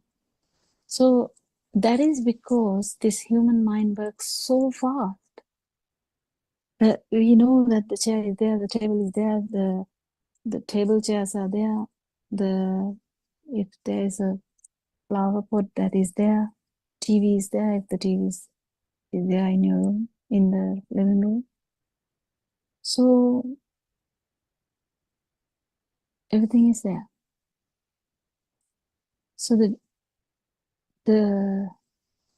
this how mind works, how fast mind works, and how mind works, how eye works.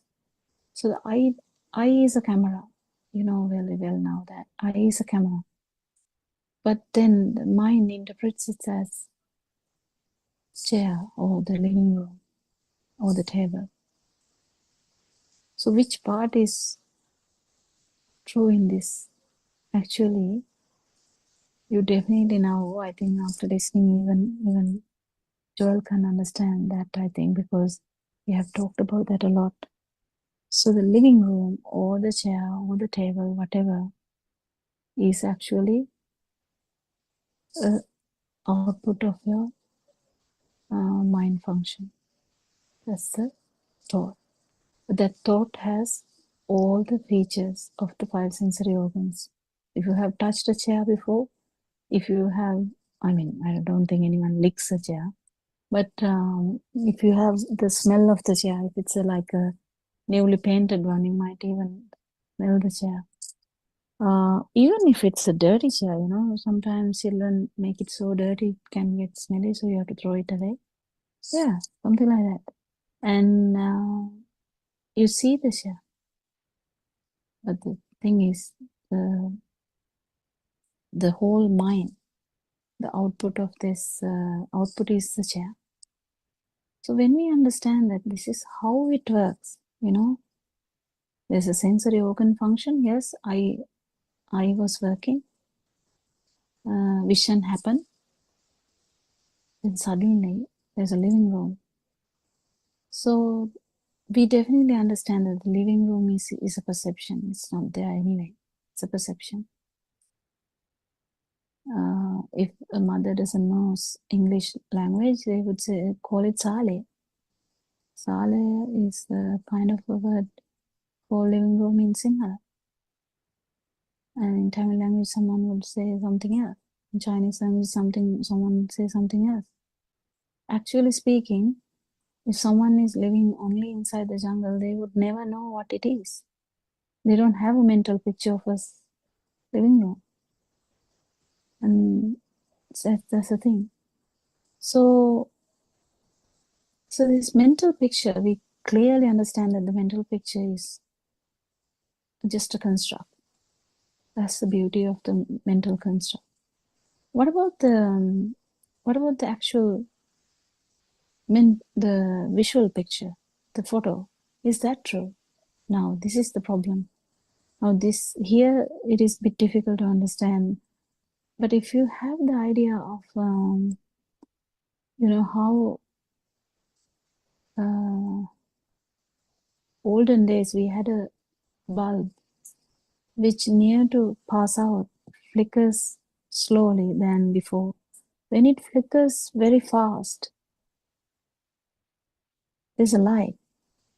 But when it flickers slowly, it flickers, but there's no constant light. Even lightning, you see it as a light because there's a fast vibration. Actually, if you are a physicist, you will know the light is actually a fast vibration. It has like a frequency. If it doesn't happen into that frequency, you can't actually have a light perception. So how is this function happen? How does this eye work? Because eye is a beautiful sensory organ. Not every organism has eyes. We have discussed it. The unicellular bacteria doesn't have an eye. So we can't talk about an eye world with that unicellular organism. Some multicellular organisms, they don't have eyes. They have some other sensory functions. To limited number of animal species, they have eyes. But the variety of their eye function is also different. We see white light because the frequencies are different. This human eye, the vibrations are in a the frequency is in kind of in one area, one limit is there. So the eye can telepathize or synchronize to only that vibration. So when they synchronize, we call it as a vision or seeing or light. But due to the variations of the light, you see kind of things in that, because there are so many variations in that. But the pure white light is possible because of the vibration of the cells in the eye.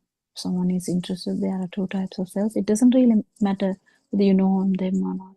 It's just cells in the eye. If the cells in the eye didn't work, no way that human can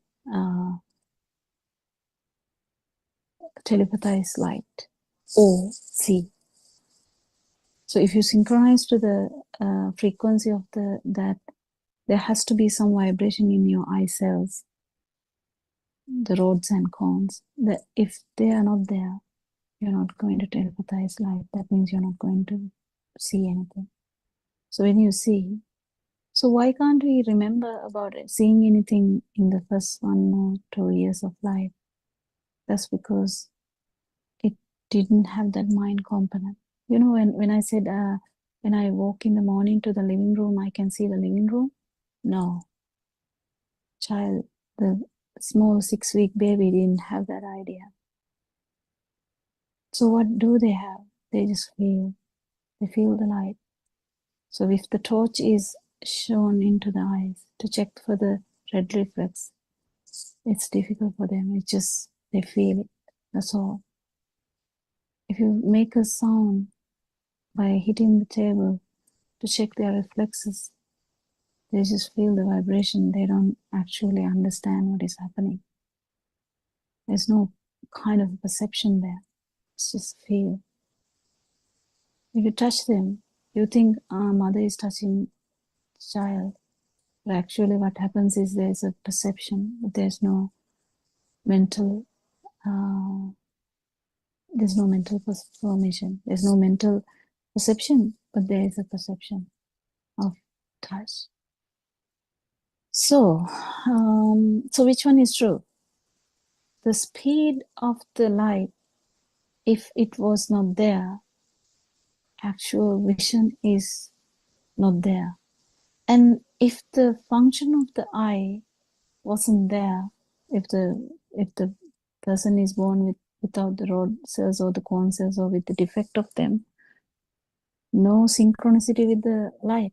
So you can't talk about a world of light. So can you imagine that well, you can imagine that now because you have seen it, and now you can imagine a world without light? Yes, because if you go blind, now you still have the idea of the light, but the person who has no any ability to synchronize to the light perception, You can't, you don't know. But the rats, not the rats, bats.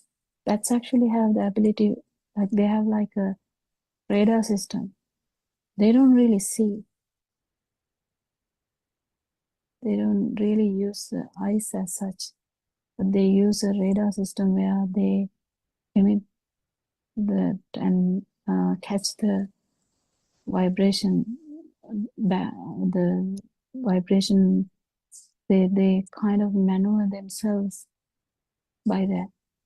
We don't have that ability, but can you imagine? Even bat has a world. Bat has their own world. They don't have the world of light. They don't have that story, but they have another story. But humans, because of the ability for these every 5 sensory organs, they have the ability to synchronize to any levels of this mind. Mind has so many levels. Mind has, actually not mind, sorry, I apologize, the stimulus, one stimulus, if you take the chair, that thought actually has all these possibility of all these vibrations at one point. So that's the beauty of human thought. So the human thought, actually, if all the 5 sensory organs are properly functioning, the ability to synchronize to the sounds, ability to synchronize to the light, ability to synchronize to the touch, and there is a world formed in that. And on top of that, because of the speed of the sensory organs, you feel that the light is actually existing. That's the problem with the consciousness. If you feel the light, feel that is because that you have taken it for granted. The speed of this eye, how the rod cells and cone cells work, the speed of that is the speed of light. Imagine, you never thought that the speed of light, your matching speed of light. So the speed of light, if that matching is there, you call it seeing, and seeing has happened. But you only see that because now it's not only that you see something. How do you do that? That's because of the fast vibration happening at the same time. It becomes like a picture, outline.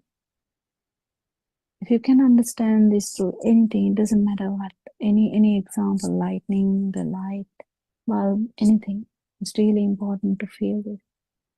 So actually, why we are even able to entertain light is because of the speed. If the speed is taken out, just imagine if the earth stops going around, you know how fast the earth is going, we don't even feel that. We don't even feel that. We don't even feel the earth going around the sun. No, we don't. So, if this speed is not there, the living, we can't actually talk about a living. That's how it is.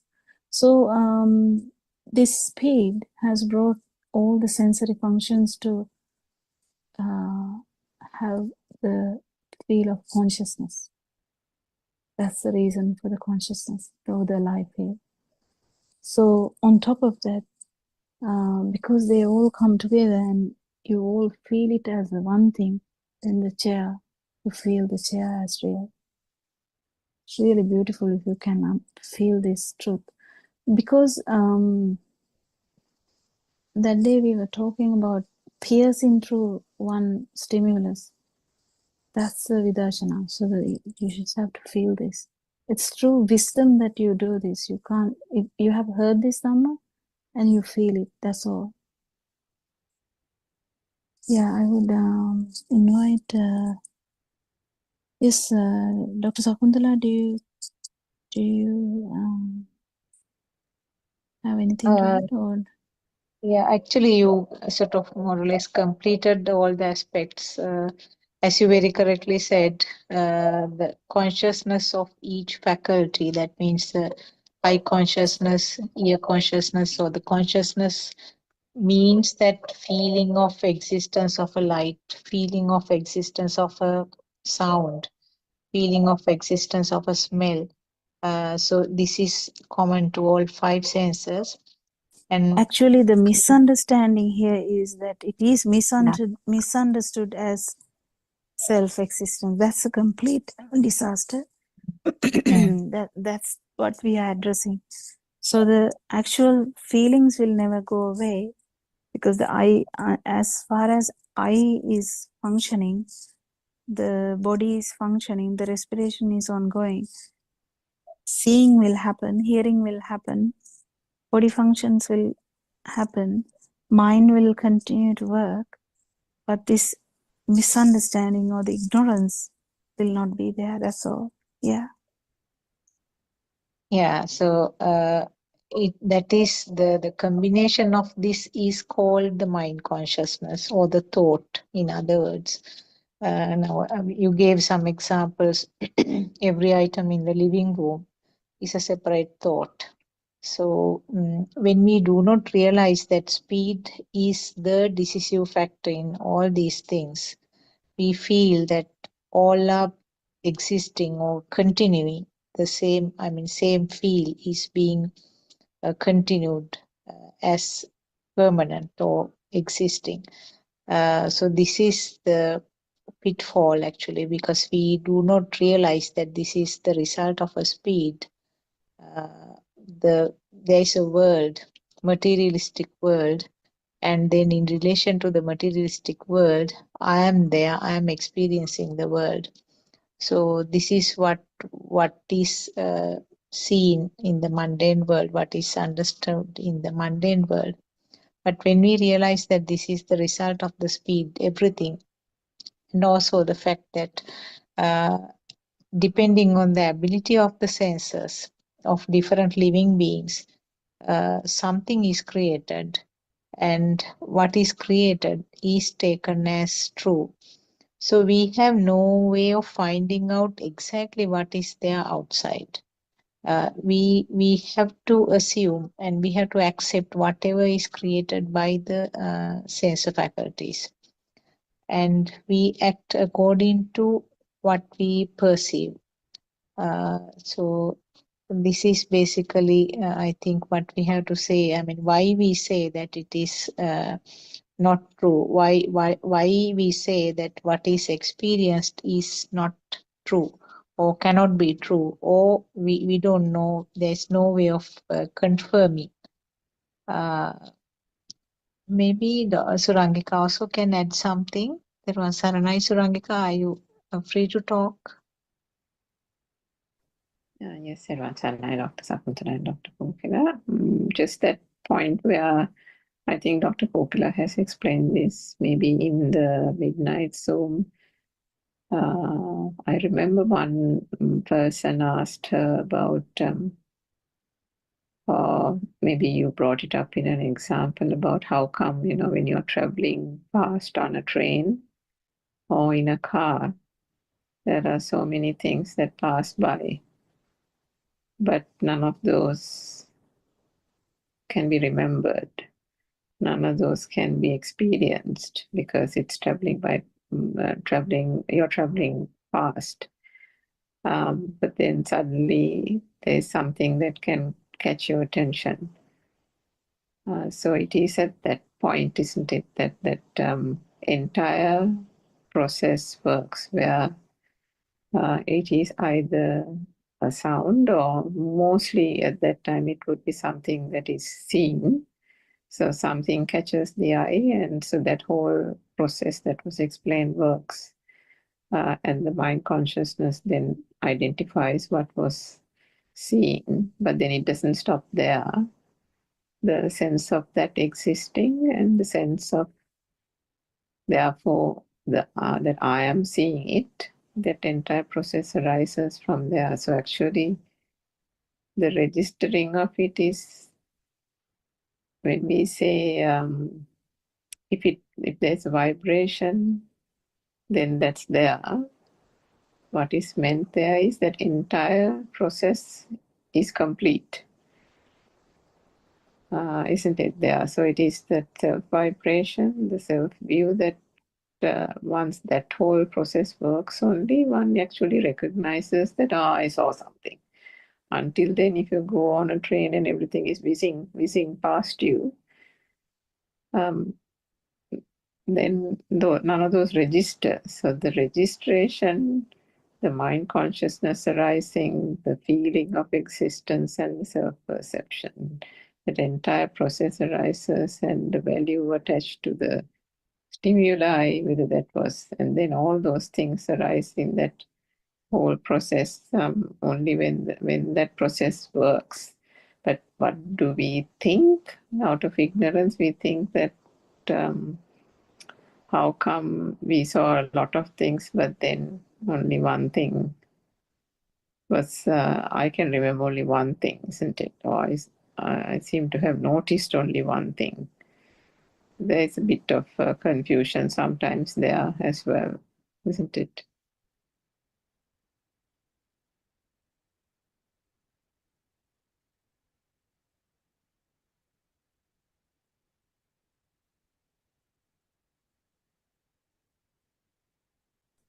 Yeah, actually, this topic is endless, actually. So it goes here and there. So, we can take any example and it will go to the same thing if we understand the truth behind this. Actually, that's why the burning goes down. You know, when you understand the system, what is left there, you just calm down, isn't it? Just calming down is the beginning, but then you will see how the burning to persist in this dream will go down.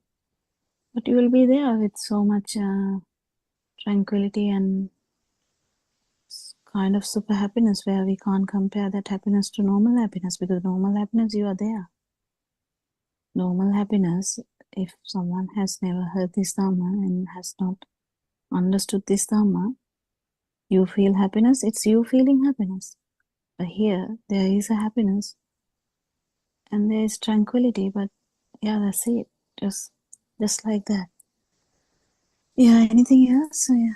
Any other lines we can talk about?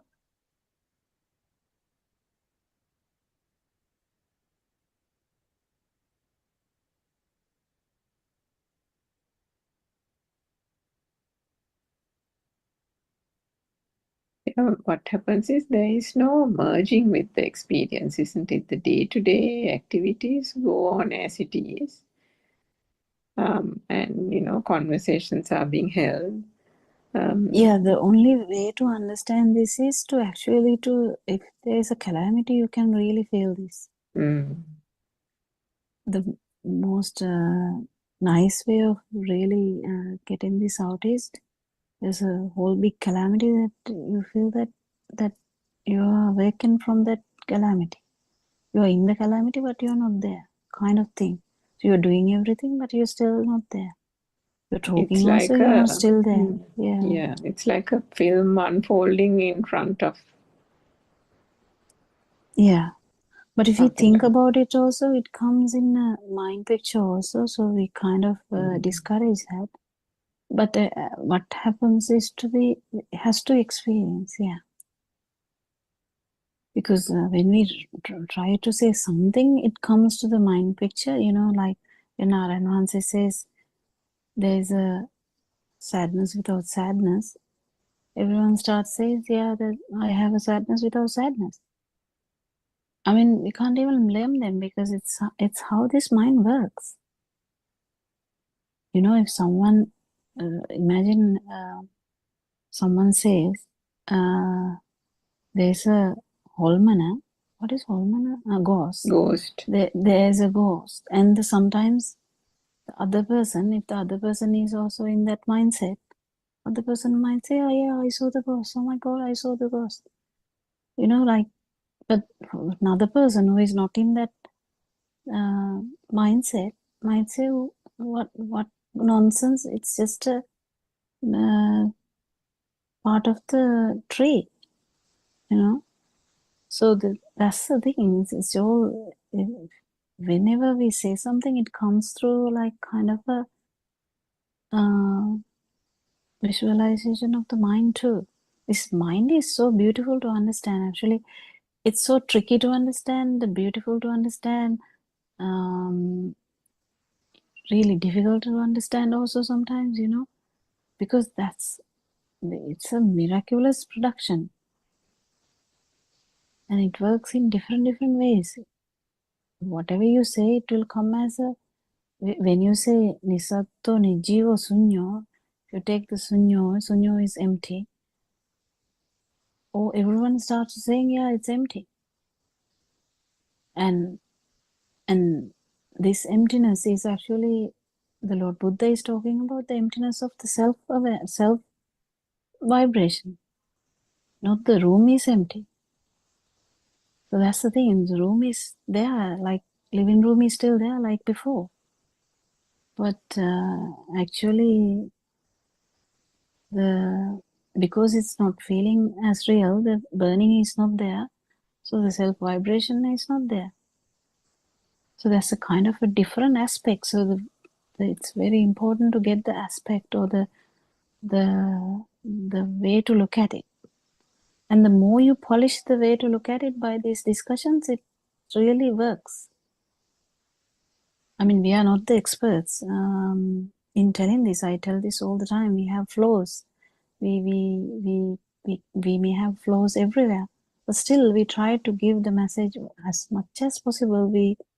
As much as we feel, because we are all in path. Whether it's different levels of the path, it doesn't matter. It's still the path.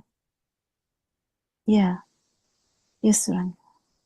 There was one experience, was it last week? Dr. Kokila actually was quite strange because it was the same day that Renvahansa explained the burning without burning thing. So every quarter, as part of as part of my job, I have to review papers, and every quarter, like a prayer, if the papers don't meet the standard, there is an agitation. So that happens. Of course, the agitation over time has reduced considerably, because if it is not, it I think comes from a point where even from childhood days where there was this thing of everything has to be done right or correctly. So that kind of thing has always been there as probably a trait.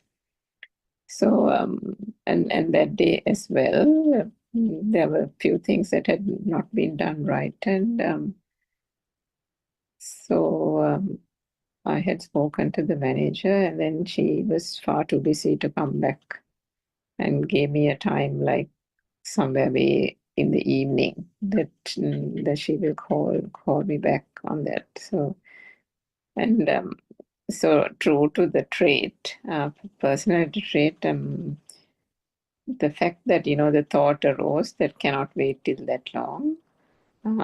Something needs to be done now itself. Time is ticking.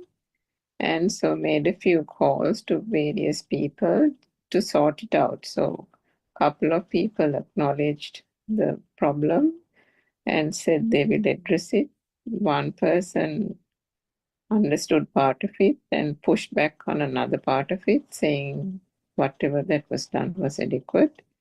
At that point, generally there would be further agitation because there was a pushback. But there was no agitation. The communication was made. The person, whatever that was said, was accepted as just a thing. What we call it, an incident. And the matter was over. But later on in the night, another thought arose, saying, and in that thought, it struck that that incident in the morning, that was actually an agitation, wasn't it? Like, after a long time, a burning sensation. But then that burning sensation wasn't like, and then it was just almost like acknowledged that it was, there was an agitation. Yeah, so what? And that was also not through like reflection, thinking, and that type of thinking. So I don't know whether you call it a burning without burning, The because obviously second Aryan part, answer. Yeah. the second part is thinking. Whatever happened, happened. So whatever happened, we can't unfold. All the experiences, we are not trying to unfold them. But the thinking part, we can't really take it as serious, really, because it's just thinking. We can go back and think about it, but the jnana, or the feel that you were not there, is in the experience itself, not after. So in one thought you can get this burning, and in the second thought you can attribute that to burning without Myself. burning. That's not that valid. That's okay, because you're trying to understand Dhamma, but it's not validating the past experience. That should be understood. But actually, Yes. if you felt the burning at the same time, if you felt the non-existence, that's a different story. But if just felt the agitation, you can't really correct it now, but you can understand what your parameters are. So the parameters here that you should understand about yourself is that you don't like failures. You have to actually dig into this. You don't like failures. So if you don't like failures, where is that going? Yeah, Who is going to address that? Because if you keep thinking that this is burning without burning, then you're not addressing the main issue. The main issue is you don't like the failure because you thought it might fail, and you wanted to correct it immediately, and you didn't have any like, you had that urge. But this is very, very difficult to say. So it's only Sandhitika, or the only intimate to you how that burning happened. But what I'm saying is, according to the story, only I can say something. Second thought, which happened at night, we can't say anything by that.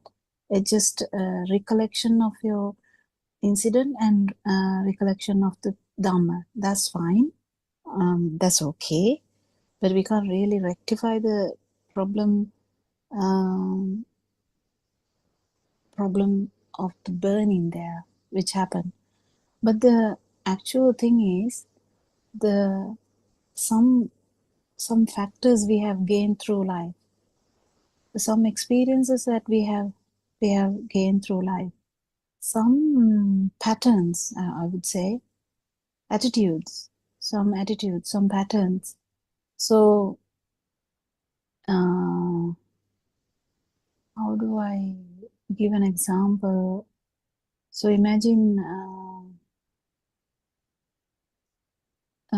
mistake in medical field. That's really dangerous, isn't it? But can it happen? It can happen. So you can keep a meticulous eye on them, but still a mistake can happen. So what if a mistake happens is a different story. And when you feel that the mistake is happening, rectifying the mistake is different as well. So the rectifying the mistake, and the mistake is happening, rectifying the mistake, trying to rectify the mistake, and acknowledging the mistake. The 3 stages, I would say. I don't know, you can add something more. I'm just taking an example from my work. So you felt it, you try to rectify it, but it's kind of happened and you acknowledge it. And so you kind of acknowledge, you don't put blame to others, you just take the blame. Or if it was totally unrelated, you might say you could have done this. So because we do like a post incident discussion where we try to understand what went wrong, because that's for learning. But all this, if the self is there, it's completely different. If the self is not there, it is completely different. So we are talking as people in the path, but if like a complete who an arahant who has completed the path, that who doesn't feel alive, or the alive feel is not prominent, then he will cruise through every stage that we were talking about without any burning at all. So identifying the mistake, trying to rectify the mistake, acknowledging the mistake, trying to learn from the mistake, apologizing for the mistake.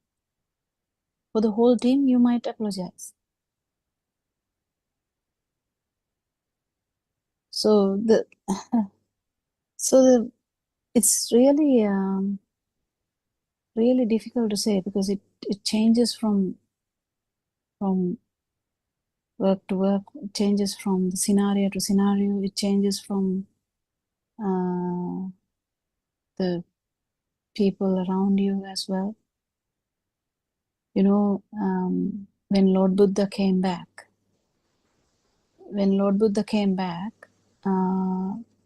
after realizing Dhamma or feeling Dhamma, he came back to the 5 teachers. They thought that the teacher is, the Lord Buddha is coming, or Siddhartha is coming, because he lost the path. But then Lord Buddha said, have I told any lies before to you all? Have I said anything untrue to you before? So then they were like, no, then can you listen? And they listened. So there are so many things that the surroundings matter, the way you handle things matter, your attitude matters. And when your burning is not there, everyone can feel the ease around you. They can't get agitated, but they might get agitated, it's fine. But what I'm saying is, you're not putting more agitation to them. So everything calms down automatically, but the problem can be rectified if it can be. If it is not, yeah, it's not. So the understanding, the urge to maintain this dream is very tricky, because you might not actually feel about any of these things really badly. Like the burning will be like, if it was 75%, maybe now 25%. Still, if the dream is kind of true,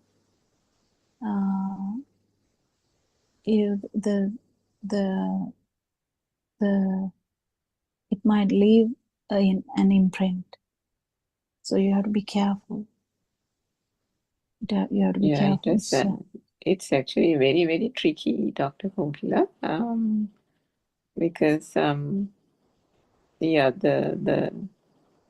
what did I say? The agitation, slight agitation. The thing is, now everything is like that spider in the cobweb. The slightest tremor is felt, isn't it? Yeah. It's like And 25%. You feel it like 100%. yeah, so even that slight agitation was felt, but it's almost as if I don't know. You can't say ignored. Felt, and still another thought came. As a person who has listened to Dhamma for about 4 years now, is it? 3.5, yeah. Almost. Yeah, kind of 3.5 years. If Aran Hanse came to this Zoom, he would say, Surangika, stop thinking. Don't stop thinking. Yeah, that's all he will say. He will not say what I said because I'm really junior to him. I'm like explaining the whole thing, but he would just say, Surangika, can you stop thinking? What are you doing? Meaning about that incident, is it? Yeah, whatever, yeah. Whatever. Yeah. If it was not leaving an imprint, what are you thinking? Coming home and thinking, was there agitation or wasn't there agitation? Is there agitation? Is it agitation without agitation? What's that business? No, that was also just one single thought in the night. I mean, I thought you can say that. Yeah, I mean, it just popped up in the mind because out of the blue, I had forgotten about that whole incident. And that is the other beautiful thing about this Dhamma, isn't it? Everything doesn't linger on. And, I had moved on to other things and done. And suddenly, I think before going to bed or something, this thing popped up as another thought. And I thought, that thing, really? Okay, And then even that went off, and then off I went to bed. My important point I had to bring up is, if you have a feature that you would not like dying. I didn't understand that, Dr. Kokila. Can you explain that? Yeah, like if you don't like failures, who would like to die? Dying. Yes, dying. Dying is a simple giveaway thing, isn't it? You like completely surrender. And who surrenders with happiness? If you can actually surrender to anything in normal life, you surrender to life, death as well, because every thought, every task becomes the part of the dream. Even dying is just part of the dream because it's just another thought. Even the task is similar. So if you are actually awakened from the dream, it doesn't necessarily matter, does it? But if you have an urge which is underneath, as I said, it can be 25% of the urge before, but still it's not zero. If it's not zero, you need to just dig out and see. But there is a point that Aranhanse says, yes, there's a burning without burning. But then if it is just coming out as a thought secondary to the incident, I don't think that is good enough. I think it has to be felt at the point of burning. It has to be felt. The felt word is very important. It has to be felt at the moment of incidence. So you feel the burden, you feel that the burden is not a burden. You feel the burning, you feel that the burning is not a burning. You feel the urge to rectify, but you feel that there's no underlying burning. This is very subtle. You have to feel it then and there. That's what I'm trying to say, but I don't know whether my message is really clear. Yeah, that was the point I wanted to raise, Dr. Kokila. So by that time, I had not even heard this. As I mentioned, it was the same day that Aranhanse, very late in the night, explained that, and that particular Andolanathmaka Desana, I listened only the following day. Now, next time you might actually feel it. You know what I mean? Because that Aranhanse has brought it up. Now he has brought it up, but then coincidentally, another friend who listens to Buddothpada sent me 2 days later a talk between Aranhanse and Swarnamali about Deyak Navana Dukak, kind of, sadness without sadness type of explanation that he had given, I think, a couple of months ago, which I had forgotten about. And in that, Sonamali says very clearly that burning is coming clearly from the mind. So in that talk, Aryan Vats didn't go to the extent that he went to in the recent talk. And he stopped at the explanations Sonamali gave, and to a certain extent he explained a little bit more, but not to this extent. And there she said that clearly the anguish or the whatever is coming from the mind. So what the ultimate thing is, what I'm trying to say is, obviously as people on the path, and Aryan once explained yesterday and today also, I think that clearly don't try to become overconfident. This is a very tricky point he mentioned, particularly for those who are explaining the Dhamma to others and so on and so forth, that the burning without burning is clearly the state of the Arahant Arahat. state, So no yeah. one is trying to, kind of compare against that. But these are also things that as there is progression in the path, in subtle levels, they are felt, isn't it? That's the thing that I wanted to kind of bring up in this forum, Yeah. isn't it? So whilst it is not to that point 100%, as you say, that is Yeah. felt. The Yeah, degree of if it becoming lesser the and lesser, isn't it? yeah, if the problem is the the happiness and the sadness is kind of different to anguish or the fear. So the fear, anguish, The burning is a the bit different because that's a bit more intense, isn't it? Slightly. yeah, it is a bit more intense because it's not the kind of the. So imagine small baby. Small baby is not angry. Can you see that? Even the baby is crying so hard. Baby is not angry. I don't know if you can feel this. 6-week-old baby is crying hard because the tummy is hurting.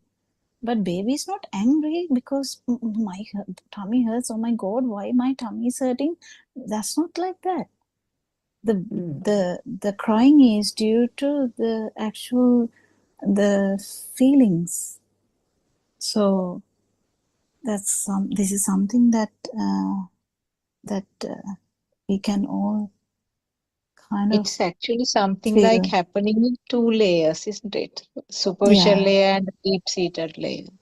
The deep Yeah. layer is calm all the time, and the things are everything is happening at Yes. the superficial layer. Yes. So the underneath vibration is 0 in an arahant, but it can Yeah. be low. But the top part, there is functioning, there is calamity, there is things. But if you felt as ice, that is beauty. That is the thing. There's fire, but you feel as an ice. Yes, that's exactly what Aranwanse is saying. Yeah, I think we are running out of time. Yeah. Yes. Thank you so much for coming for the discussion. Thank you for coming and listening, Joel and Shani, for reading the book and coming for all the other Dharma friends. We worship Aranwanse for his noble guidance, noble friendship, and we worship him every day. May Triple Gem bless you all. May you all understand Dhamma. Thank you.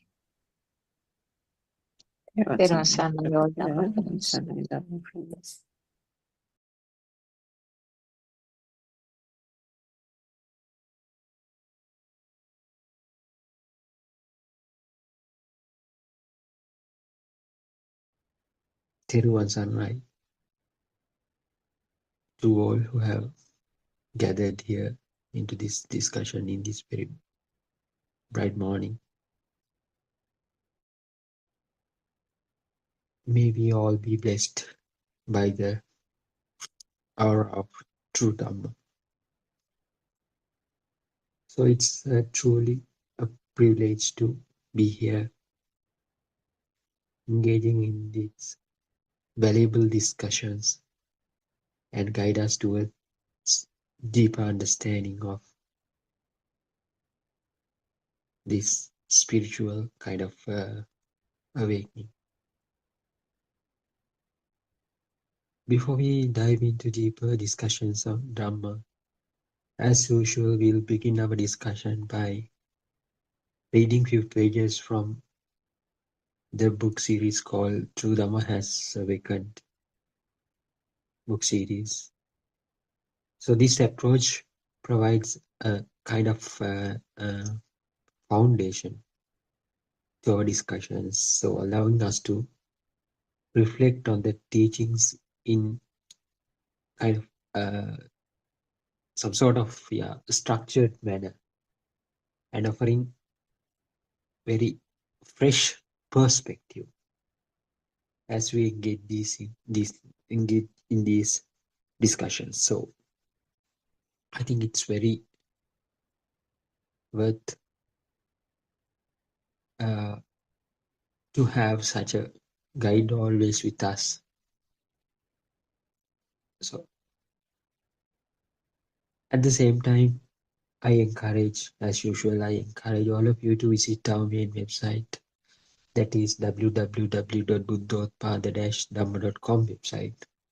So there you will find many more insightful books that have been written by our noble friend, the Buddothpada R.N. So there are so many books that have been written in Sinhala, Tamil and English languages. So we are reading out loud the English series. The series consists of 6 books. So we are focusing on the volume number 3 at the moment. And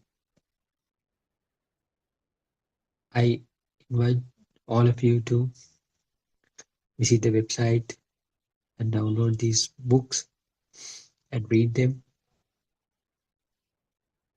and read them attentively actually.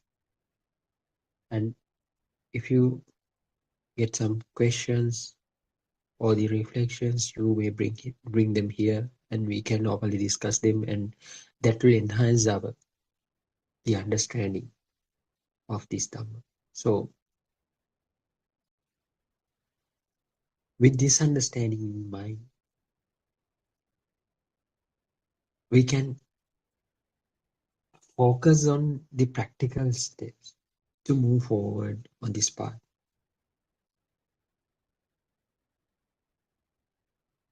So the teachings are not just theoretical discussions. So theoretical, not only the theoretical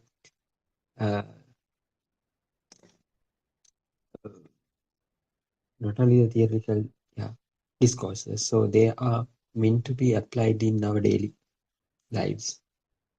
So that will guide us towards the life of wisdom and the liberation from the suffering.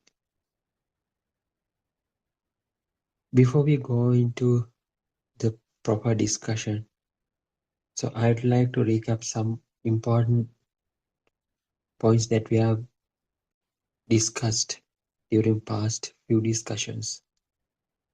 So these insights will help us connect our current understanding with the wisdom we've gained so far.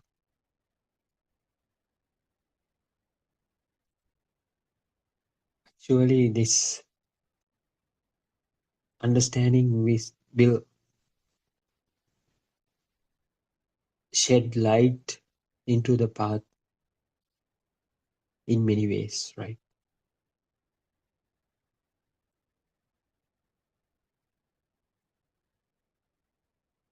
One of the key aspects we explored was the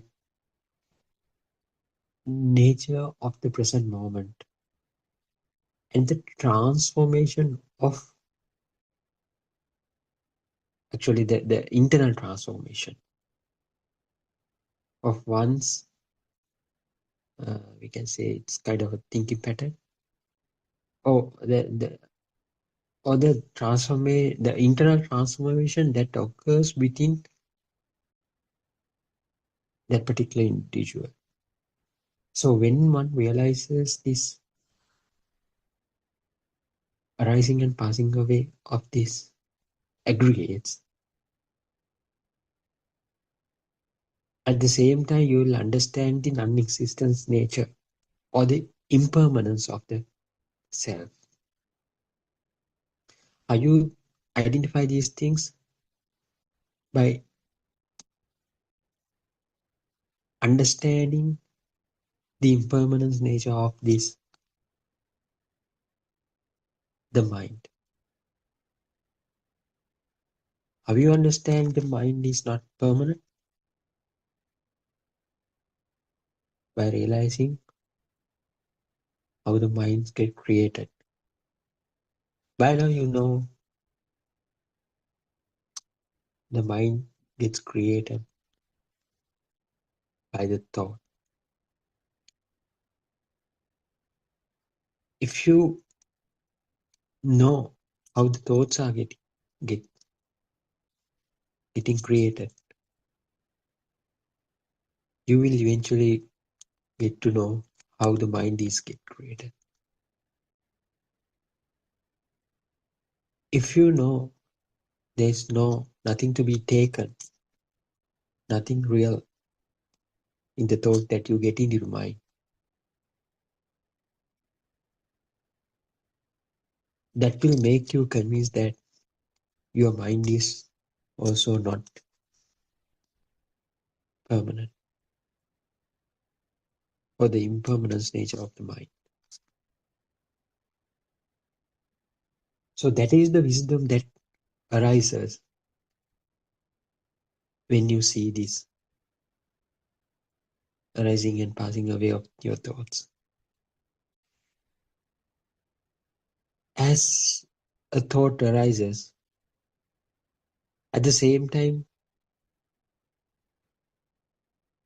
if you could understand that the nothingness or the impermanence nature of the thought, the power that has been generated within that thought dissolves away.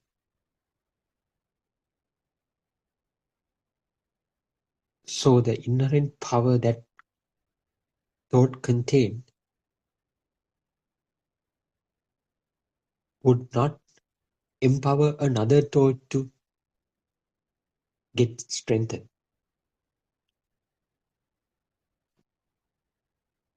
So that's how this natural phenomena gets stopped. One wave give rise to the energy that has energy will not be able to, because the energy is not more there, not in there anymore, to give rise to another kind of a wave, another kind of a vibration. So what will happen is the abhisankarana, the nature will gradually stop. So you want, how does this, how do you feel that you will feel the amount of defilements that you have are now getting dissolved, because the abhisankarana nature will gradually diminish. So that will lead you that that will make you understand that you are not existing anymore. That is the feel, actually. That is the feel that you get through the understanding of this Dhamma.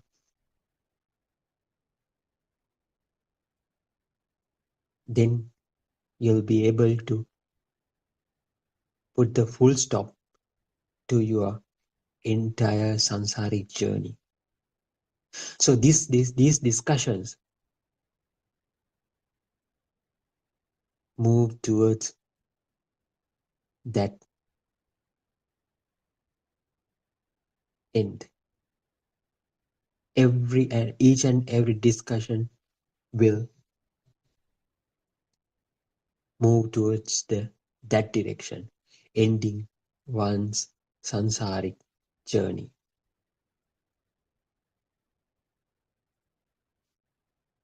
So the most critical part here is the recognition of the mind. The recognition of the mind, especially when you are engaged in your day-to-day activities. This is not the concentration or the awareness that we have used to talk before.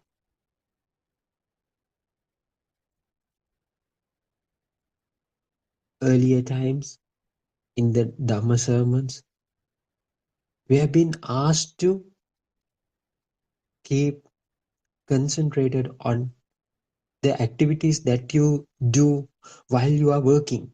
So I had my own question in my mind.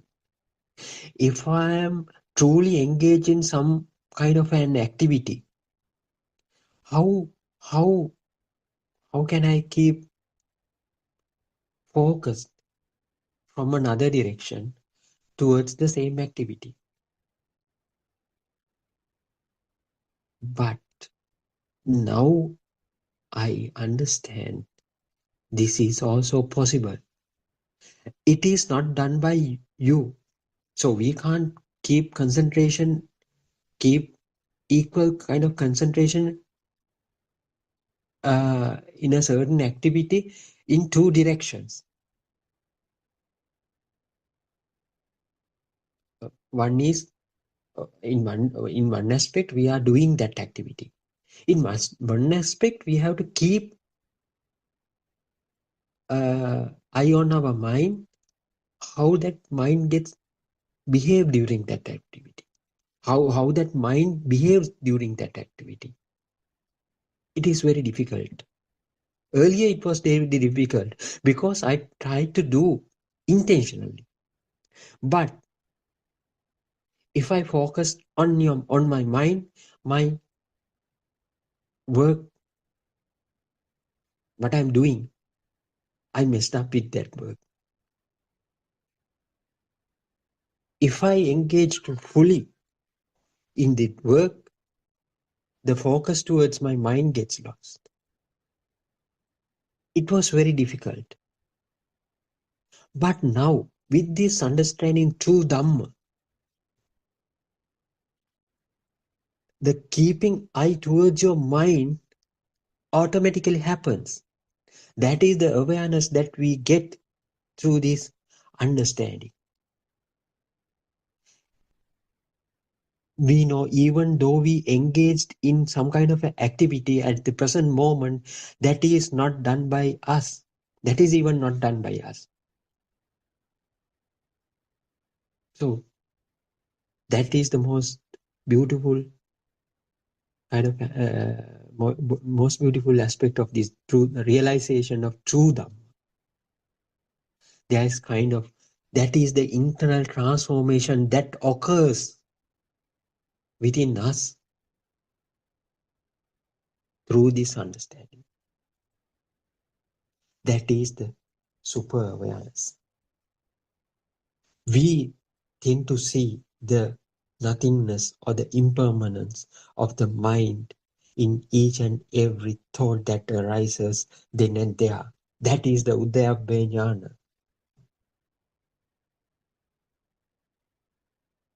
So that is the transformation that will achieve.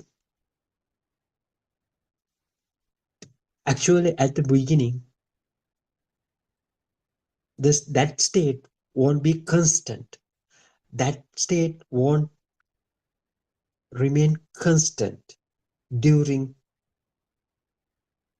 our day-to-day activities. But when we start to practice these things,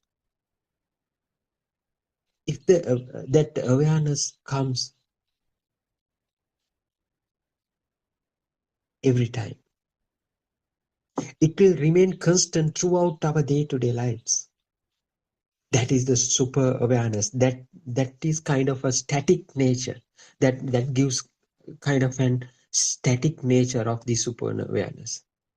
That for that we call the adhigata samadhi. So now we are clear that it cannot be achieved intentionally. It has to be developed within ourselves.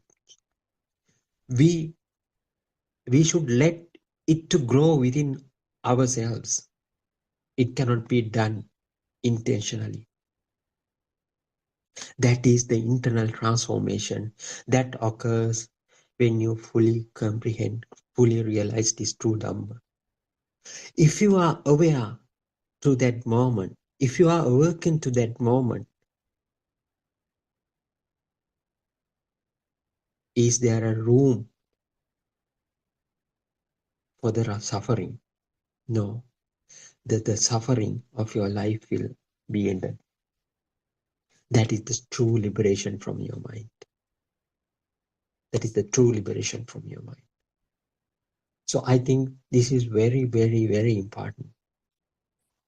Without understanding, even though you keep focusing on your mind in any means, without knowing this true Dhamma, without knowing this impermanence nature of this mind, if you keep on concentrating your own mind, that suffering won't get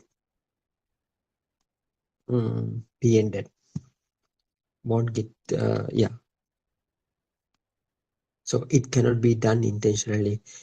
With the understanding only, you get this liberation. That's why Buddha told that Sankitte Nibbidaya.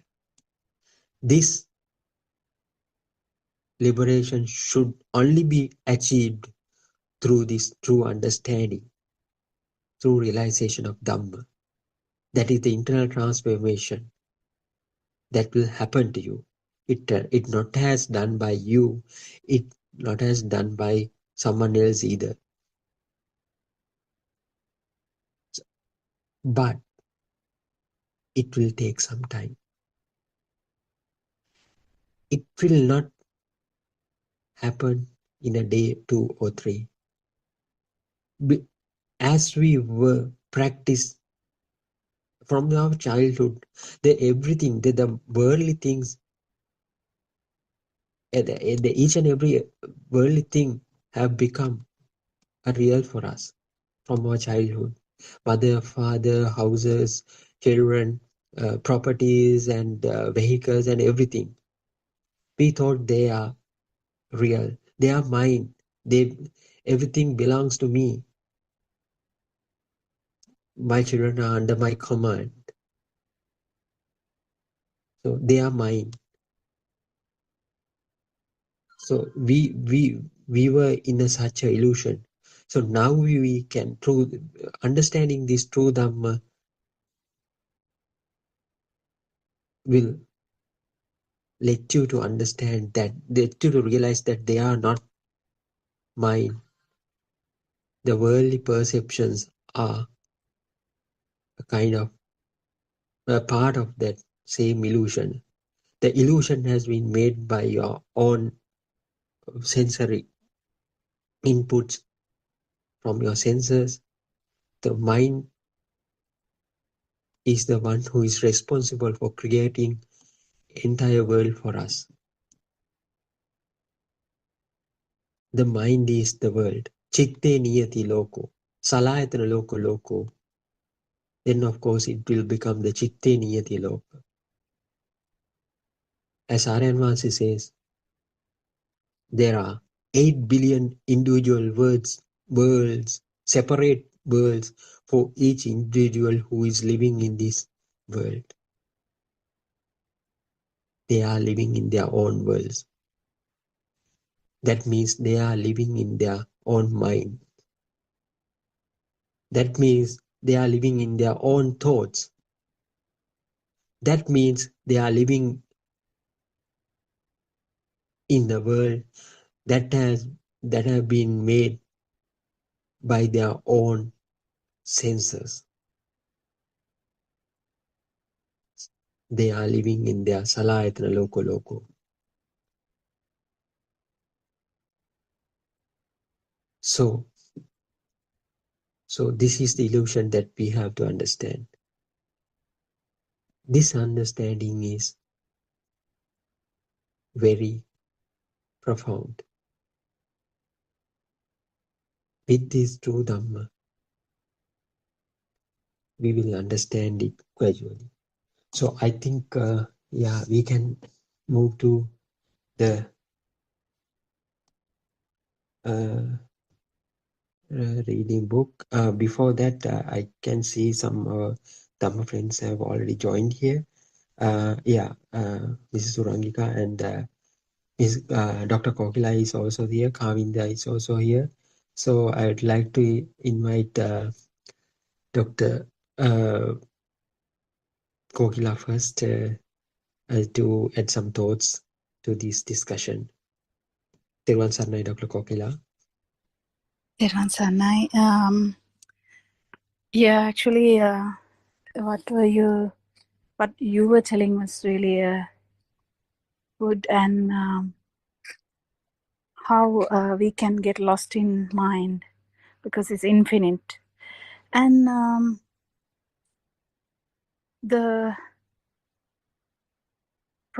I was trying to say something last time, that how English, some well-known figures in the world who speak only English or some other languages, they don't know much.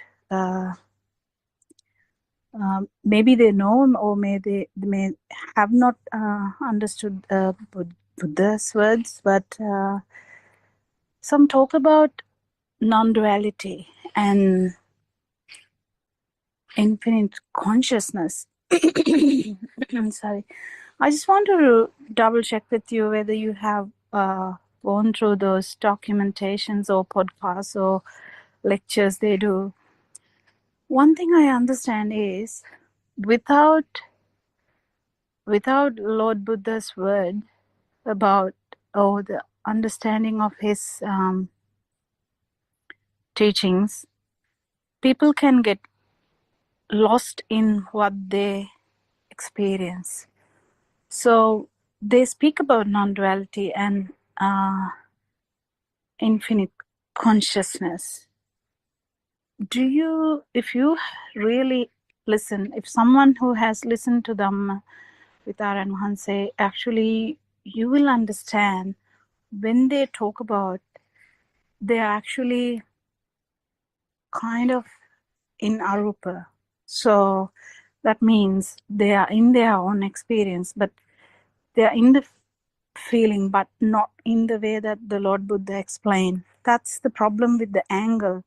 That's the problem with the Satyajnana, where you can actually feel that the whatever is available is only a consciousness, and then you feel that the whole consciousness is kind of similar, and it's only one consciousness. Because I don't blame them, because that can be felt if you are there, and basically you telepathy into anything, and if you're actually telepathy into consciousness, that's arupa, and then you kind of tend to believe that it's all one consciousness.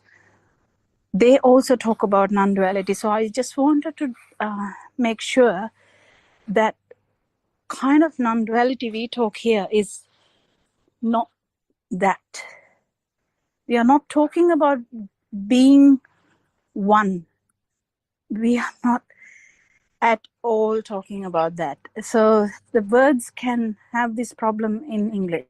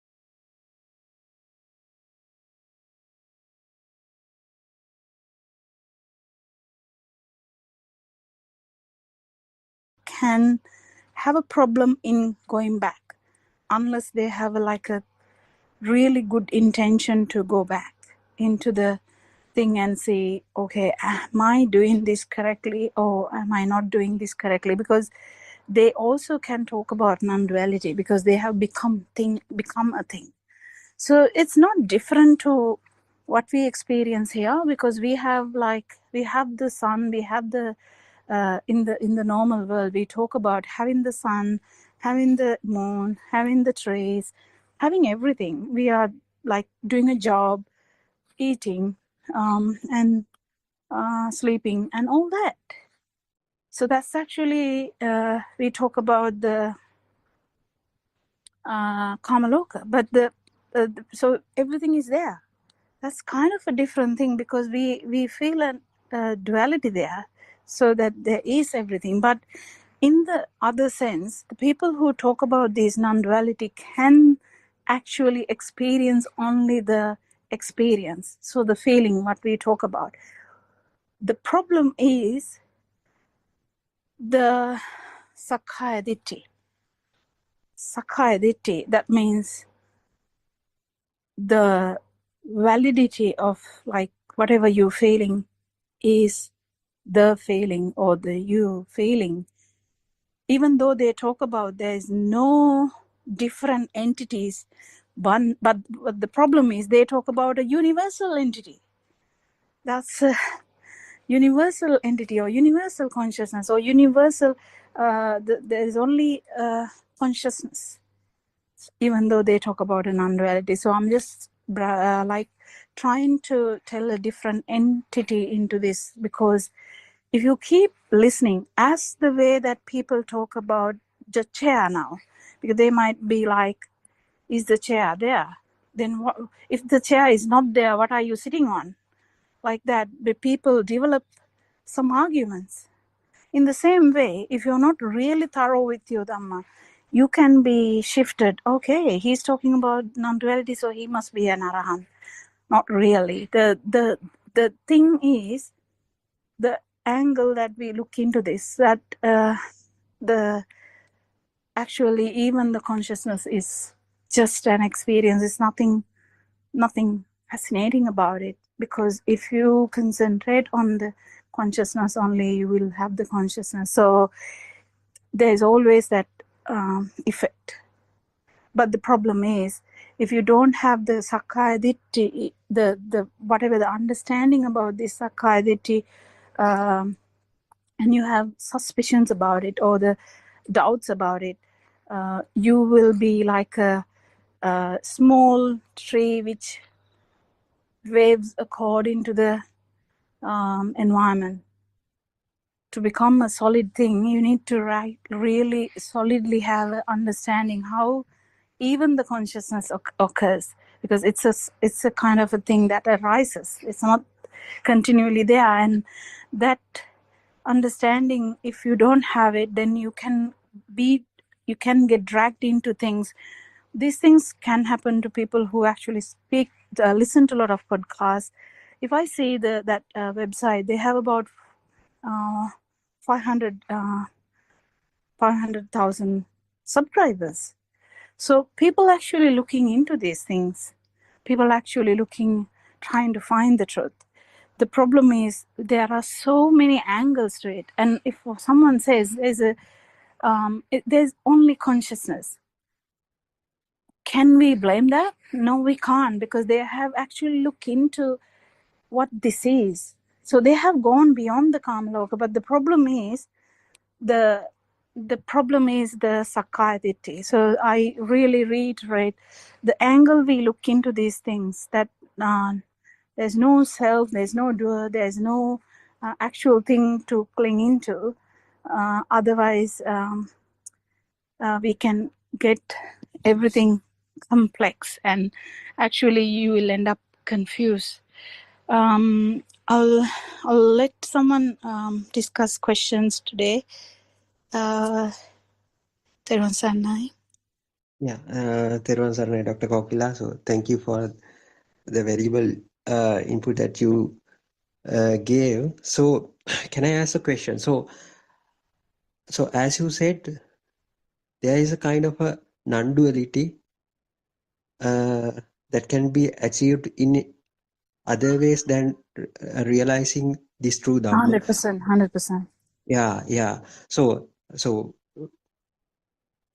we know through this concentration meditation, same thing will happen. So you get deviated from these worldly perceptions, then you are entered into some kind of a I don't know, you entangle with some kind of a universal energy, and you try to stay within that without these worldly perceptions. So I think if they say it, so it is the state that you are achieved when you understand this truth. So we can ask them then and there, do you have that kind of the liberation throughout your day, or in when you Actually, Ravi, I think what we have to know is, even in the normal life, the person who is inclined to feel the consciousness only, they will be that. That's what I'm trying to say. It's not only sitting down thing that we know what we know, but there are things more than that. So a person who is so used to so the world is what you perceive. Yeah. So world you perceive, if it's only consciousness, and the person is so trained into that, you can feel it everywhere. Right. That's where even in the dead, that person can actually be in arupa. That's what I'm trying to say. But their vibration can be really, really low. And it's not like in normal life. They are not getting, because they have become the consciousness. They don't feel the worldly things. But the problem is they feel that it is there. If I can really, really relate this to you, they feel the consciousness is there. You know what I'm trying to say? Yeah. So they are in that. But that can happen. That's what I'm saying. Even not in meditation. Because the world you perceive is the world you know. So they talk about non-duality. And it's not that they are sitting down. They can perceive it even when they are in a train, when they are going somewhere, when they are living, because they their mind is now in that level. Right. So Right. it's not just sitting meditation. I'm talking about the world. You can any system, if a system, whatever the focus, that would be their world. So that's what I'm trying to say. The non-duality that they talk about is becoming the same consciousness, means they believe that the consciousness is a thing, you know. Yeah. Yeah. So it becomes a thing. So it can be really beautiful because they don't feel the worldly things. Mm-hmm. So they have become the consciousness. So if they actually, so they talk about that, if they actually feel that what they are talking about, I don't know, I'm just a onlooker. So what I'm trying to say is it can happen, and it can happen even without sitting down for a meditation. So but that's where the problem is. Even who listen to this Dhamma, if they don't get the proper angle, they might feel really light, really good, because they don't focus on the chair or the sun or the moon or the kids or the whatever. Because they can also feel that, because it's kind of, they know that it's nothing there. But the problem is, don't stop anywhere else. Don't stop anywhere else, because the angle here is not to get the even the. So the what Lord Buddha said was, you just you see, I don't know how to tell that in English, but you know, the ditte matang. In that one, the last one is consciousness is just consciousness, you know. It's nothing there more than that. But if you feel that the whole world is the consciousness, that means you are actually feeling that. And I don't blame that person, because it can be true to them. But what I'm trying to say is, even that is a sankata. Even that is like a something arising in this system, and it's not you. Kind of, it's nothing. It's nothing important, because if you stop there, you stop there. You can't go to next step. Yeah. So that's the misleading points that can happen. That's what I'm trying to say. Yeah. It's a very good point. So, yeah, if it is the case, so how we convince them there is a kind of another teaching with in Lord Buddha, that there is, you have to get rid of this Sakkaya Ditthi thing. Or so what is the difference that you achieve at the end? So if not at the end, it should be from the beginning. That's the problem. from the beginning, yes, it should be from the problem. So it should be from the beginning. Otherwise, you will actually end up as a person who is in what is it called? There's no sanya. The person, there's no place where there's no perceptions, because you have become that. So the person is feeling really good. Yeah. Because there's no trouble at all in that, and you are actually enjoying that. So you're not enjoying worldly things now. It's not nothing olarika, you know, like nothing really things. But then you feel the consciousness, or you feel the, so akasanyayatane, viññānayatane, I don't know the words after that, but whatever the words that they talk about. So if you don't have so that's what I'm trying to say. If you don't achieve that first thing, you can't talk about other things, and you can be really trapped as well. So that's where we should only concentrate on the satya jnana, and not concentrate on really other stuff. Because if you feel that you are getting stuck somewhere, just leave it. Just let it go. You can't let it go if you are enjoying that. You know, when person starts enjoying the consciousness, they can't let go. How can they let go? If you are enjoying the akasanyaya, then how can you let go? Yeah. Without our knowledge, we can enjoy things. I don't know whether I'm talking sense to you. Yeah, it's very nice. So if we go and try to convince them there is some kind of liberation rather than what you feel, so we can say that he might ask, so If someone is actually in Arupa Dhyana, they can't come back. They can't come back, yeah. Because whatever we say, they only appreciate that Arupa Dhyana. Yes. So that's why Aranman keeps on telling that it is very dangerous, right? Yeah. So it's very difficult to come back unless they realize that it's not Nibbana. But if the person is not aware about Nibbana, then no one will ask the teacher, because there's no teachers here. The people are just trying, I don't blame them. Yes. They're trying. Because if there is a teacher and the teacher knows that it's not Nibbana you're talking about, you are enjoying that, whatever the thing you're feeling, that's not Nibbana.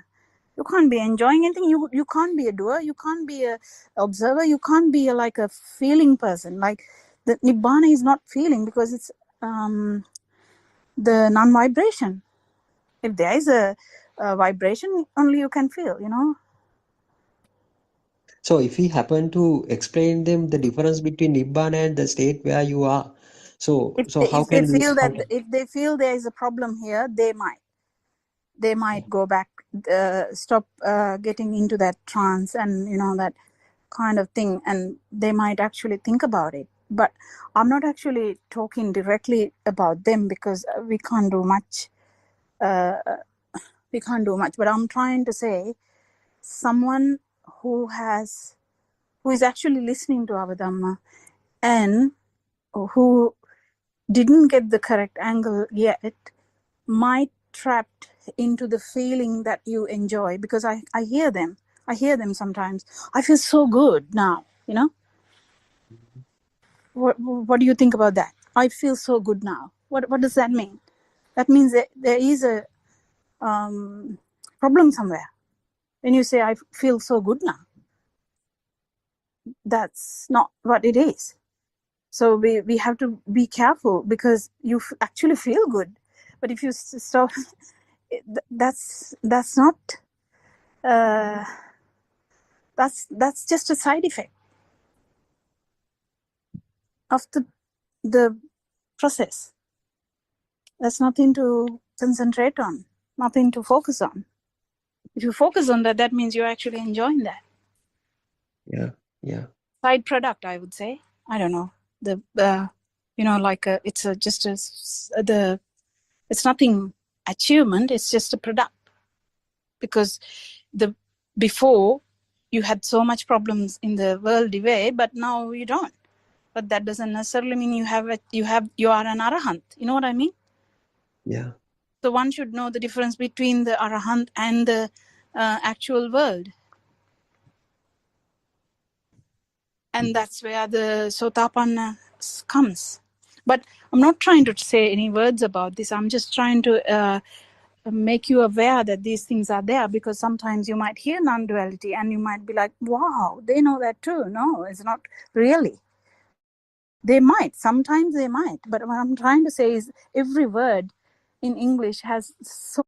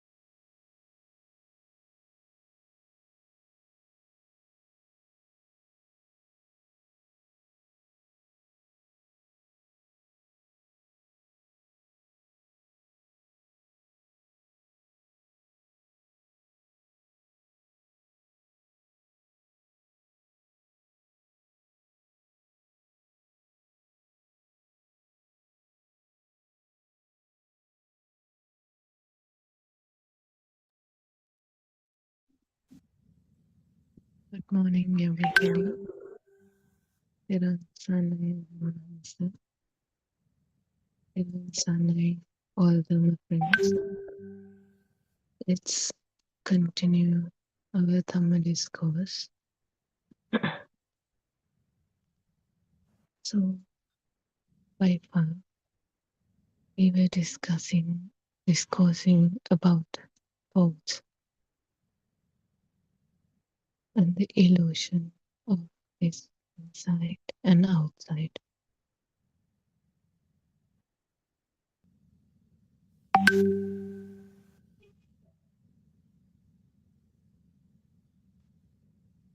Let us not begin with theory. Let us begin with something immediate. Right now, without moving, there is this experience. There may be sound, there may be light, there may be bodily sensations, there may be subtle mental movement. All of this is happening effortlessly. No one is pressing the button to make it occur. There is no owner for anything. All of these are natural phenomena. Experience is appearing. Sense contact are appearing. Now look closely. Before we speak,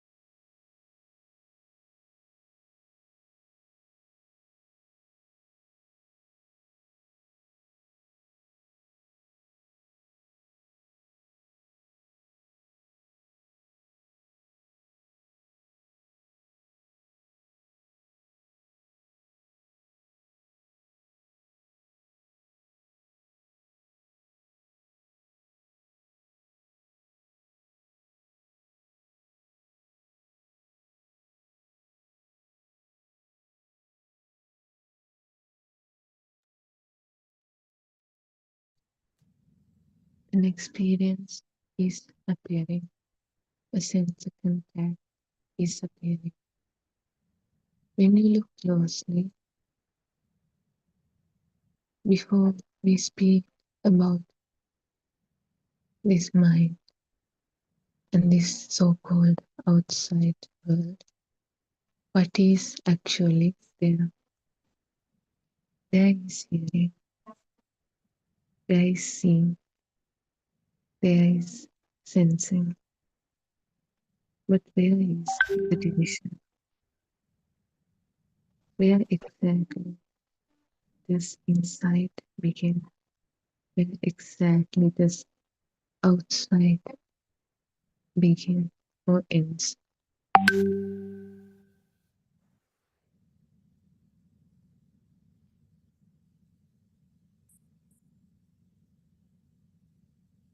If we look for the physical boundary in a direct experience, we do not find anything, nothing actually. We find just sensations, just sense contacts, just vibrations. We find we are aware of them. We find awareness of them, and we find perceptions from our mind sensor. But the line between me, this inside, and the outside world is not directly seen. It is created. It is a thought, and what assumes is the thought.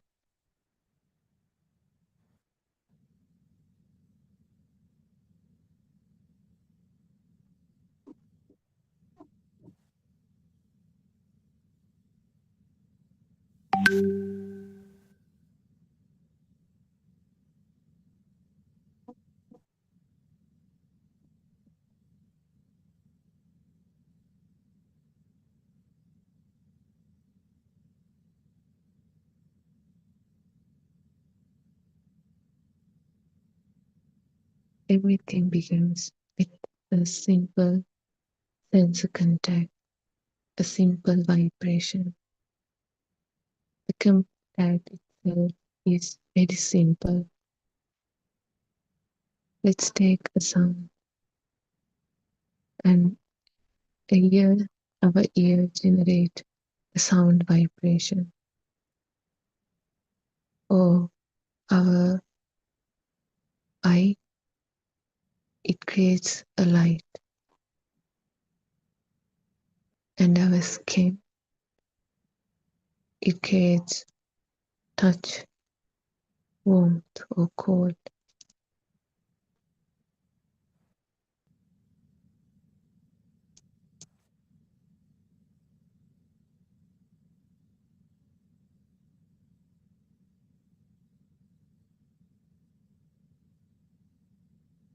These vibrations are itself neutral, simple.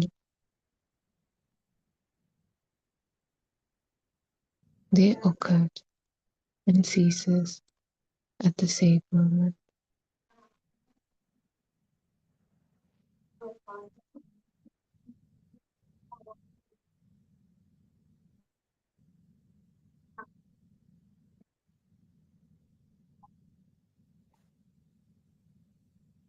It doesn't say this is pleasant, this is dangerous, or this is mine, this is outside,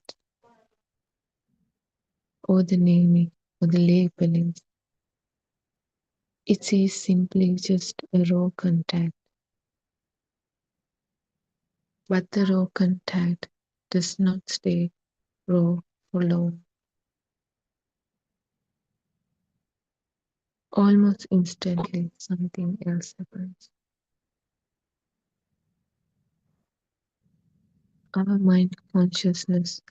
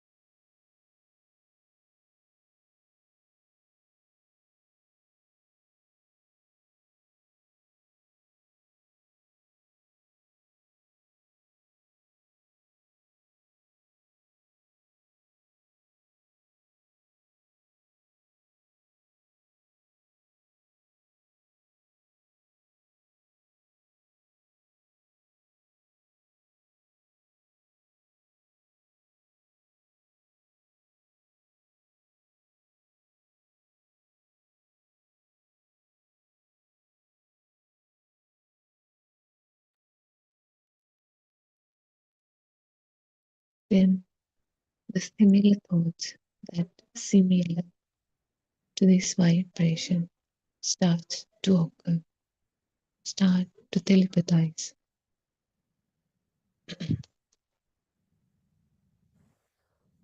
That's done by this mind consciousness.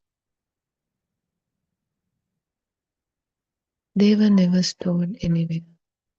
Our thoughts, there is no place they were stored, they are stored.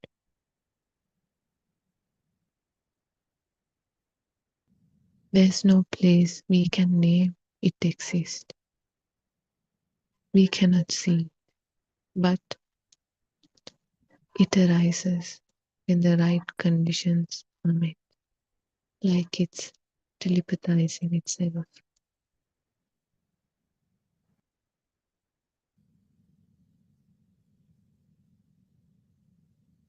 After those thoughts arise, recognition arises.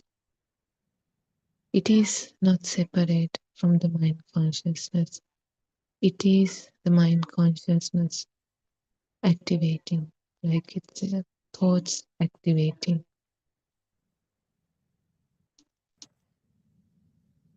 As a child, sounds were repeated, objects were shown, names were attached, whether it's tree, mother, fire, pain, book, bottle, anything. Through the repetition, those patterns were formed. Those patterns are called thoughts.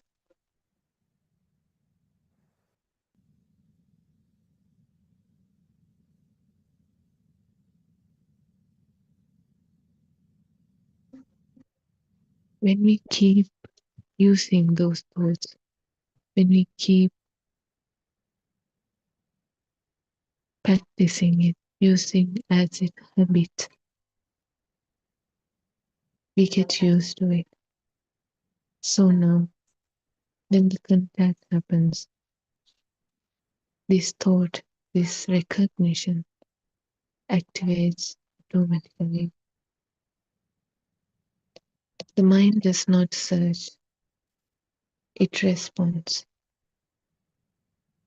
This response is extremely fast.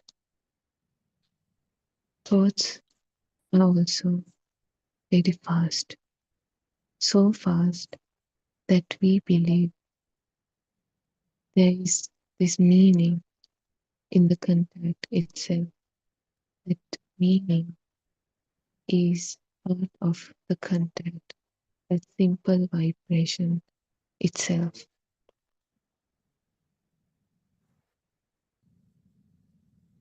But these data, but these meanings, these informations are not in that sense of contact.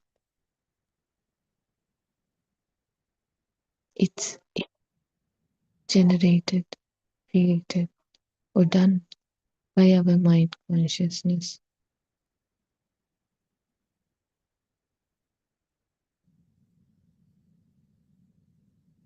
Those are the ones who gives us this data, not the content. It's a simple vibration. There's nothing in it.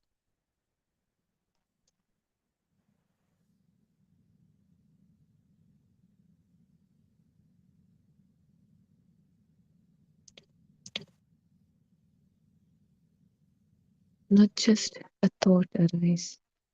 There is this existent feeling that's really real feeling, alive feeling. It does not come from a simple thought. It has to come after keep using it for a certain period. Thought is a power itself. When other sense contacts, all sense contacts combine together, it creates this thought. And this thought has its own power. When the power gets more increased, it has this alive feeling, this realistic feeling. That also nobody does it. It happens automatically.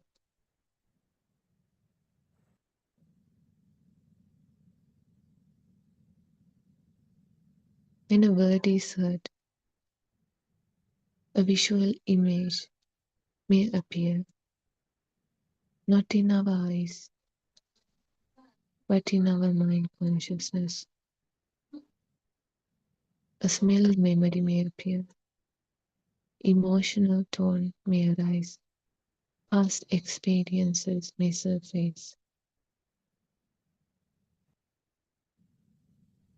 taste may appear.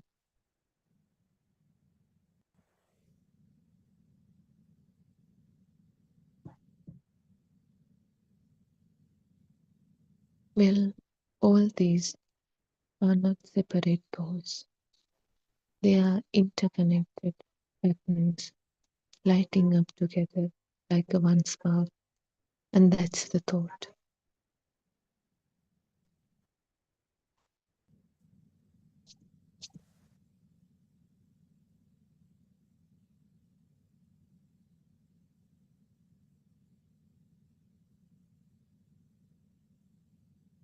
For example, imagine touching one string of a spider web. The vibration spreads through the whole structure. Thoughts like this web. When one contact vibrates, many connected strands activated, but these are not connected by a thread or anything. These are connected by the vibration. When the similar vibrations occur, they telepathize together. The collection of these activation is experienced as one thought. It includes the sound, color, taste, smell, touch, or texture. All of these are together. But it is not one thing. It is kind of like a cluster assembled in milliseconds.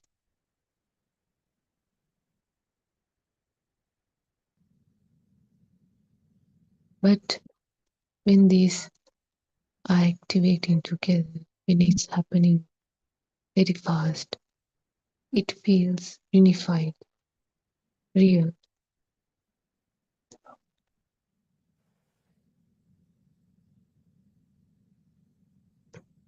We do not see the individual ones, individual sense content, but we see the whole structure. a combined. That is why thoughts feel solid, feels real, feels natural, feels really existing out there. But if we slow down, we can begin to notice the pieces. A word appears, an image follows, a body sensation reads, an emotion, it gives the life to it.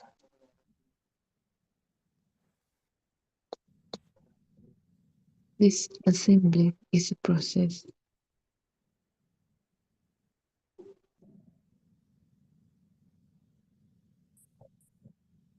And it doesn't stop there.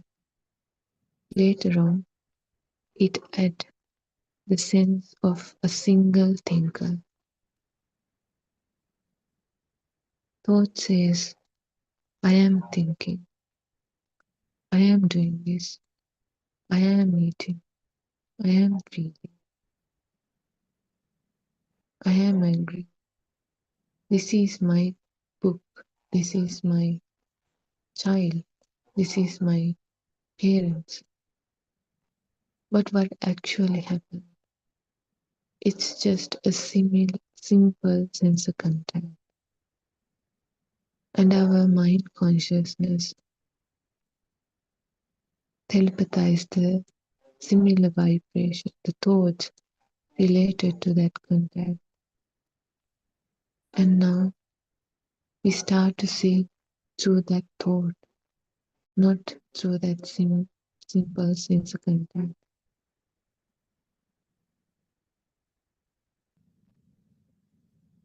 That's why there is a person, a doer here.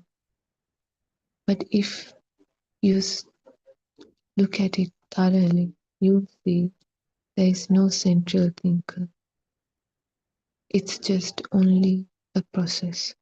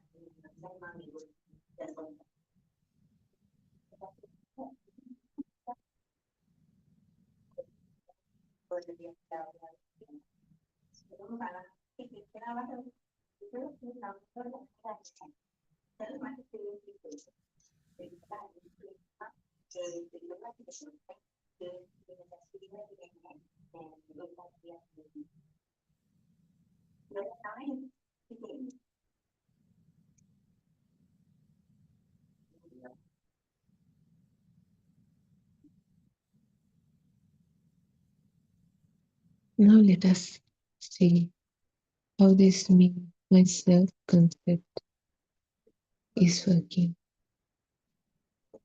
Let us examine the body. A sensation appears in the body, whether it's a pressure, a temperature, movement. When you close your eyes, the body is known only through those sensations. There is no visible outline. There is no visible border. There is only sensation floating in awareness. But very early in life, the body was named, this is you, you are this. When we were child, we were taken in front of a mirror and shown us, this is you, this is how you look. This naming created identification.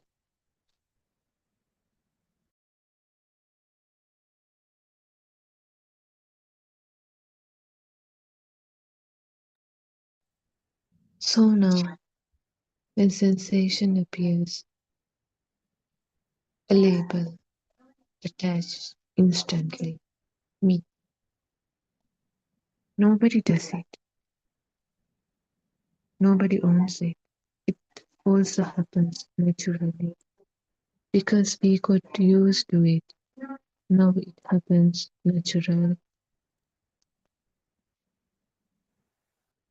But that label is not in that bodily sensation.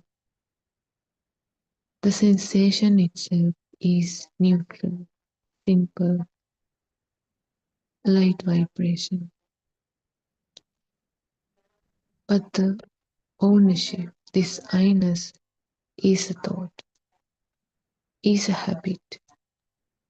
Thus, the insight is constructed through identification with sensation.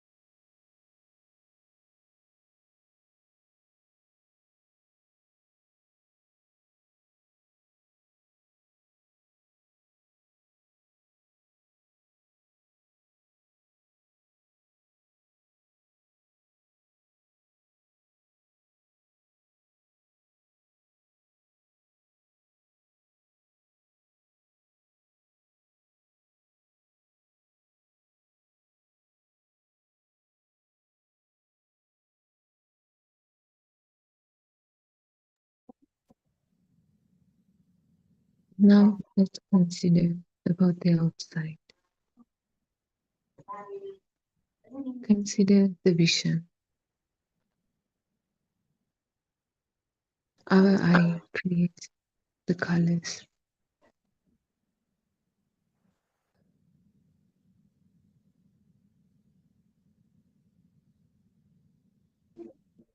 It creates a spark inside our eye.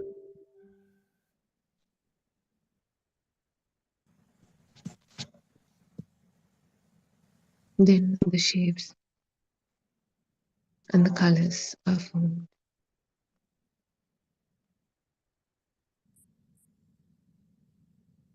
Then the mind consciousness starts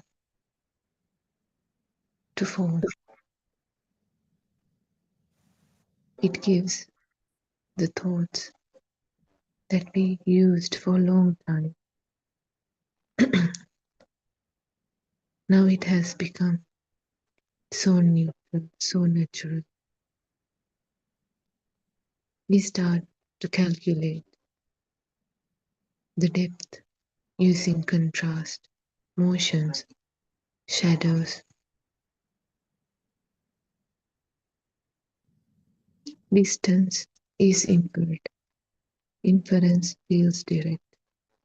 So we say something is out there. That is out there. There is an object out there. But what is actually present? Just a color. Some colors actually.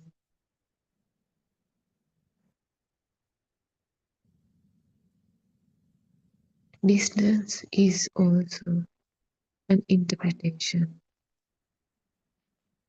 The 3D space we see is also a constructed.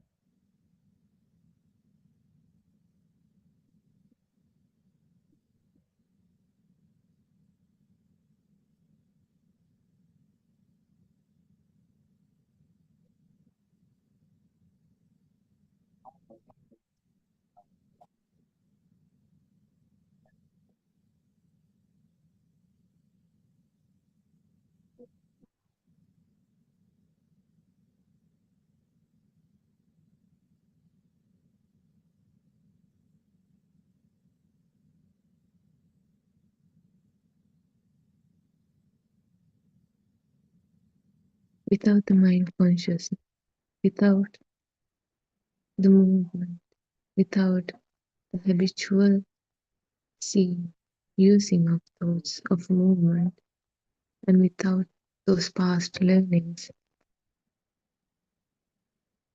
the space would also not appear as it does.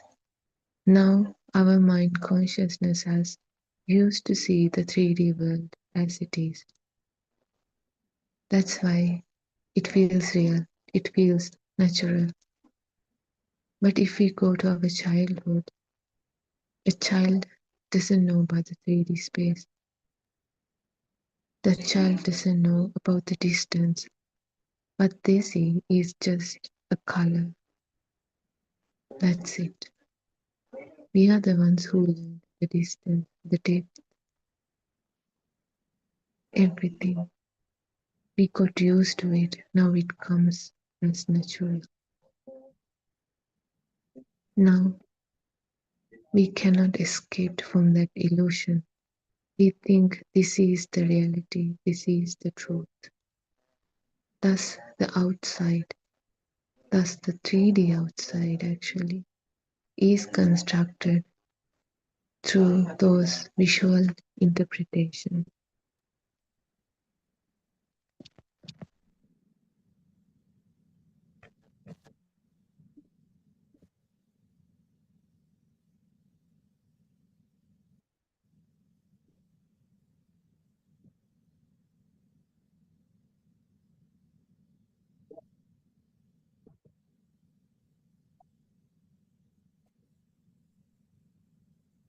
The inside,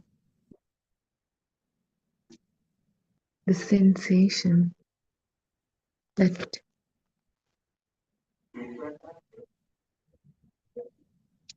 feels like inside is labeled as me, and the outside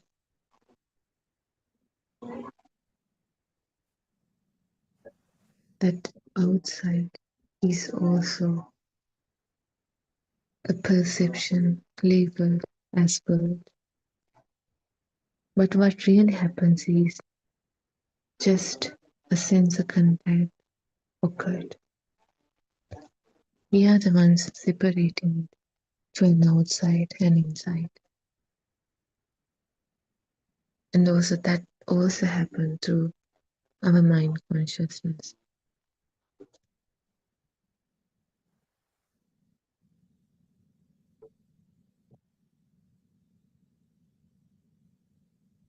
That's why the boundary between these outside and inside world is conceptual. But can you feel the exact line where this inside becomes the outside? No, because if you search carefully, if you experiment through it, you find just a sensation, you find just a perception, but you do not find a dividing wall. But that boundary exists in thought. That thought draws the line, an imaginary line. Because thought draws it constantly, we assume it is real. It becomes natural.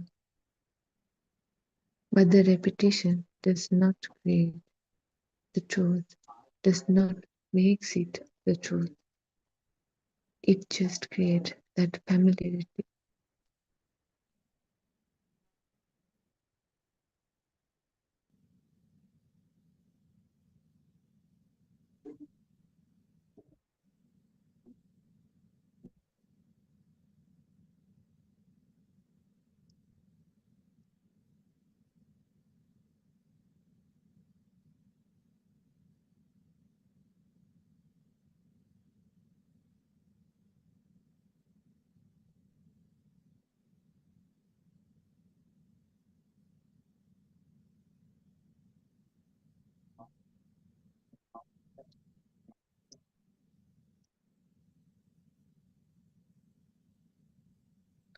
Well, in thoughts, we group some sensations as me and some perceptions as the outside, not me. This is how a center is born. When we keep doing that, keep using that method, this center feels like the observer.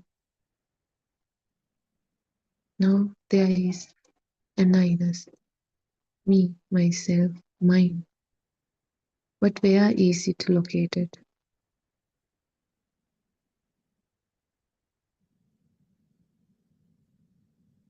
If you search in the head, you find a pressure, temperature, subtle sensations.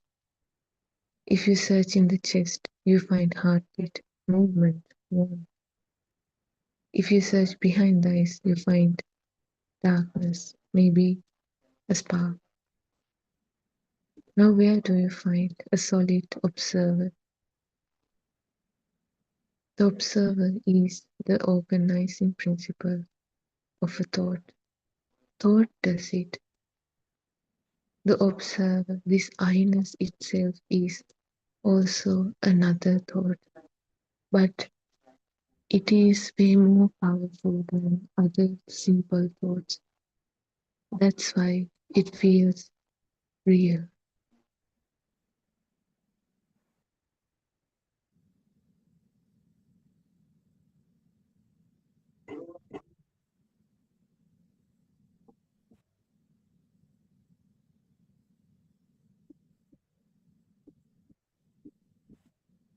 Those thoughts gives that power.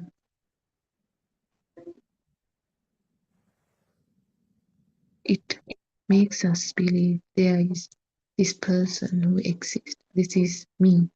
There is this I-ness. But that's an illusion.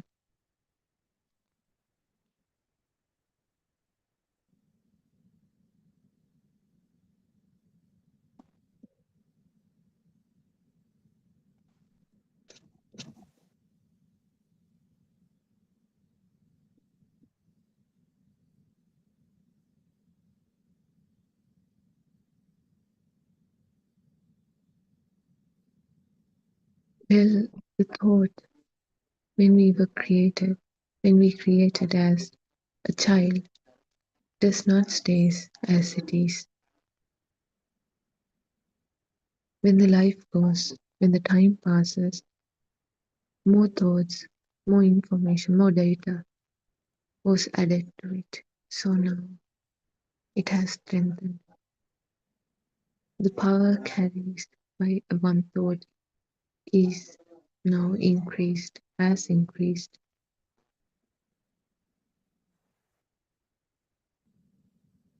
You'll know, like you can experience it yourself. When a thought is neutral, it fades quickly. But when a thought is powerful, let's say it carries a fear or desire, it repeats. This repetition deepens its power, deepens the pathways.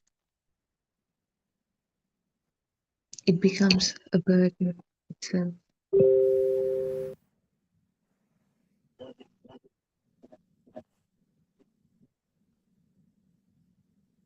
It feels personal.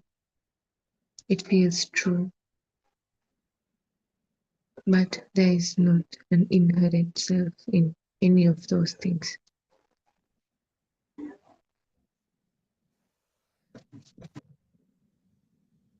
Not just this inside or outside, but the time itself is also a thought.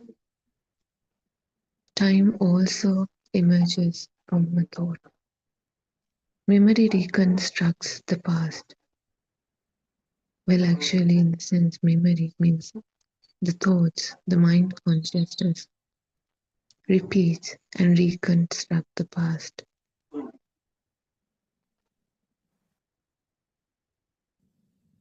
And our thought expectations imagines the future. But the thing is, both, whether it's past or future, are happening right now, at this moment, at this exact moment. Did we go to the past? No. Did we go to the future? No. We were still existing. We are existing at this moment, and we are thinking about those at this moment, just only using another thought, a new fresh thought actually. So both past and future are happening right now. There is no direct experience of yesterday, only a present thought. There is no direct experience of tomorrow, only a present, another thought. The timeline is also a linking mechanism from our mind consciousness. Thoughts connect events into sequences. When we keep using thoughts, we keep generating thoughts. When we get used to generating thoughts, the thoughts are created always, rapidly. Then it creates this sequence, this continuity.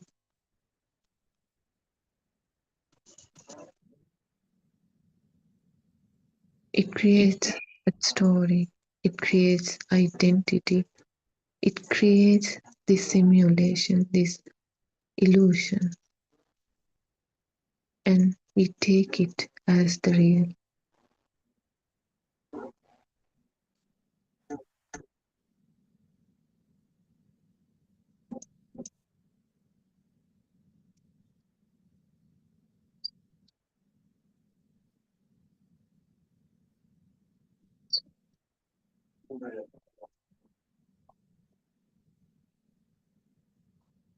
Yeah. This identity, this me, myself, it creates the sense of a life moving through time. Now we see it as I am living. I was there in the past. I am living right at this moment.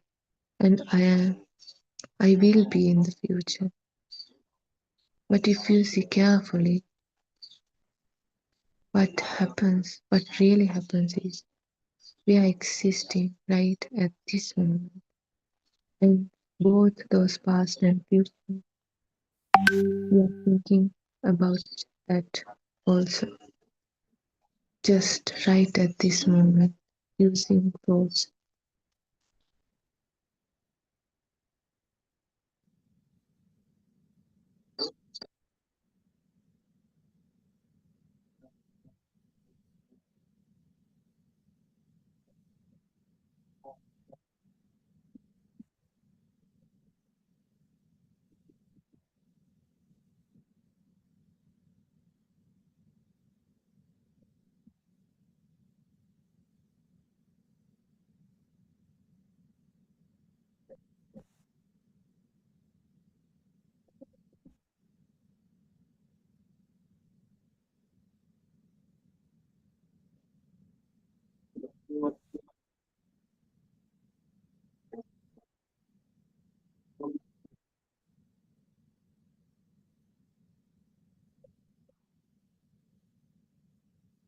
But if you see thoroughly, you will notice in the direct observation there is only this moment unfolding.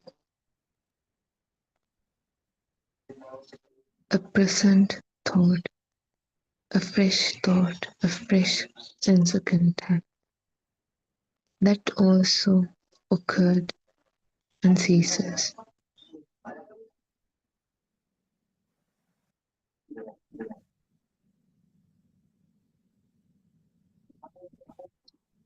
So now we know this world is a thought created world, a memory world. We know it is a construction, an illusion. So what remains without this construction? If we do not add labels, if we do not link moments, if we do not group experiences, if there is no continuing thoughts, what remains? Sound, color, sensation, awareness, simple appearing and disappearing. Without grouping, there is no center. There is no me, myself, I-ness. Without labeling, there is no inside or outside. Without linking, without using thoughts to link, there is no time narrative as well. Just unfolding right at this moment. A fresh sense of contact, a thought, a vibration that occurs and ceases.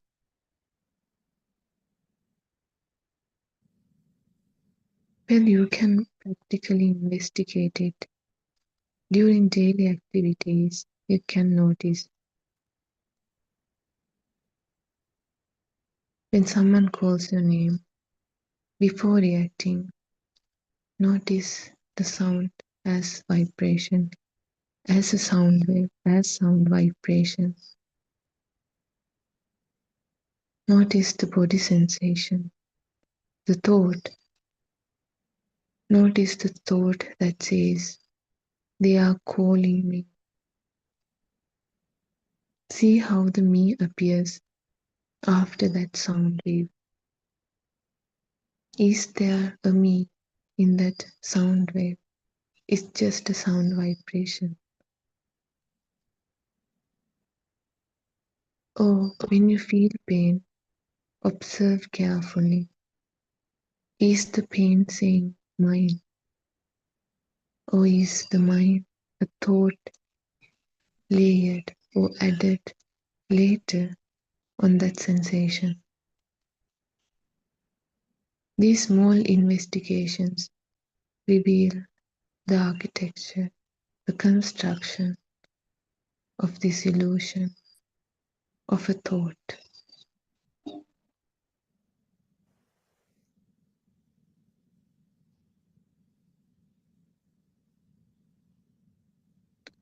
So once we understand this properly through this Dhamma,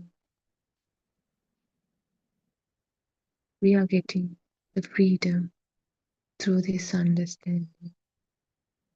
Freedom from our mind. Freedom is not about removing thought. It is about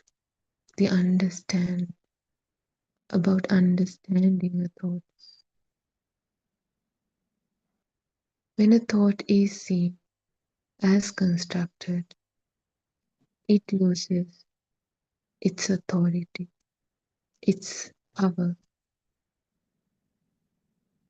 inside and outside, still function for communication.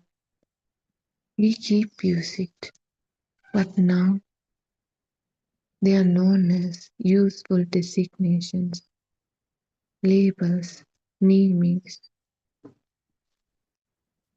not as the ultimate truth, the reality. The center still appears for practical purpose, but it is not believed as the truth. It is not believed as solid.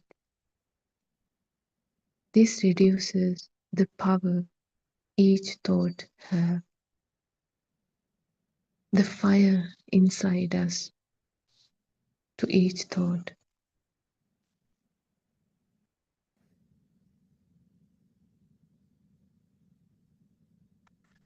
Reduces the tension.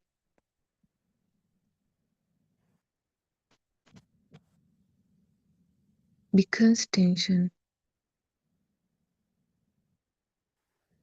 depends on defending.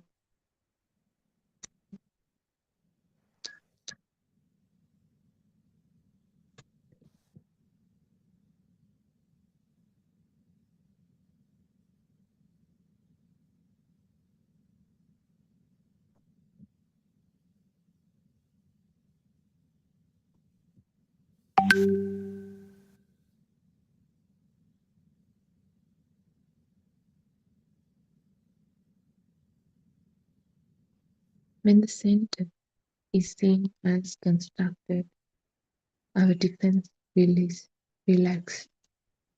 We start to see through the illusion. Life continues, experiences continues, but the clinging, but the fire inside us start to diminish and softens.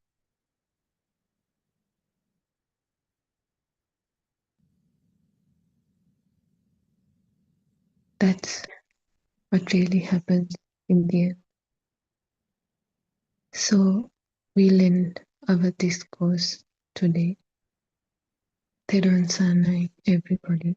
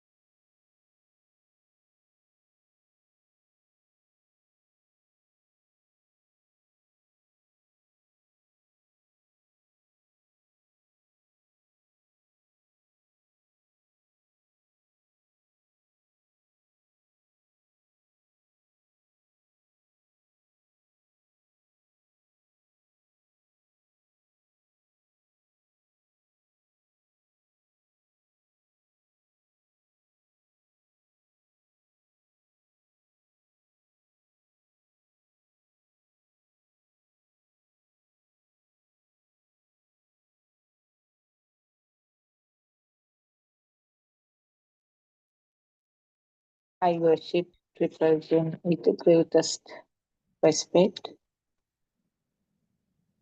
I worship at Aran Hanse's feet. Therwan Sarnayaran Hansa, our noble friend and our spiritual guide. And may all of you be blessed by Triple Gem. And I'm very grateful and thankful to our Dhamma friends who are sharing the technical side and helping us.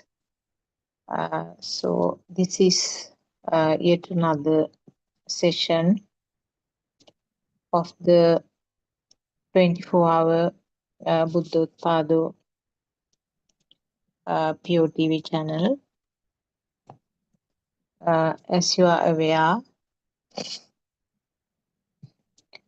we have these sermons done by different Dhamma friends, 24 hours each day and 24/7. This is with the intention of our Enhancer to spread this true Dhamma to the world for the people, irrespective of their religion, their origin, their country, and irrespective of their beliefs, to convey the message about true Dhamma. Why do we say it is true Dhamma? This has been originally preached by Lord Buddha nearly 2600 years ago. Most of us know that he is called Samma Sambuddha because that was the disclosure done by him for the very first time in into a world where there were lots of beliefs and lots of people thought that they have reached the destination, that they have understood the truth, but it wasn't true actually. People who thought who reached those levels were saying that they become an energy and that energy will be fused with the energy of the space. So lots of explanations were done. And that was a time that Lord Buddha was born, and he wanted to find the truth. He left all his wealth and went on searching for truth. He went from teacher to teacher, and finally the difficult part, or the most important part, with trial and error, he had to do it himself. So that is why, as I said earlier, he's called Samma Sambuddha, because this unique Dhamma that he understood was the very first time that the world heard about it. So from thereafter up to now, nearly 2600 years have gone, and there were ups and downs in the Buddhism. There were times where there were no monks actually to bring this forward, and initially it was not written in books because this is a Dhamma that you have to understand. This is a Dhamma that is gives rise to this inner conversion. So inner conversion, or the way that it is felt, is not something that you can explain by words. So therefore, Lord Buddha's time, the Dhamma wasn't actually written in the books.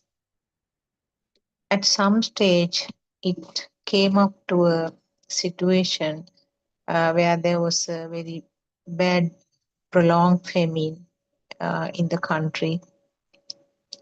And before that, actually, the Dhamma was brought down from generation to generation by mouth. But at the time where all the arhants were no more there, the rest of the people had to write it down in some form so that it will not completely disappear. So there was a time where there were no monks actually. There were some sort of clergy-like people who were representing the monks. So it went so low. But as Lord Buddha predicted, it's going to last for 5,000 years. So about 2,400 more years to go.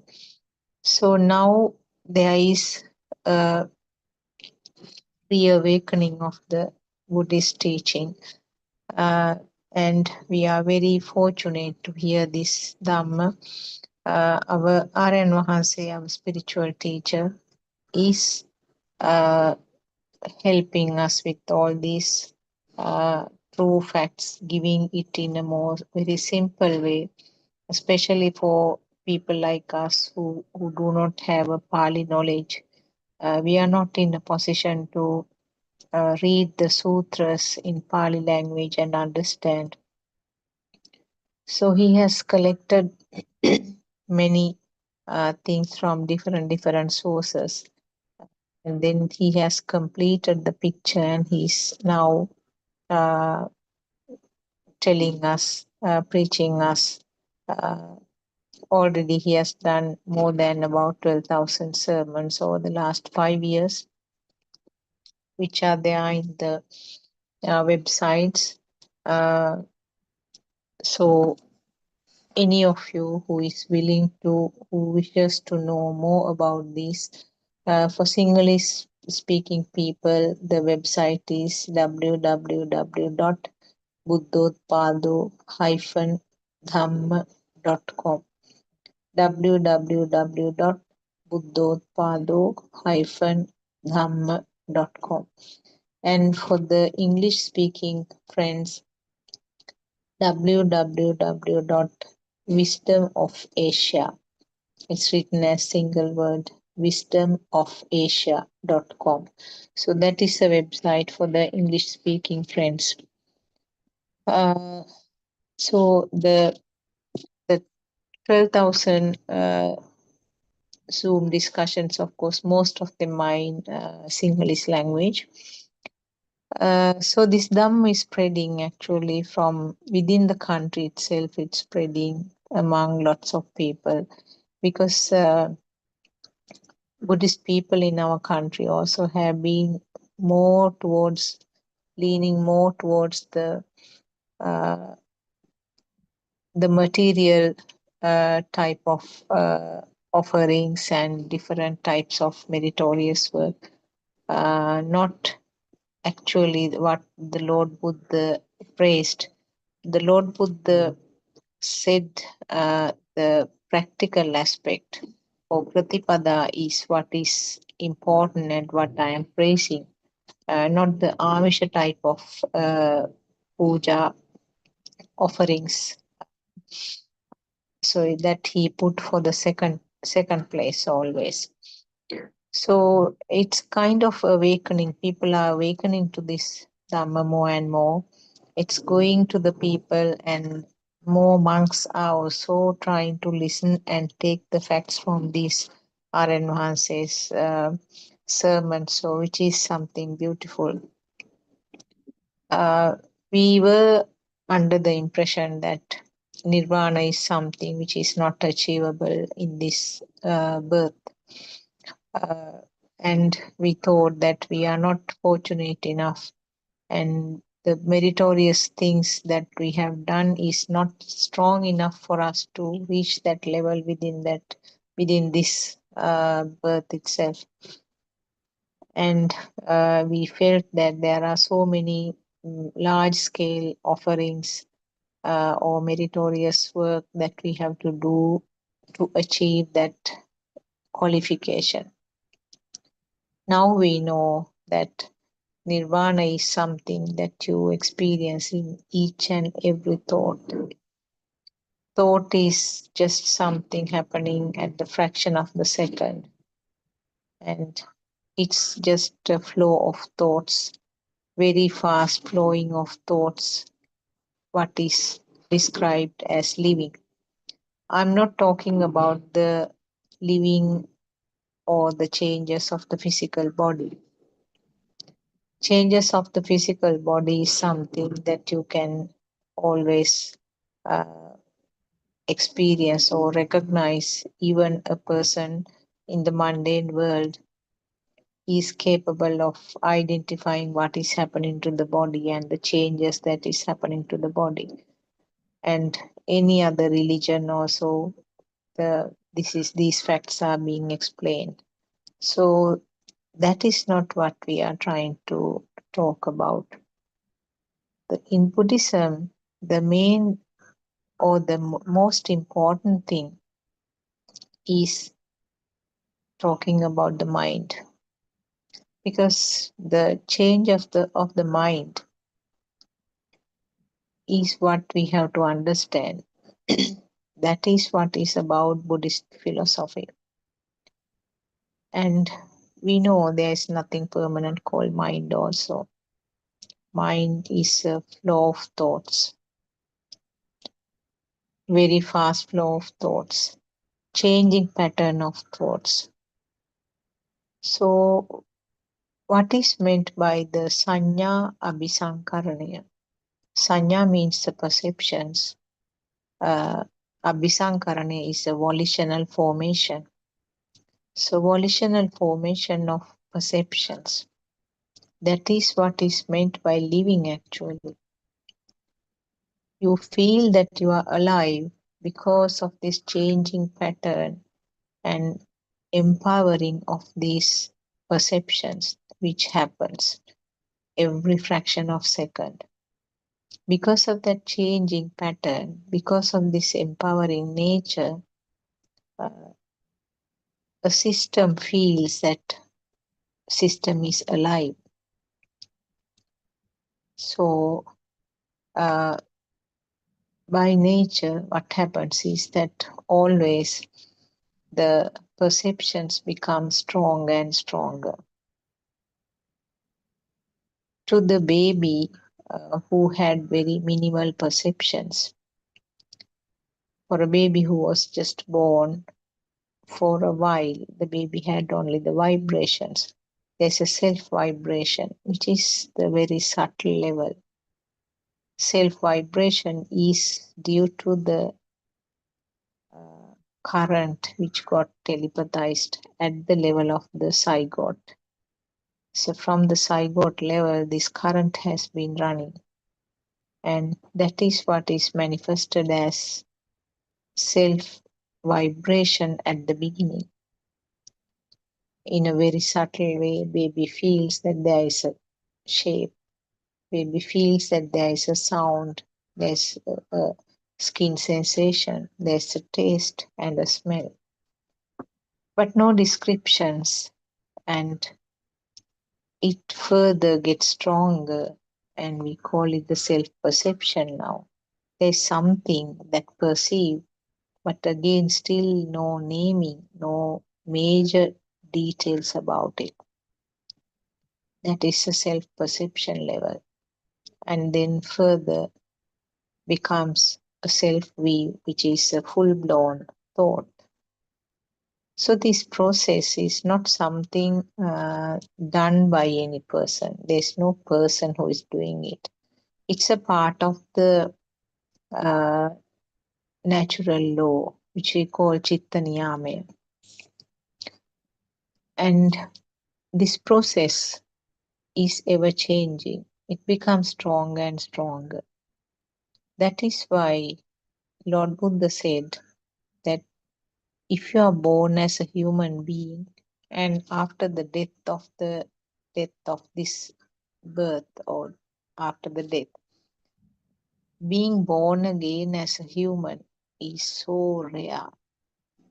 That is because the perceptions become more and more stronger with the age, with the growth, and the defilements become stronger and stronger. And finally, the current which was flickered right at the beginning to the zygote is so many times more stronger at the time of the death. That is the nature of the mundane world. So if the current is very heavy at the time of the collapsing of this body, what will happen? It will telepathize to a suitable place, isn't it? So it may be in the womb of an animal. So that is the sad story about this. The system doesn't realize that the current is becoming stronger and stronger. It goes down along the river, downstream. And if you do not make an effort to realize this situation, how these perceptions become stronger and stronger. The perception, the volitional formation of the perception, sanya abhisankarana. So the Dhamma which was taught by Lord Buddha is stopping of this volitional formation. You can't stop perceptions as long as the senses are functioning. Perceptions do occur. So as long as the breathing is there, senses are functioning and perceptions continue. But that volitional formation or the abhisankarana is the one which stops. When you understand this Dhamma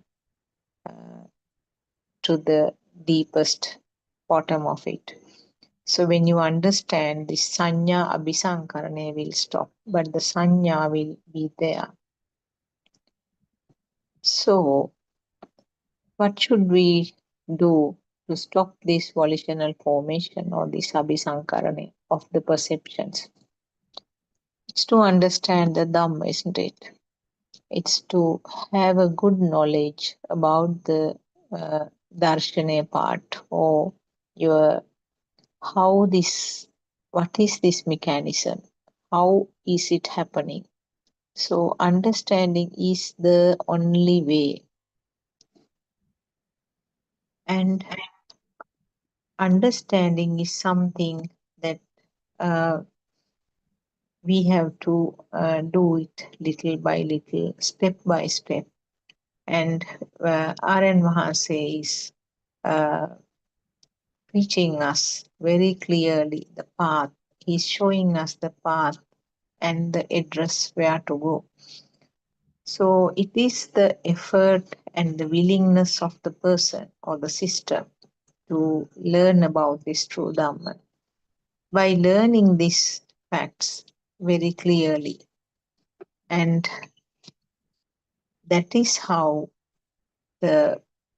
we know that if you learn the tricks of the magic, you are not so excited to watch it. You can still watch the magic show, but there's no that burning excitement with the things with the tricks that the magician is showing. So when you understand this Dhamma, you know the film is running as usual, but you know that there is nothing in that film. You know that simply it is some actors and actresses, and you are not a part of the film. The film is running, there's no owner to the film. You are no more an actor. Whereas in the mundane world, you really get into the role, you really become that role, you really become that character, and then you are acting without realizing that it is not something true, it is only playing a role. So, as I said, understanding about the mind and the thought, because the behavior of the mind is so bizarre, so unpredictable, and also in some way you can say that it is so colorful also. It has vivid faces, vivid aspects, looks, and the fast nature of changing. So these are all part and parcel of this mind. Human being has the most advanced mind. Therefore, you need an advanced knowledge or advanced level to understand that also.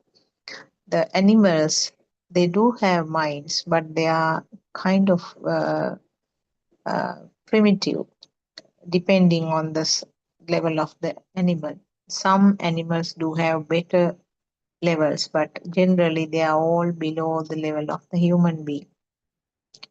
Because it is so complicated, you need to analyze and research much harder, and you need the thoughts to understand about the thoughts and the mind.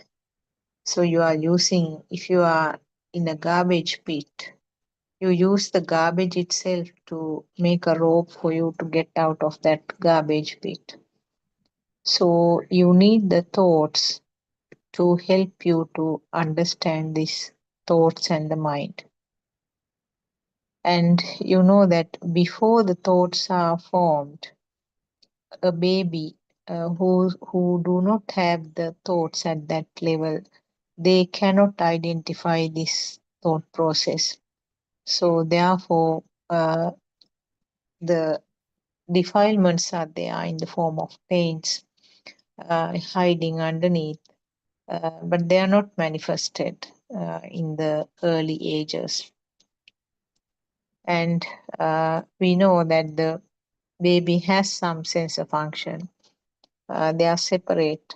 They are not combined together until after some age. This combination of different types of vibration. We know that at the level of the eye, it's a vibration. At the level of the ear, it's a vibration. And at the level of tongue, nose, and the skin, they are all vibrations at that level. And that vibration becomes equal to another vibration. Then we call, I can see it. There's a vibration in the eye, and that vibration becomes equal to another vibration, something outside. And we say, I could see that. So that is the phenomenon of seeing the things. Now, for example, there's a flower in front of you. Whatever the vibrations, we know that all the everything is composed of some form of vibrations, whether it is a solid thing, whether it is a liquid type of thing, a airy thing, or something to do with the temperature. All of them are different types of vibrations or waves. They change from each other in their frequency and the density. When the density and the frequency is high, it is felt as something solid. So that is the nature of the skin. What is felt firm or soft is called solidity. What is felt as a flowing or liquid nature is called liquidity. What is felt as something air, that is the nature of the air, airiness. And if you feel something warm, cold, that is the temperature. So those are all feelings of the skin. And they are all four. We in Pali and Sinhalese we call Patavi, Apo, Tejo, Vayu. The element, 4 elements. So those 4 are always described as what is felt by the skin. In other words, it's a vibration of the skin. a certain way when there is vibration, we call it a solidity. In another different way, when there is a vibration, we call it a liquidity. And yet another way of vibration as airiness, and another way of vibrations we call temperature changes, cold or warm. It's not something that you see with the eye, it's something that is felt by the skin.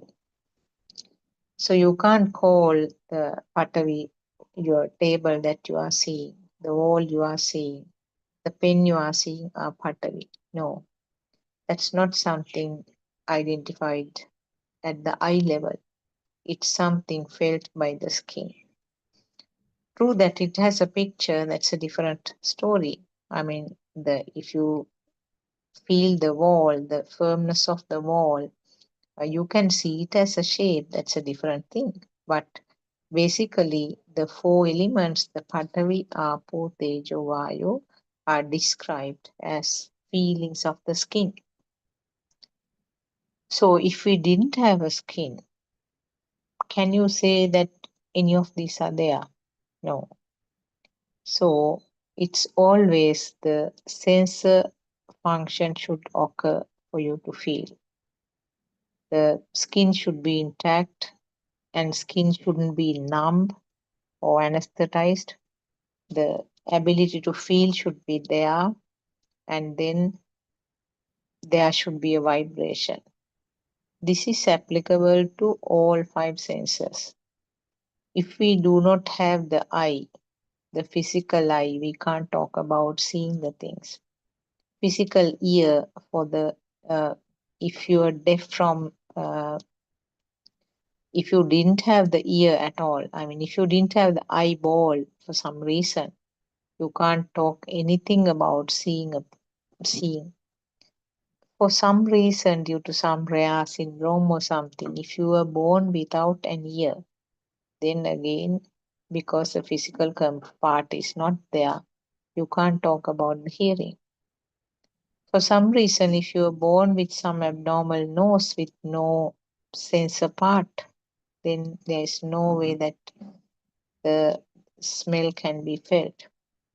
If there was some illness, some rare problem with the tongue where you can't feel the taste, the tongue is abnormal, then there is no tongue sensation. And skin, as I said, if the skin is anesthetized for a surgery, or there are some rare illnesses where the skin is numb, then you can't talk anything about this Patavi, Apo, Tejo, Vayu, isn't it? Because those four depends on the vibration of the skin. Now we can see that these are all vibrations of each and every sensor faculty, and it is created due to the speed. If there is no speed of this vibration, again, you can't talk about these sensor functions. It's something created at this level.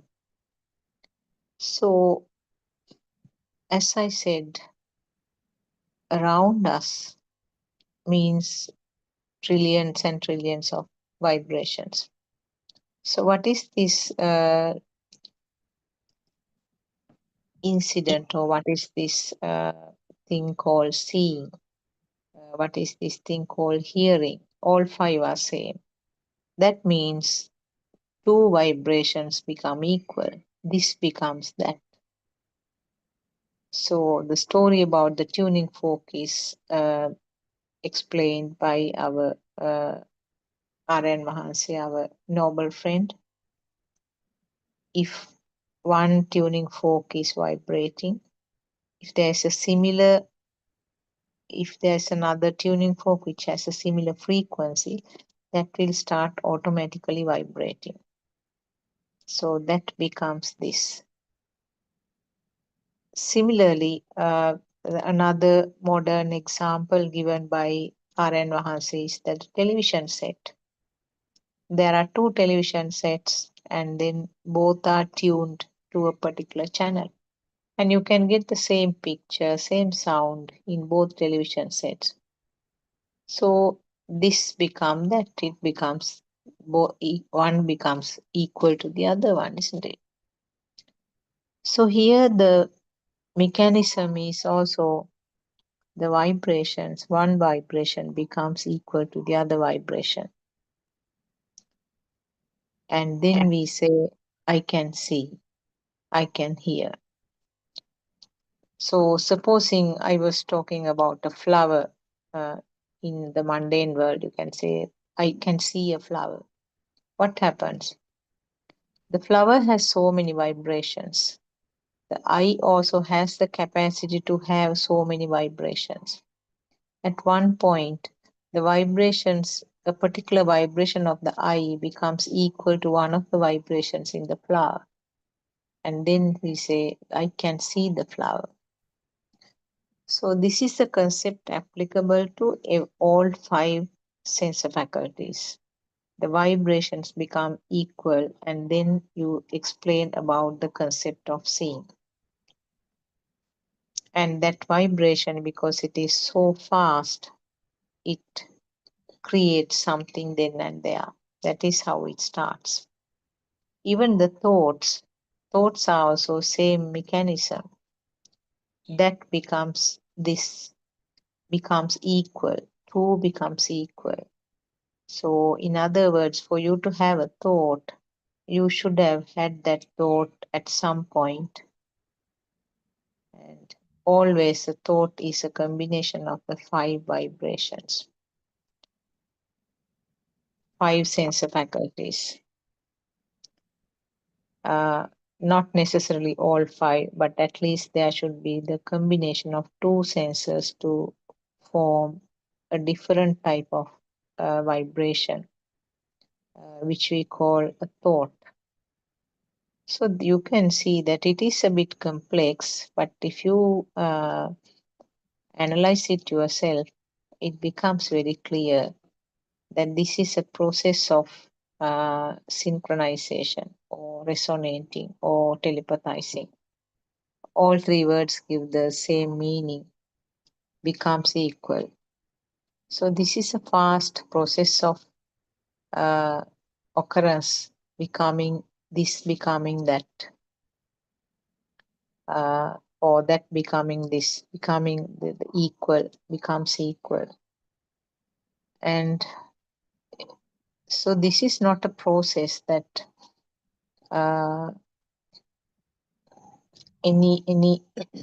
anyone's process.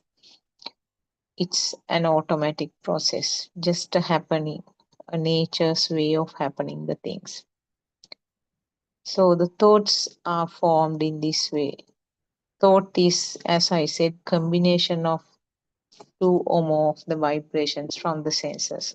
So always a thought which is occurring at this time on this stimulus. Thought is a reproduction of a previous thought. But the nature may be different from the previous thought. Now, the thought about a pineapple of a baby is different from the thought that occurs to you and me as an adult, because the perceptions about the pineapple that the baby had was limited.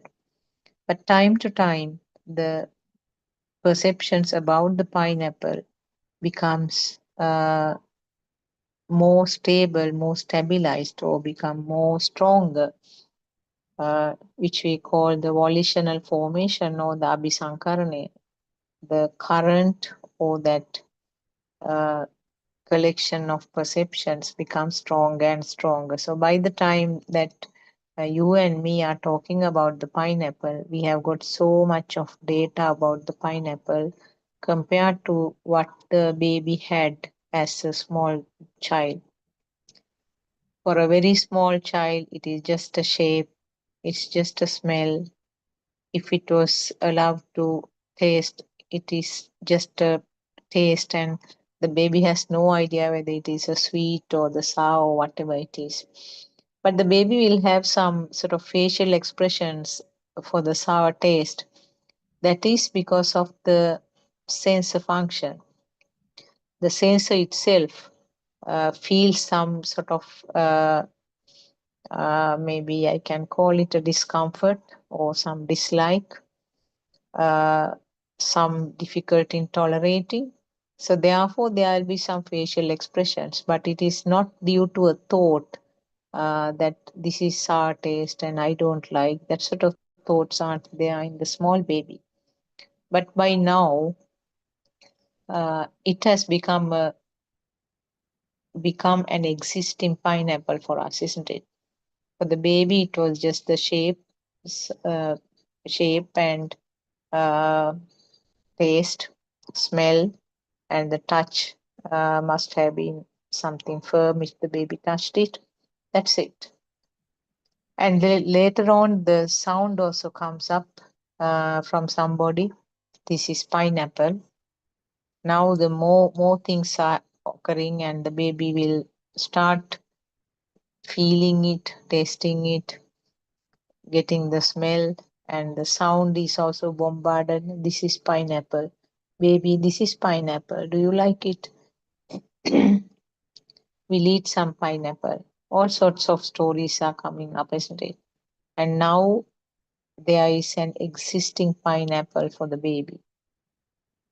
And so many other perceptions will be added. All sorts of dishes, all sorts of desserts you can prepare with the pineapple, how it is grown up, where is it growing, and how does the tree look like. Every time that a new perception occurs, this is added to the already existing perceptions. So by now, the pineapple is something strong, something real, something existing. And maybe even the things like liking and disliking, those are also coming up. Now it is something real. Now this is where you can explain the 3 levels of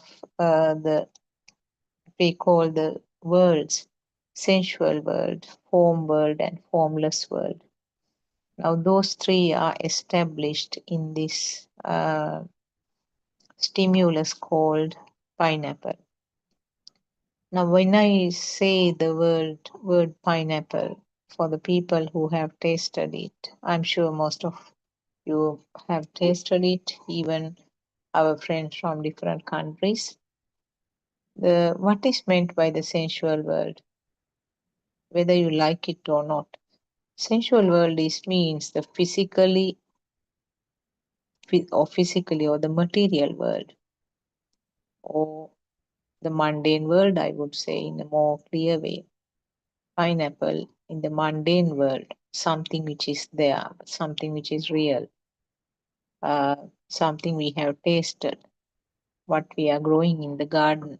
And I like pineapple very much. Okay, another person might say I'm allergic to pineapple.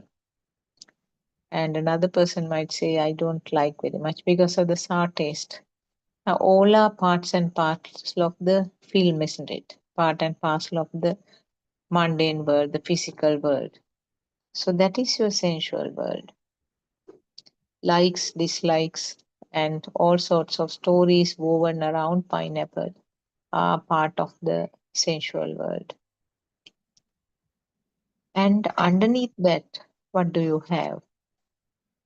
You have pineapple in the mind, isn't it? Now, right now, when I say the word pineapple, even if you do not have it right in front of you, you get a picture of pineapple in your mind, isn't it? You can almost feel the taste of it. And sometimes you might even feel the smell of it, and how that spiky nature of the outer skin is felt, and the spiky nature of those the leaves like. So all those are in your mind right now, isn't it? That is your form world. That is the right now the pineapple is born in your mind. It's not as a physical thing which you see or feel right now, but the pineapple was born in your mind as something real. So the form world is what is born at the sense level. And formless means it still have a very deeper meaning actually. If you feel underneath that sensual and the form world, you have that feeling that it is, yes, there, it's existing, it's there. That is your formless world. So when you like the pineapple or when you do not like the pineapple, you have all three levels. And right now, when I say pineapple, it's born as a reflection in your mind. That is your form world. And the formless world is still more subtle, something that is, you feel that it is there, the feel that it is real or there. So this is the nature of the mind, as I said. For every stimulus, you have these three levels. And what is projected out, what is taken as real outside in the world, in the physical or the material world, is your sensual world. That is where we are, most of us. Actually, if the sensual world is true in relation to a particular stimulus, all three levels are there. So these are the three worlds explained by Kama Bhumi, Rupa Bhumi, and Arupa Bhumi in Pali and Sinhalese both by Lord Buddha. So, in other words, if a stimulus is taken as real, if you feel that a particular stimulus is real without realizing how it was constructed, how it was formed, all three levels are there in that stimulus. So this changing pattern of the thoughts and the mind, as I said, it started from the very basic level with a very minimal current which was telepathized to the zygote. It gradually gets built up when the baby is born, and more and more perceptions from the surrounding, from the elder siblings, maybe parents, teachers, the perceptions become stronger and stronger. And at the end, it becomes a very solid thought, which we call self-view. Now, does this happen with anybody's consent? Can you control the pictures that is coming up or created by the eye if you keep your eyes open and if your eye is in the functioning level?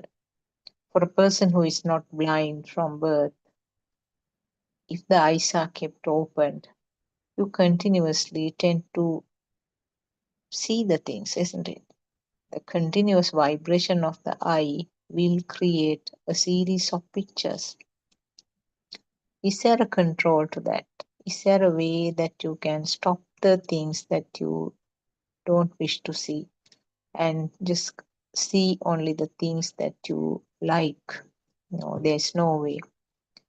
Similarly, about the ears, if the person is not deaf, and is there any way of controlling the creations by the ear? Is there any way that you can stop hearing the scolding of somebody, but you continue to hear only the sweet music, calming music only, or the very pleasant words that you are hearing? It's no way, isn't it? So that means, similarly, can you select the pleasant feels to the skin, not the rough, sort of painful stimuli? You can't stop that pain that you get due to a prick by a sharp stone or a thorn, isn't it? And you can't prevent feeling cold uh, in an environment where the temperature is very low. And also, if you can prevent feeling hot on a very sunny day, I mean, then you do not have to take the trouble of inventing all these air conditioners and fans and everything, isn't it? If you could do a selection like that. So that means these sensors are just individually functioning. The tongue, I mean, you just put some food on the tongue. If it was bitter, and if it is really bitter that you can't tolerate it, you will spit it out. And not only that, you will even go on washing your mouth, isn't it? Just imagine a bitter tablet that you had to swallow gets dissolved on your tongue, and it retains that bitter taste for a while. You go on washing your mouth, still it's there. Could you have prevented that? No, because that vibration occurred because the tongue was functioning and that particular vibration occurred, so there was no way of stopping it. And you are in a place where there is some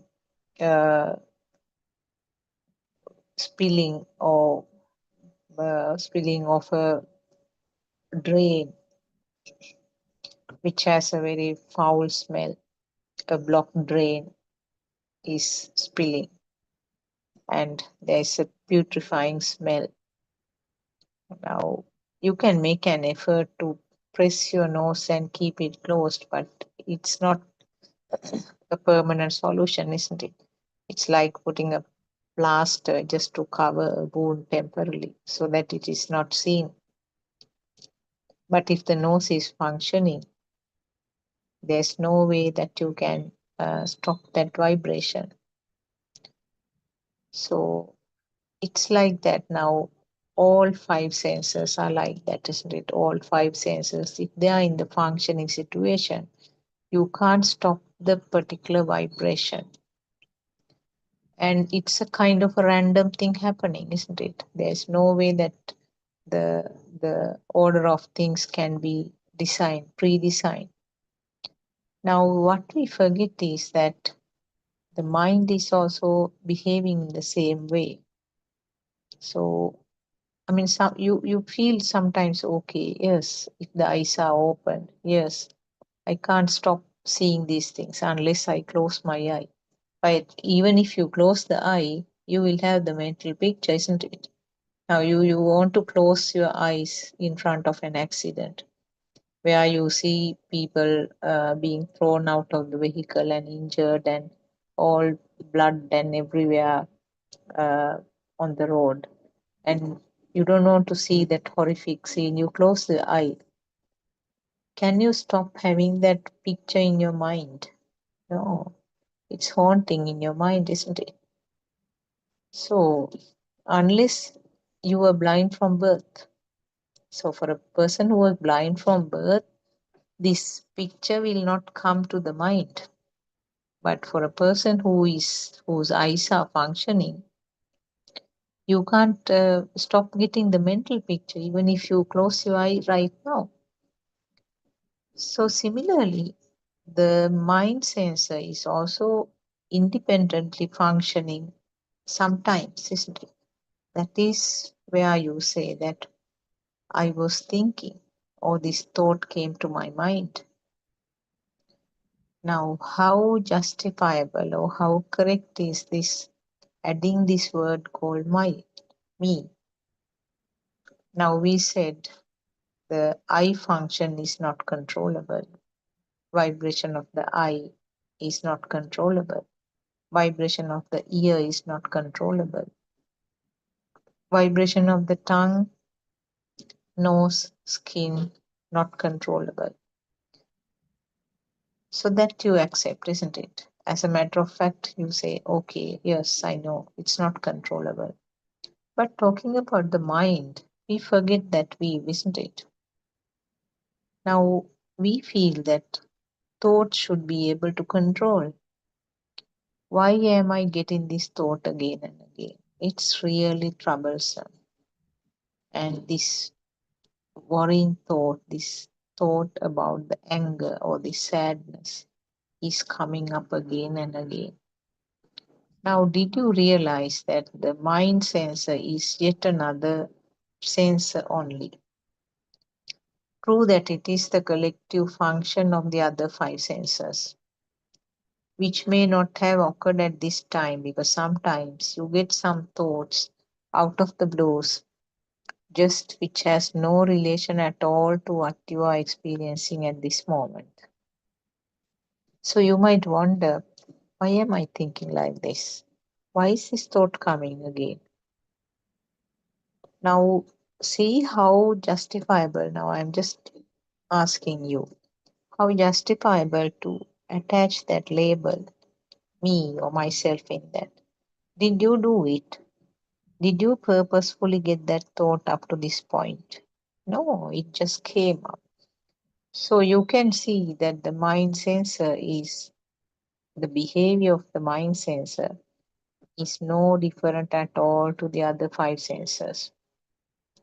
Only difference is that the mind sensor is dependent of the other 5 sensors.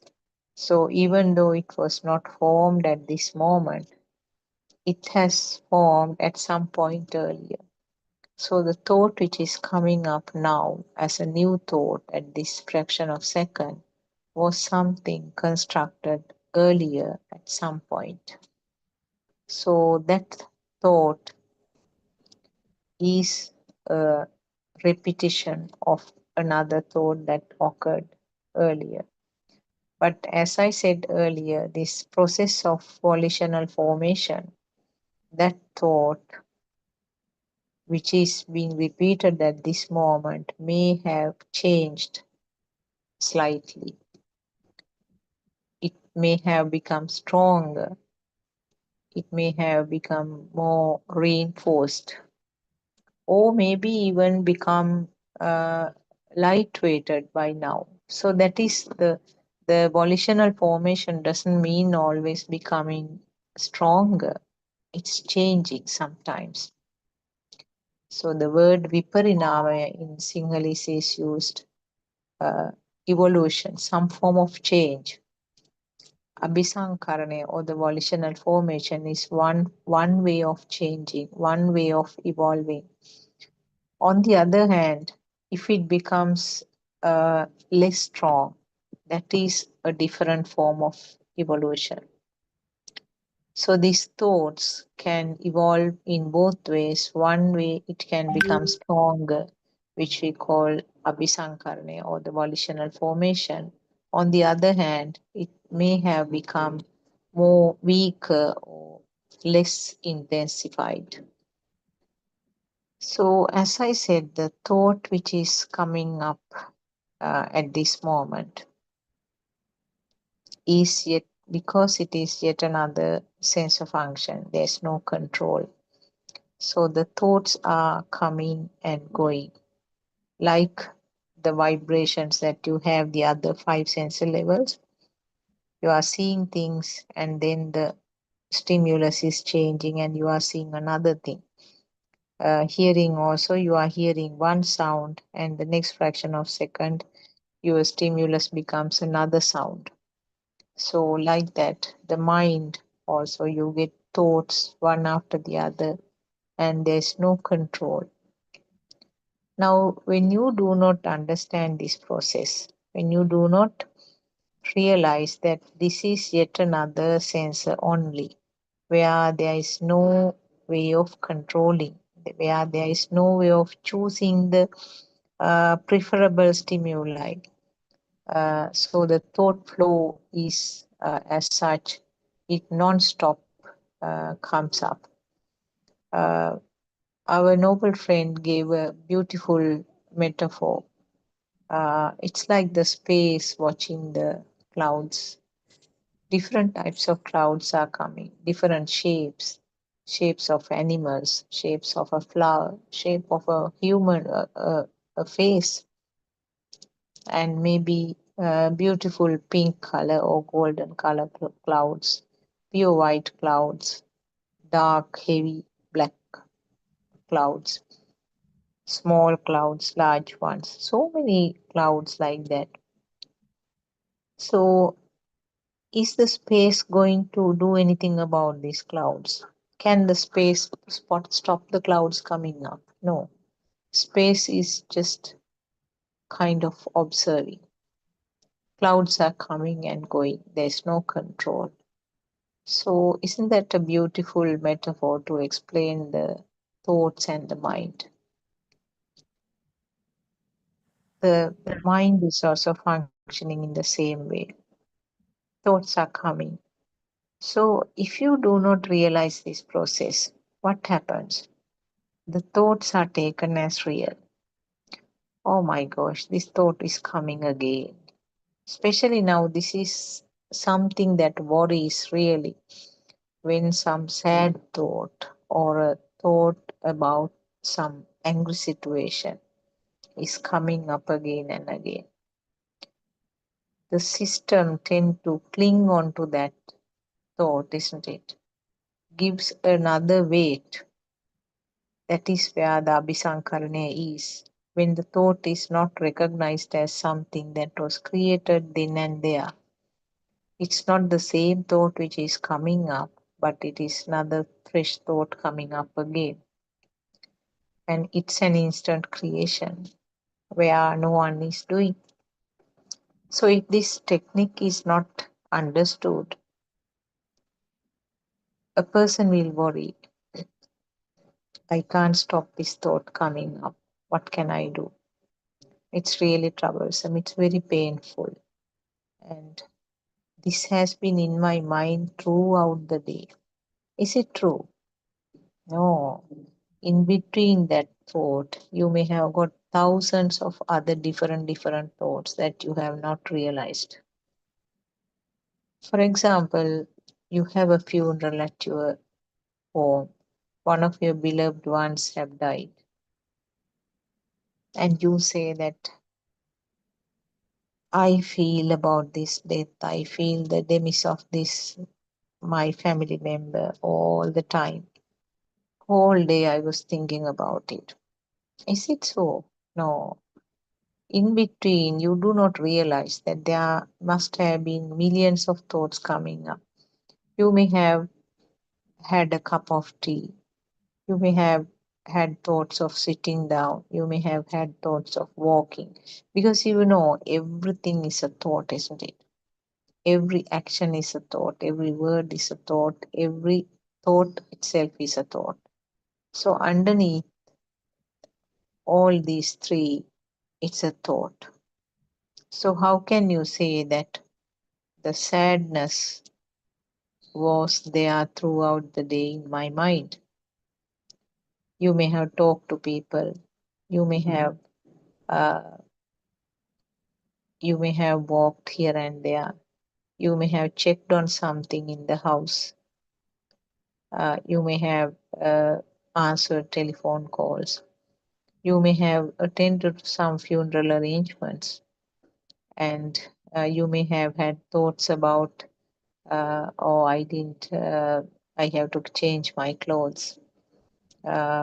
Maybe I want to have a little rest because I was up all night. So these are all thoughts, isn't it? So those thoughts are there in between. But what is felt heavy is only remembered, isn't it? That sad thought which was given an importance, the sad thought which was taken as real, was the only one which was felt. So this is the myth about these thoughts, isn't it?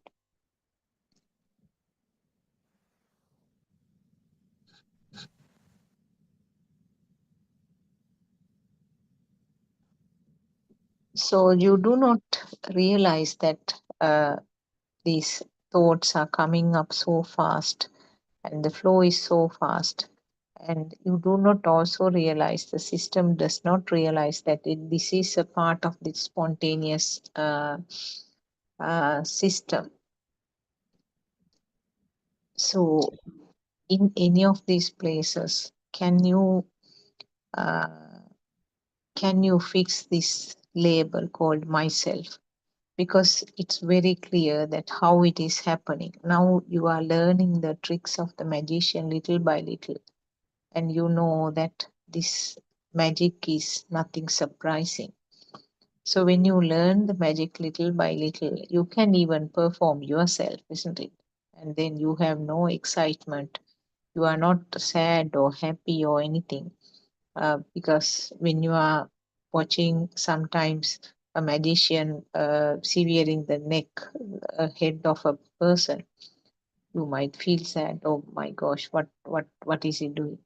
On the other hand, if you see a beautiful bunch of flowers that is pulling out from a box, you will be delighted. So none of those will be there if you know how the magic is performed, isn't it? So like that, if you know the behavior of this mind, that excitement is not there. And the current which is created by the thought is thought. The current which is created due to the ignorance, or the way that you feel that this is real, the current is the one which will get less and less. What is this current?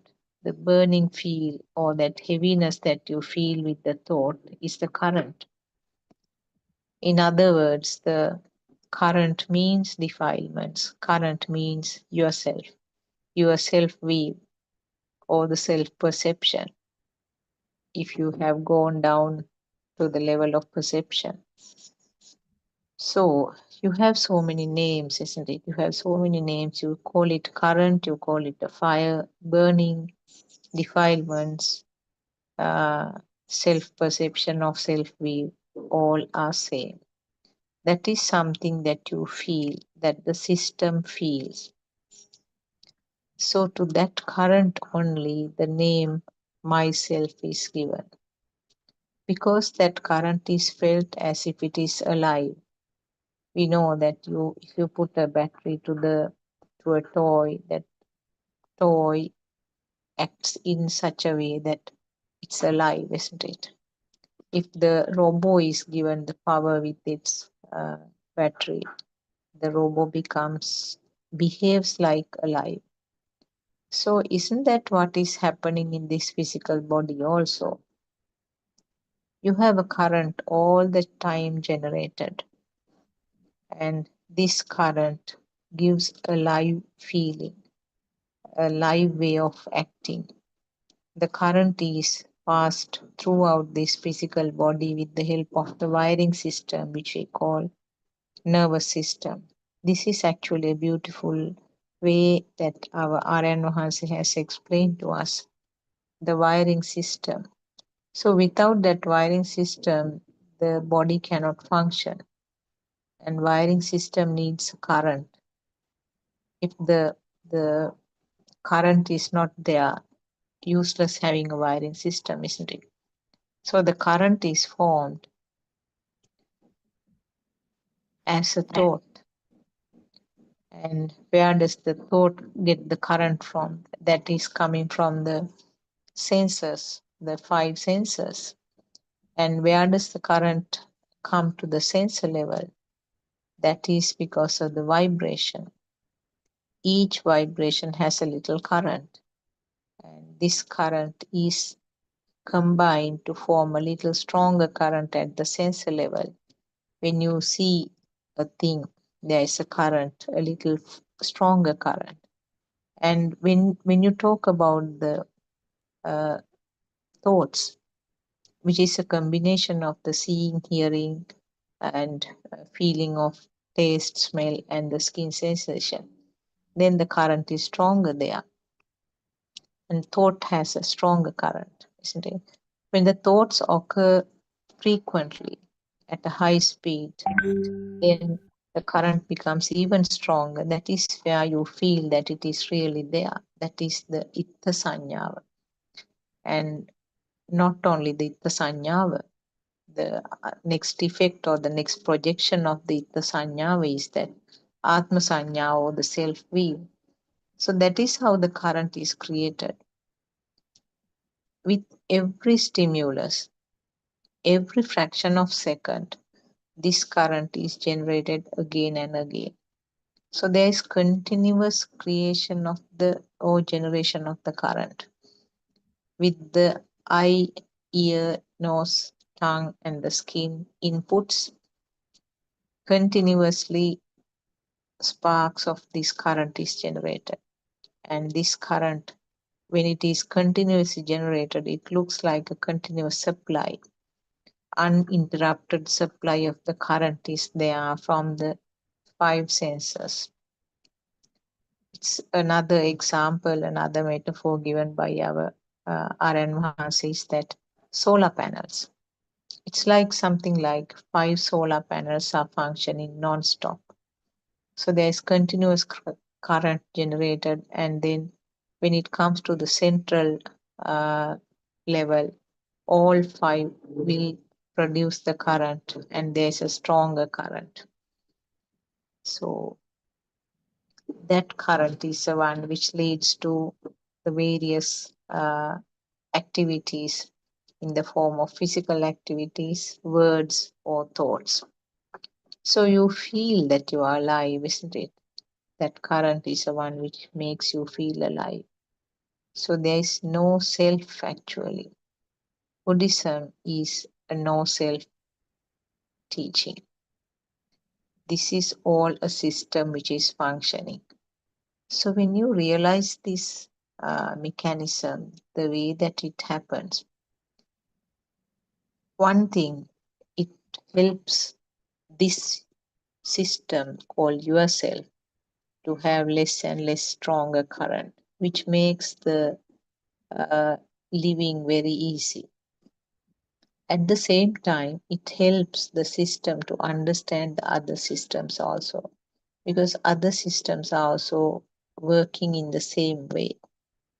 And you can understand the situation of a person who is labeled as a very tough or a rude person, a bad person.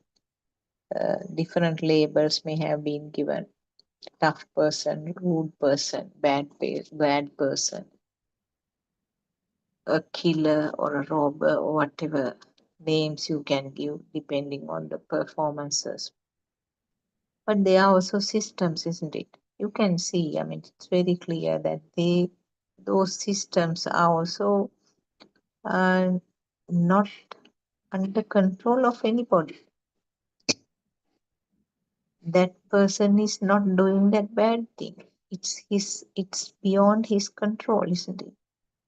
You can see that all systems are helpless in this way, because there is no controlling body, because there is no control, isn't it? And this is where the metta, compassion that is explained by Lord Buddha, comes to effect in the maximal way. When you understand these vibrations are responsible for all these things, and the vibration occurs due to the remaining current which started from the zygote level, and it started from the zygote level, but with repeated vibrations it becomes stronger and stronger. So by the end of the life of this time, the current is more stronger.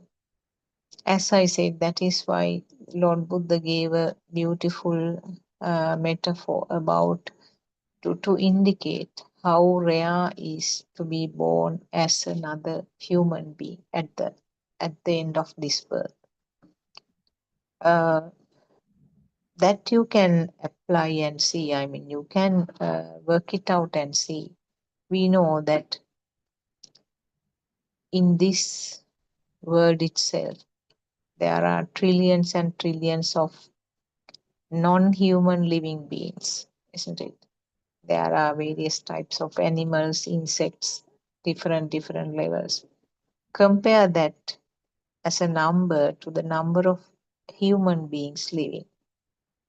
It's a very small percentage, isn't it? If you take a square foot of the earth, or yes, we take first on the earth itself. If you take a square foot and just take it as a separate slice, how many millions of living beings will be there in that? Different types of worms, insects, kinds of ants, all sorts of things. And if you take the whole earth and the whole airspace, there will be trillions and trillions, and also the sea, I mean the waters. So there will be trillions and trillions of animals or insects. So you can imagine that the fact that Lord Buddha said that at the time of this, at the time of the collapse of this birth or this body, the current which is remaining will synchronize to some other place. So you can have some idea, isn't it? I mean, the fact that Lord Buddha said that being reborn as a human being is so rare and it is so precious. And the fact that a human being to be born as another human being is so rare. It's a luxury, actually. So probably most of these humans who are dying will be born at different levels, isn't it? So that is the explanation. So you can see how valuable and what a beautiful opportunity that we have got. We have been born as human beings, and now we are hearing this true Dhamma. And we are born with our organs intact so that we can see and hear this Dhamma. And so fortunate. But if we want to miss this opportunity, do you think whether we will be able to get it again? It's thinking like that is also so silly, isn't it? There have been kings and various other people in Buddha's time who did so much of meritorious work, meritorious things. But from the practical aspect, the Pratipada aspect, they were not doing very well. And after death, Lord Buddha predicted some of them were born in animal world, at least for a short period, which is very unfortunate, isn't it? Because there is no way of preventing this. There is no way of predicting what is going to happen. This samsara cycle, samsara journey is so dangerous, so unpredictable. So we have to take this opportunity. Now we are hearing this true Dhamma, and then we try to make an effort. Because you are willing to listen to this, only you are hearing these sermons. And you must be inquisitive to find out what is this? What is this? What are they talking about? Be inquisitive, be curious to find out exactly what is meant by this. Make an effort and try to have your pathway. Try to follow the path. Try to make your own canoe to cross the stream. There is no ready-made canoes for you. You have to make it for yourself. You can't get onto another person's canoe and cross the stream. That is what Lord Buddha said. So, going back to the thoughts, we talked about the way that the thoughts are formed and the way that the thoughts are changing and the way that the perceptions become stronger and stronger and becomes heavier and become more valuable. Each instance, when a thought is taken as real, when a thought is heavy or felt as something heavy, each instance, the self-perception is also born on this side. So each instance, that self-feel or that self-perception is continuously occurring as long as you take the thoughts as real. What is meant by Kaya Sankara, Vachi Sankara, Mano Sankara? We'll talk a little bit about that. We may have discussed earlier, but I think these are same Dhamma facts that we have to talk again and again. Because when you take it as a spirit, it's just a small amount, actually, just a handful of things that we have to grasp.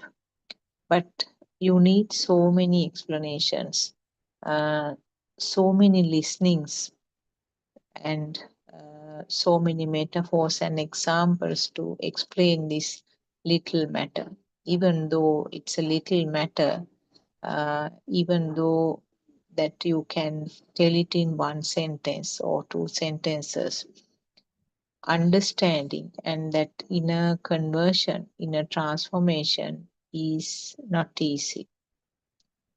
Because what has been practiced for so long time, reversing takes even some time. You cannot do it instantly, except in a very small percentage of systems or people who have this called Uggatitanna quality, where within within a short period or after listening to only few sentences or few phrases from a noble friend, the inner conversion occurs. So that is rare actually nowadays.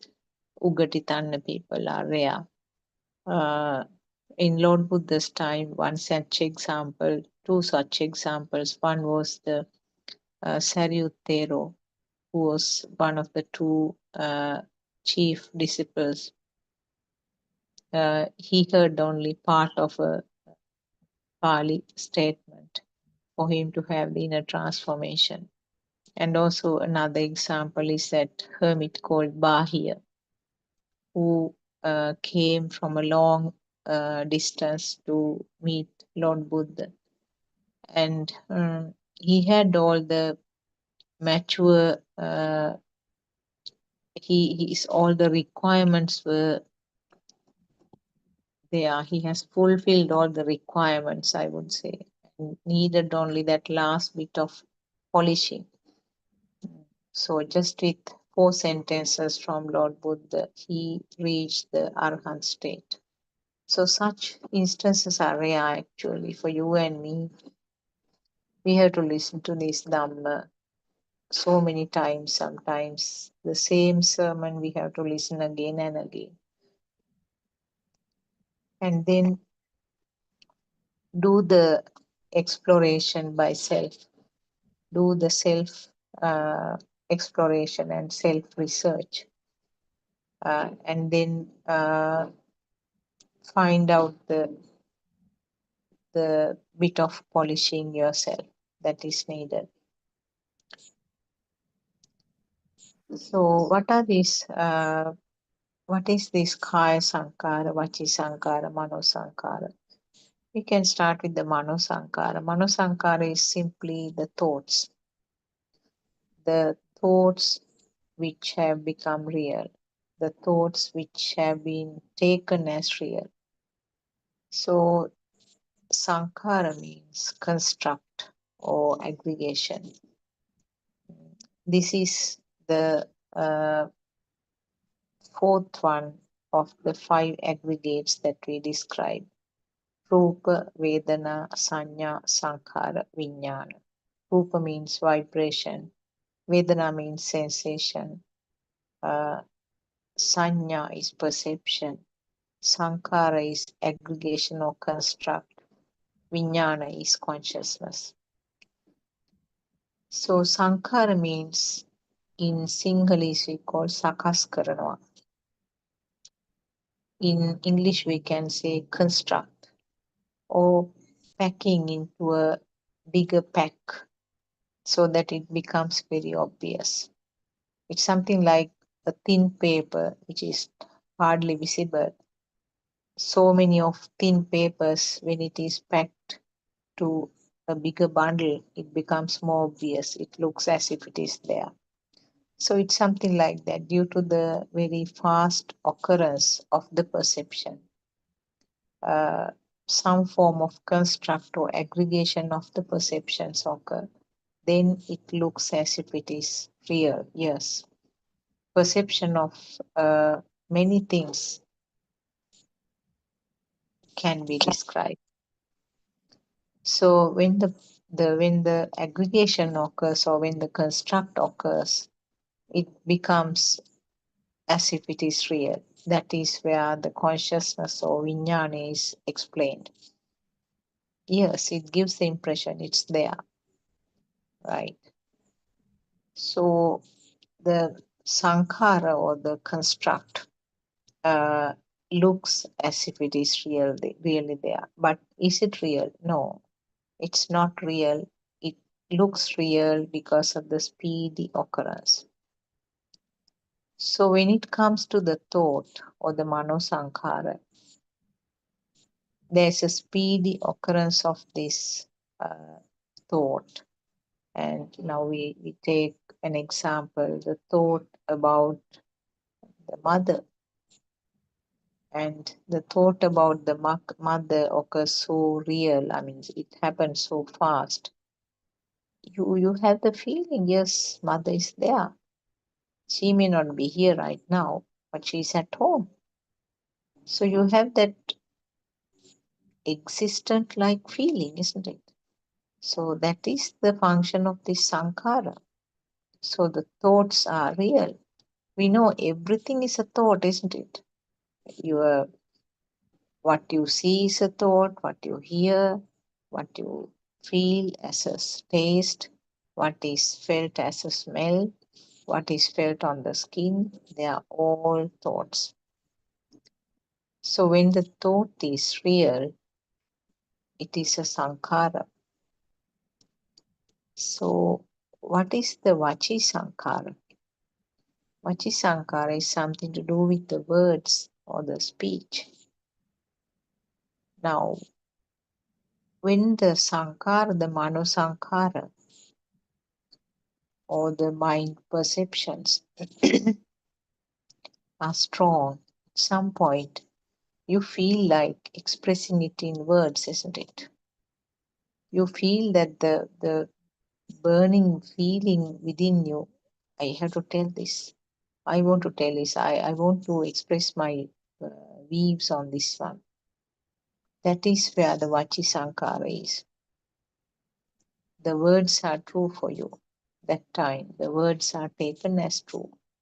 But that again is another thought, isn't it? That is an expression of a thought. What is Kaya Sankara?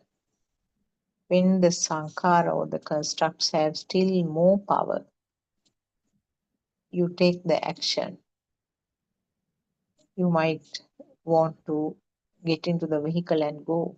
I have to go and meet them. Or you might feel like hungry and you want to eat, so you will go and eat. Your thought is that you are hungry and you are prompted to go and find some food and eat. So that is your Kaya Sankara.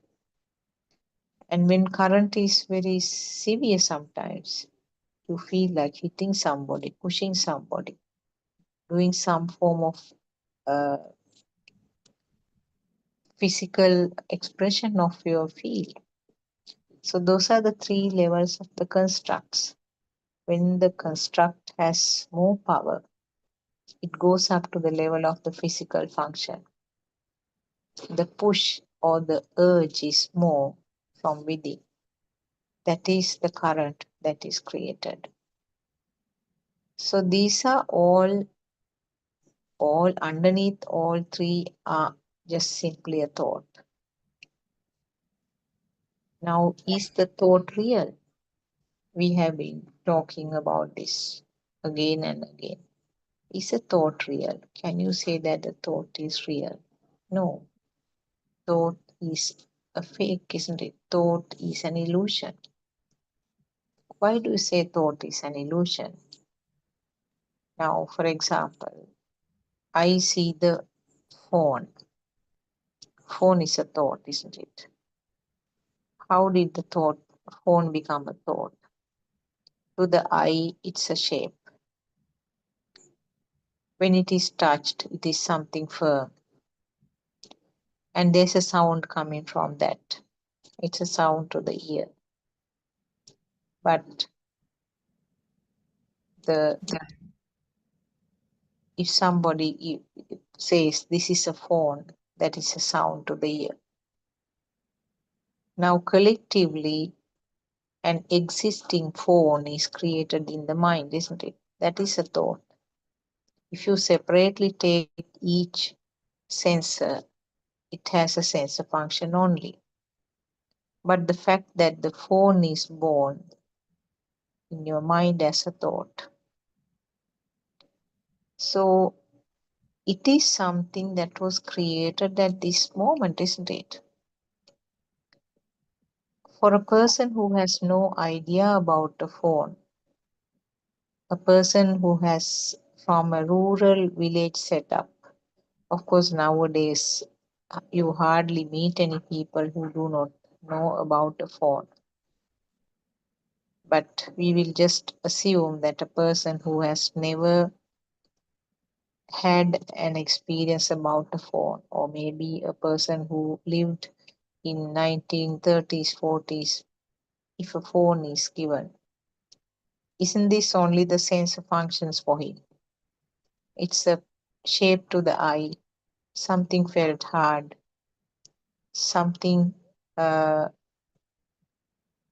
a sound coming from the phone, and only 3 sensor functions, isn't it? And no thoughts are formed beyond that. The thought, whatever will come, will be, this is a different type of a talking creature. That may be something, a kind of a perception that that person will have. Now, for you and me, the thought called phone has so many other added information, so many other added perceptions. The types of the phones, how it is being charged, how it can be used, and how expensive, and so many things, isn't it?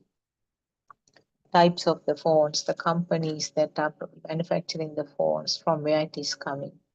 All these perceptions are there about the phone. So everything is like this. This is how this abhisankarana, or the volitional formation, occurs. Every thought becomes more and more powerful. Every thought becomes more real. That is the important thing. Powerful means, in other words, it becomes more and more real.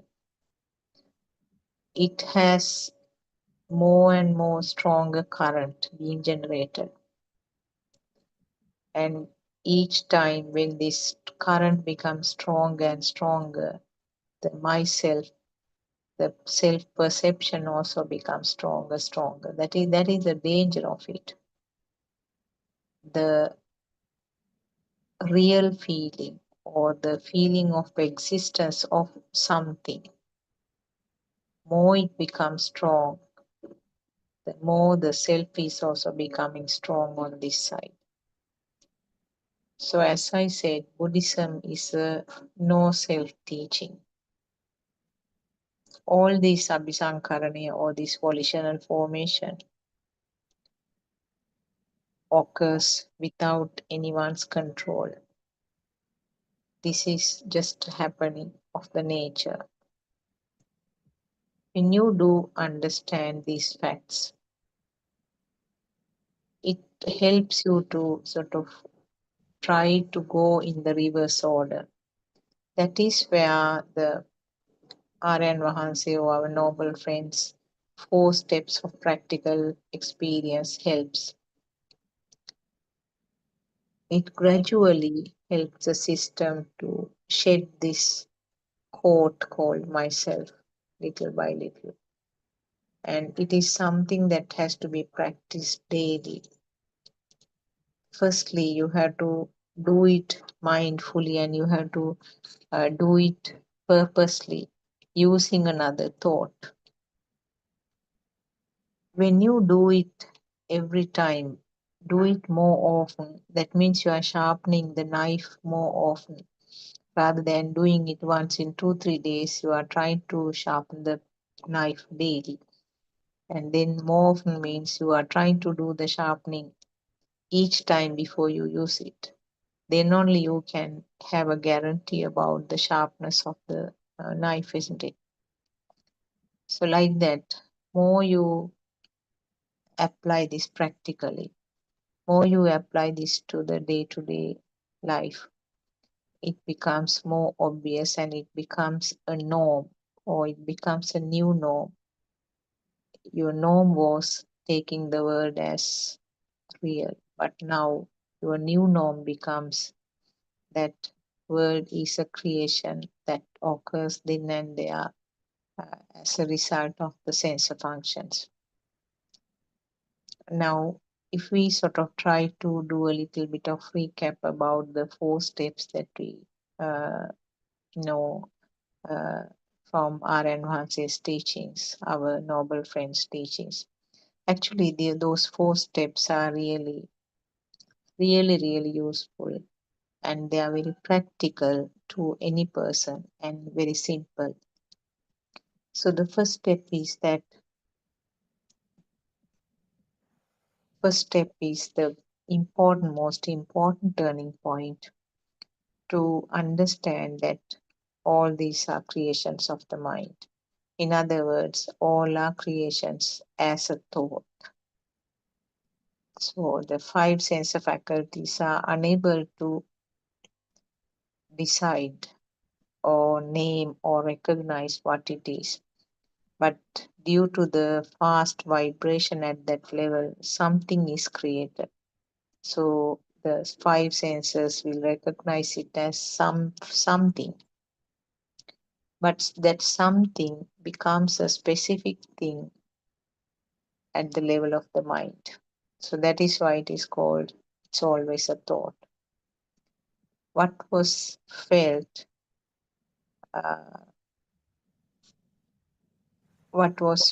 becomes a wall in the mind. What was seen becomes a calendar in the mind. What was smelled becomes the smell of smoke in the mind. What was tasted becomes the taste of water in the mind. What was felt on the skin becomes the hardness of the seat in the mind. What was felt on the skin becomes the hot weather to the mind. So like that, the first step is to recognize that this is always a thought. This is always in the mind. So that is something that we have to practice sometimes even for a longer time, because we are always used to project the things to the outside world. We always thought that this is there, that is there. I can see that he's there outside, she's there, so on and so forth. So now we know that everything is a creation of the mind. That is the first step. Second step is that, is it in the mind? Is there something called mind? Is there a stable stage where you can call a mind to stand on? No, mind is also just a flowing stream of thoughts, not a single thought. And each thought is coming up instantly in relation to the other 5 sensor functions. And each thought is a telepathization of a previous thought. So that is where we discussed about the 2 wisdoms, the wisdom about the past perceptions, Pubbē Nivasanussati ஞානේ, and wisdom about the present perception or the present thought, Chuttuppapāta ඥානේ. So it is with that perception about the it is with the perception of the previous incident or the past thought which is sparked right now as a new thought in this moment. If you haven't had any similar thoughts in the past, there's nothing to get sparked at this time. So always it has to be a past thought to recognize something or to name something as a new thought here. And always at those stages, the thought is a production combination of the other 5 senses. So basically we go down to the 5 senses when you go to the deeper level. So that means you can't say that thought is also permanent. Now first one we try to understand that it is always a thought. Now we know that there is nothing permanent called thought also. It's an instant creation. Then you come to the situation and understanding that there is nothing called a thing in the thought also, or nothing permanent called mind also. Then what happens? The third stage, what happens? These are all creations of the senses, isn't it? Basically, the 5 senses are functioning, and the 5 senses will collectively come up and cause or give rise to the 5th one, which is the thought. So always the 5 senses are at the background, even if you just get a thought. Always the thoughts about the future is a fresh thought at this moment. Always the thoughts about the past is a fresh thought at this moment. So you can talk only about this moment in Buddhist teaching. The past and present, all of them are only thoughts. So now it's very clear that this is just a sensor function. Sensor function itself is a creation at that level due to the fast speed. So when it comes to the sensor level, there is always one sensor at a time. But because of the fast speed, we feel that several sensors are functioning at the same time. This is something that you can sort of work out at a time that you are eating. You feel the taste, you feel the smell, and you feel the hardness or the softness of the food. You see it, and you can hear the sound sometimes of the biting. So all these, you feel as if all 5 are functioning at the same time. No, actually, very fast. It's jumping from one stimulus to the other, but gives rise to that collective feeling of eating a biscuit or eating some rice with curries, whatever the food you are tasting, or maybe eating a fruit, an apple or a pineapple. So all 5 senses will come into action in sometimes like food, eating food. So it's this process of changing of sensor function. We explain it in one sentence. I am eating pineapple. or I am eating a biscuit. So it's a thought, isn't it? Then if it is something happening one after the other, if it is something automatically a system is functioning, where is myself? Where did that label come from? Myself. Is it justifiable to connect myself to this one? No, there's no myself who is doing this. It is just a process happening, isn't it? Including now, for example, if you take the process of eating a biscuit, the thought comes to the mind, I want to eat a biscuit.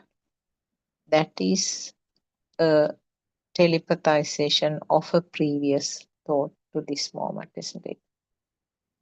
So the thought has telepathized, and then the eye vibration, seeing the place where the biscuits are kept, and the mind vibration will recognize that it is the tin of biscuits. And again, the mind vibration want to take one, and then the body vibration or the body function moving the hand and taking the biscuit out, seeing a shape, identifying it as the biscuit, and the mind vibration want to eat it now. And then again the body function, the body vibration, moving it with the hand to the mouth, tongue vibration, the taste is felt, identified by the mind vibration as the taste of the biscuit. Sound, vibration of the ear, hearing it as the sound of the biscuit. Feeling on the tongue, the hard feeling, identifying by the mind vibration as the hard feeling of the biscuit. So like that you can see that like a pre-planned, a computerized machine. Steps are taking place one after the other, as a sequence, isn't it? Now, could you stop identifying it as a biscuit? Could you stop feeling the taste of it? Could you stop feeling could you stop hearing the sound of it? Could you stop feeling that hardness of the biscuit in the mouth? So any of the sensor functions, did it happen with any person's control? No. It came up in a sequence, isn't it? Which means there's no self here. Now, these things actually you have to work out yourself, because however much we say, sometimes it will not penetrate deep enough. It's in a way that it may be the poor ability from our side, from the speaker's side. Also, however much it is explained, if there is a problem of taking up from the other side, that also can be a failure. So anyway, there is quite a lot of self-practice to be done here. So the fourth stage is that to see that there is no person doing here. It is a spontaneous mechanism. There is no doer here. There is no self. So right from the beginning, from all four stages, the concept of no self, the angle of no self should be there. And that angle of no self is the maximum, is at the maximum level at the fourth step. So simply what you feel is that functions are occurring, and that feel that you had, I am doing this job, I am doing this work, I am the one who is feeling this. That is going to be less and less. So that is the ultimate goal of that one. When you practice this in a more active way right at the beginning, later on you will feel that the effort that you have to think of it when you are doing becomes less and less. So towards the latter part, automatically it comes as a feel, and then further there's no feel also, some action is happening, and feel very much relaxed also. So this is the story of this R.N. Mahase's teaching. Actually, this is the explanation, yet in another way, because some of our friends, they each of them explain in their own way. So I am sure if you get from different ways, from different words and from different ways of explanations and the speed of explanations, I'm sure you will be able to grasp the essence of this one. The essence is that there is no self here. There is no self here. That is the golden phrase, I would say.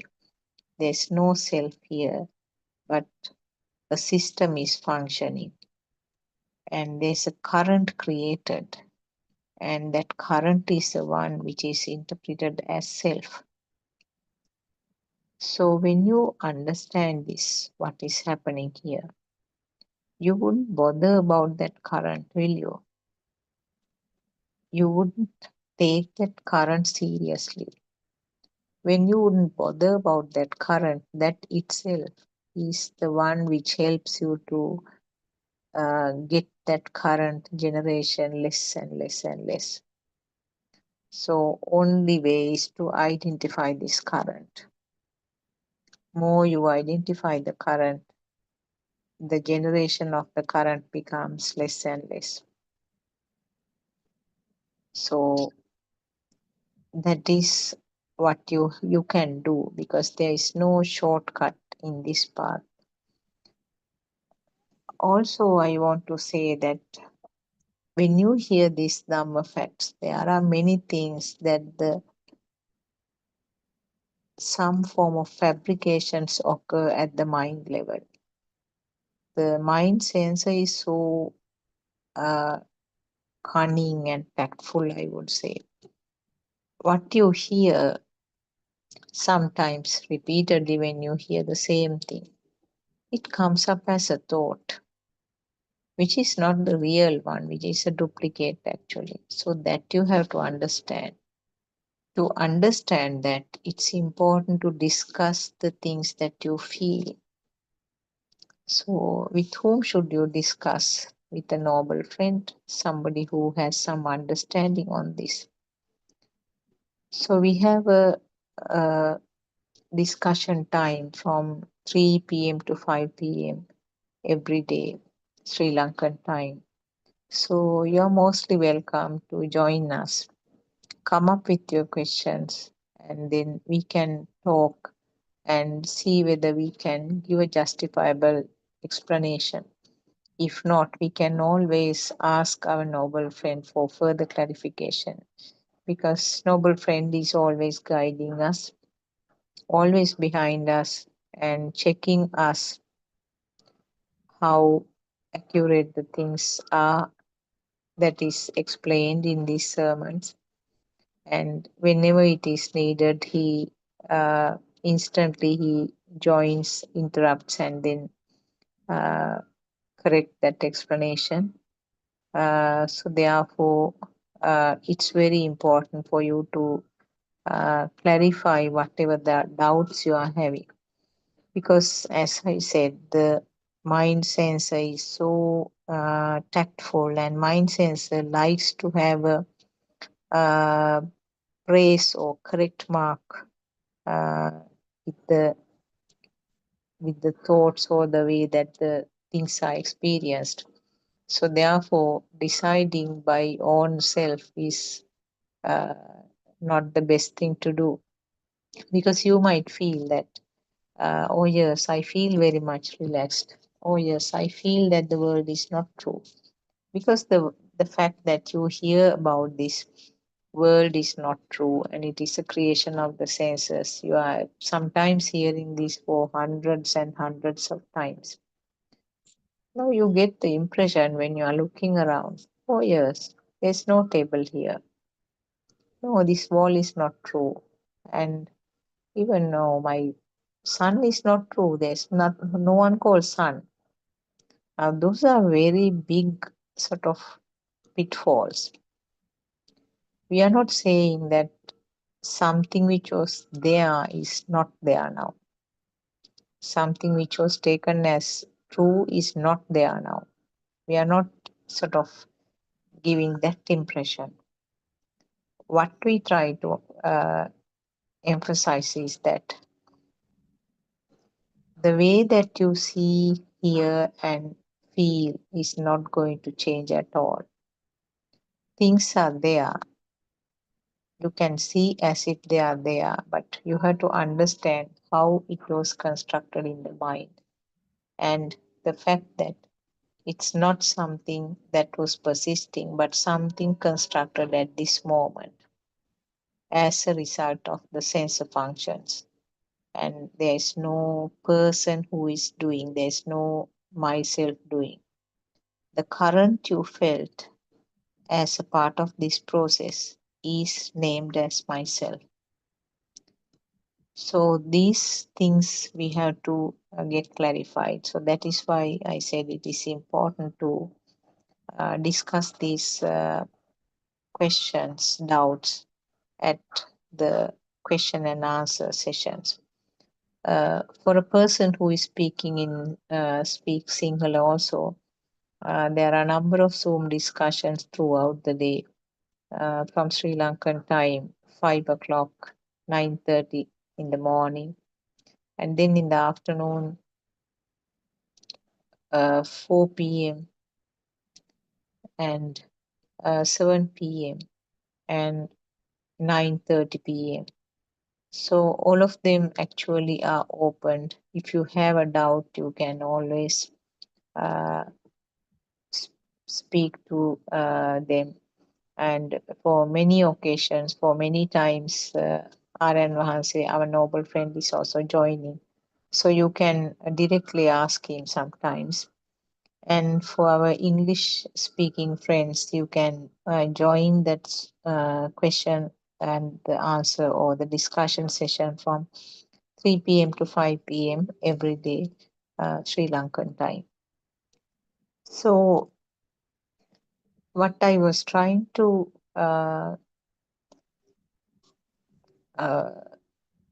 explain was that one thing, the nature of the mind, the way that the thoughts are formed and how the thoughts are changing in nature and how the power is created and what is meant by feeling of myself, and the fact that it is a big illusion and how to get rid of that. And yes, so those are the things that I wanted to emphasize actually. And following those 4 practical steps on your day-to-day activities will help you. I mean, as I said, more often you sharpen the knife, it will come to the best quality cutting knife soon. And once you have the basic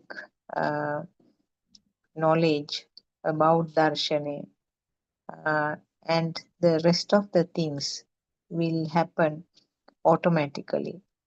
This what you knew will get applied to everyday things automatically. At the beginning, you have to actively think about it, that we call in Pali Savitaka. You can take the incidents something that you felt very strong, and something you felt as if heavy, something that made you feel hurt or sad, or something that made you very proud of you, something that made you overwhelmed with happiness. Those are all currents. So take the incidents like that and take a little time, few minutes, analyze it and see how it happened. You can see purely that it was a creation of the mind. And then how did it get created in the mind? It's a sensor functions, isn't it? And it is a thought which got telepathized. And this the fact that it is just creation of the sensors, and you can very clearly see that there was no control of this incident. So there is no me who is in charge of that process. Sometimes when the same thought is coming up again, say following an incident where you felt very sad, the same thought is coming up again. That is the natural way. Simply, as long as you take that thought as real, it's strong, isn't it? If it is strong, it tends to recur more often. So each time, if you can analyze the thought when it comes again, it's coming up again, it's coming up again. It's not me who thought of it. It came up of its own. What can be done? There's nothing can be done. Just be neutral. The thought will come and then go. Less weight is given to that thought, or less importance is given to that thought. And the fact that you don't get inside the thought and try to live in that thought, or in other words, you are not trying to relive in that incident, then the frequency of that thought coming up will be less and less. More value it is given, more you try to relive in that incident, the thought becomes stronger, and then it becomes more often bothering you. So these are some of the situations that we often hear from our listeners in the Zoom discussions about the incidents happened in the day-to-day life. It's beautiful to see, hear that after some time, initially they describe about many incidents happening in the family level, workplace, when they go out, the things that they felt very heavy, they explain. But with time, it's very beautiful to see how the Dhamma has been applied automatically to such situations. And they say that I used to get angry in such situations, but now I'm feeling very neutral, doesn't bother me. Now this is the nature of the true Dhamma, is this Buddha teaching. The things, you can't change the world. You can't change anybody else. The change occurs within this system itself. And the change occurring in this system means the survival becomes much, much more easier. I think I have come to the end of the session. I respect and I worship Triple Gem, and also very respectfully I pay my homage at Aryan Mahansi's feet, who is our spiritual guide, who is the tower of strength for us. Therwan Saranai Aryan Mahansa, and may all of you be blessed by Triple Gem. Therwan Saranai.